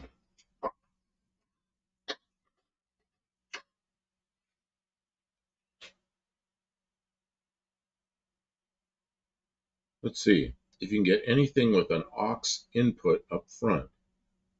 If you can plug whatever source you want into it. Yeah. Yeah, that's. You know, my van, the radio on that thing took a crap. And I bought a new radio on eBay. And it's one of those Ford ones that has the things that go in and it just unsnaps the radio. You push them in, go like this, and you pull the radio out.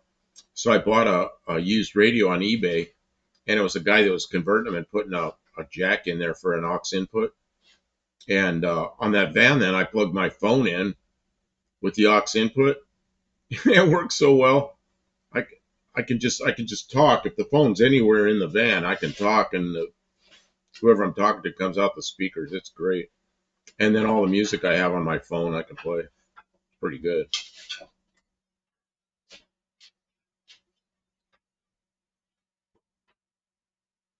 My 63 Grand Prix used 10 ohm speakers. Found right speaker for under dash for factory AM radio was $300. It's still not working. Too much money. That special speaker. Man, why do they do stuff like that? We've got ads coming up in less than a minute.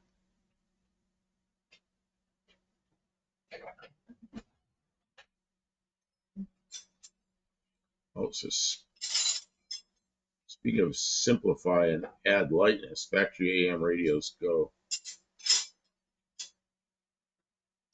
They're heavy, and there's nothing on AM anymore. And see, here I am telling Kim that I really like AM radio because at night, if I'm parked in a rest stop or something at night, I'll sit there and tune on the AM, and I'll hear stuff in Mexico and Canada and thousands of miles away. And to me, it's just, I don't care what's on the radio. I just listen long enough to get a station ID and hear where it is, and then move to another one. And if it's talk radio, I'm probably not going to listen to it. I'm going to listen to somebody that's got some old music or, here we got the ad.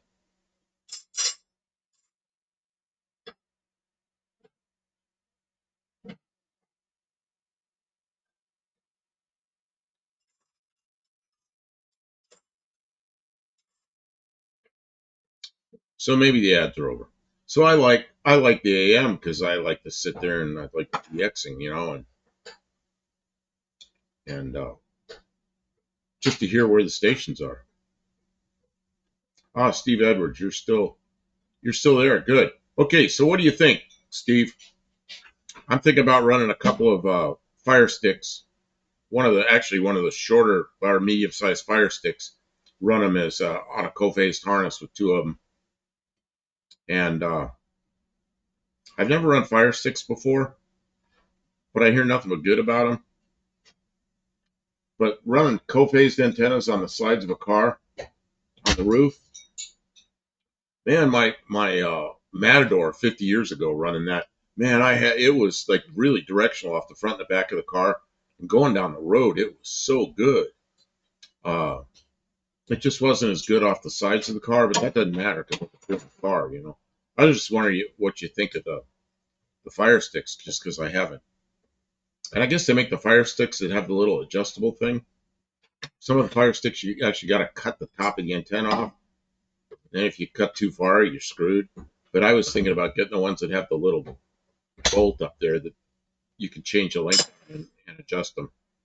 And I got really good at getting that, getting SWRs correct with co-phased antennas. I was pretty good at tuning those. But I was just wondering what you think of the fire sticks. I guess the best thing is a big old 102-inch whip, but I can't run that in the top of my car. I'll be around here. I'll be hitting people's wiring, and they run the wires too low here, and trees and everything. I don't want to hit all that stuff.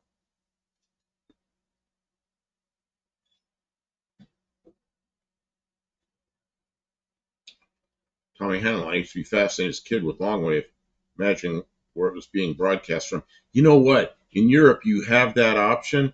Here, there is no long wave other than some. The only thing on long wave here is are some beacons, like around airports and stuff, that are old. And there's not many of them left, but there are a few. But that's all that's on long wave. And in Europe, I guess, there's long wave broadcast stations, which is really interesting. Yeah, I wish we had that here. But I've never heard anything on long wave other than a few beacons. I used to have all these radios that had long wave on them, and you couldn't hear anything, just dead quiet from one end to the other. There's a guy in Finland. I think I've talked about him before. He's in the northern part of Finland. He's out there in the middle of nowhere by himself, and he does that DXing with long wave and with medium wave, which is what we call AM here in the U.S. But medium wave and long wave, and he listens to stuff all over the world with a 400 meter antenna, 400 meters long wire antenna, which is pretty cool. Let's see. Steve Everett, get the ones with the screw. Yep. But you think, I just wonder what you think of fire sticks. Are they okay? JB, Danny Boyd, like that. I was able to get 700 WLW out of Cincinnati a few nights ago here in the car. Used to work there in the 90s. See those old clear channel stations, now they're kind of, there's a few of them stacked on top of each other, which I don't like. But it used to be, I listened to like WLS in Chicago from all over the country, and Yeah, Steve's. Yeah, I know you told me that. Get a Wilson 1000 mag mount. I don't know. Yeah, maybe. You really like those, don't you? What was the magnetic mount I had? I had a mag mount on the Mazda that got ripped off. It just tore the shit out of it in that crash. Uh, what was that thing, Kim? I don't know what it was. It was a. It has a big load at the bottom of it. Can't think of what that thing is.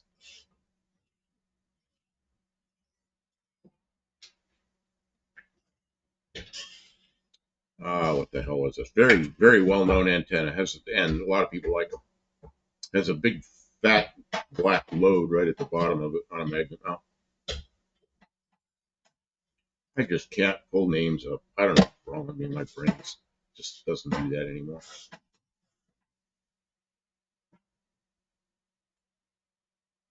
Kim, what you doing to my car? Loosening up all the stuff that I know I'm gonna have to take apart on the brakes. Oh, Jesus. You're taking my brakes apart? I didn't take them apart yet. Just loosening things up, getting everything lubricated for when She's really on me about the brakes. I just want it to go. Yeah. I want to drive it after we get the heat and everything in there, and I can do a brake job anytime. No. I mean, we only last year dismantled our national station medium wave antenna. There's a lot of radio buffs anger about it. You know, I think I just saw something about that. Who did? I just saw something about that on YouTube. Did he say no? No, it's Tommy Hanlon. He's in he's in Ireland. Their national medium wave is what they call, like the AM here, AM radio. Everywhere else they call it medium wave. So it was one of those. Yeah. Also, I used to live like 20 feet away from the Vermonter Amtrak line. Oh, the Vermonter Amtrak line. Late nights, there were cool local AM stations from New York and New Jersey and Philly carried right up to the tracks. BNR, I have 57 Zenith Transoceanic all-transistor portable shortwave radio. Man, that must have been one of the very first all-transistor ones. The WHIO antenna extended. The whip. The whip antenna extended. I picked up shortwave radio station in Australia and New Zealand. Yeah, I had a Helicrafters shortwave radio in my. It had tubes though in my headboard of my bed when I was a teenager. I bought it when I was 13 years old, and man, I listened to stuff all over the world. Loved it. Steve Edwards says I got a Wilson 5000.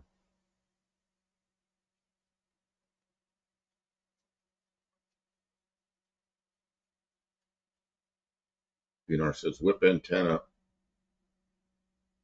and extended out a full 6 feet.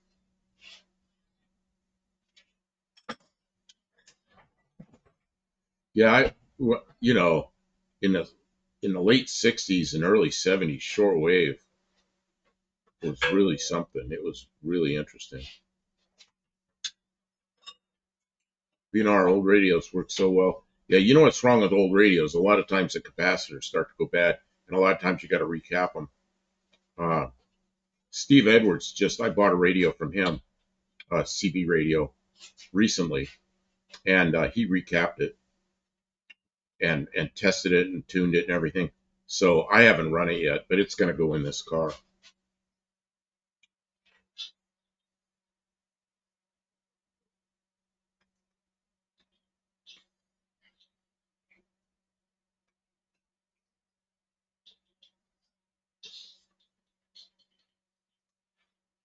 Paul says I'll have to wait a bit before I set it up.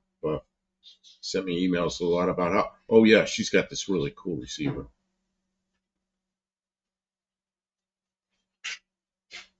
quite a thing. I forget what it's called sitting here, but man, I did a lot of research on that receiver and started thinking it was a really good thing to have. I thought I set something else over here I wanted to take home. Well, that was last night, maybe. Steve Edwards, I have 2 Helicrafters receivers. I had a 38, what was it called? I don't remember the letter. 38E H, maybe? 38E, if you know what that is. I'll have to look it up to see because now I might be full of it.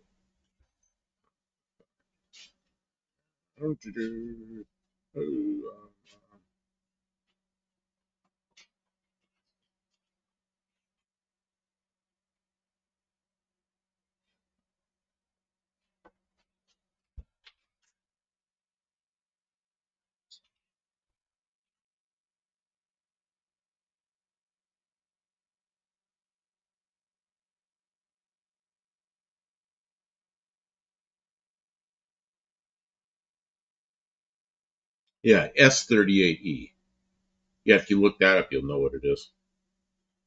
That's what I had in the headboard of my bed when I was a teenager. I remember I paid $40 for that radio, and now I'm looking at them right here on eBay. There's one for $99, another one for $159. Those aren't the best radios in the world. They're okay. They certainly did the job for me, but if I was going to spend $159 now, I wouldn't buy that. Just because I know it'd need a whole bunch of work. And they're tube radio. But anyway.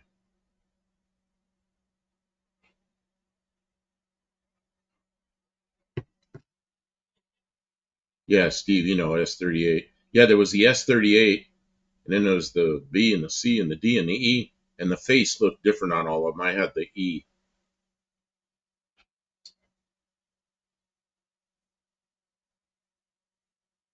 Housemounts DA sometimes bought the best things, also sometimes utter junk, but Grundig, yeah, Grundig, I think made everything. Everything they made, I think, was good.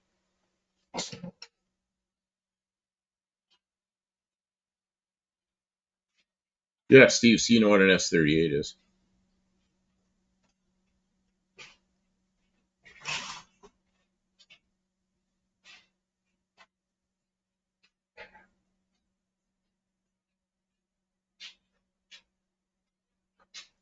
Kim, what you doing? I'm winding down a little. Yeah, that's what I'm thinking. We've been on here 3 hours and, I don't know, 12 minutes, something like that. Look up SX110. Ooh. Is that a Helicrafters?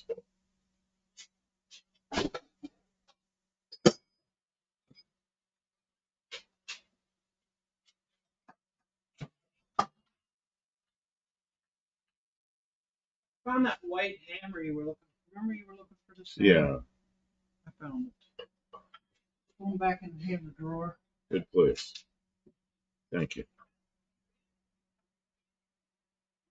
Oh, yeah. Helicrafters SX110.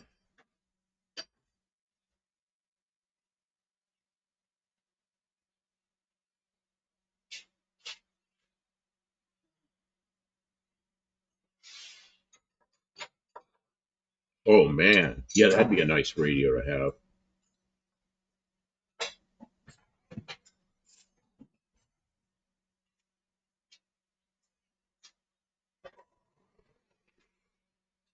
Oh, what happened? I'm ready to show a picture and an ad pops up over it. You can't see that very well. Anyway, you get the idea. Yeah, I bet it is a badass receiver. That looks a whole lot better than what I had.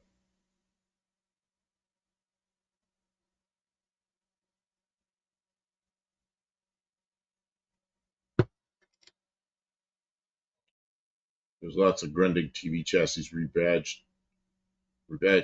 for other brands in Europe. Patrick Sullivan, good night. Good night, Papa. Enjoyed the podcast. Okay, take care, man. Well, Kim, about had it, huh? Kim's had it. I'm getting tired. Turn off the heater. We made good progress. Got a lot done tonight. Thanks everyone who's hung out with us. Everybody's hung out with us If a long you're time. still here, hanging out, listening to chat, I award you 2 points. She's asleep. Giving away points. And yeah, I'm hooked. Oh, look at this. BNR.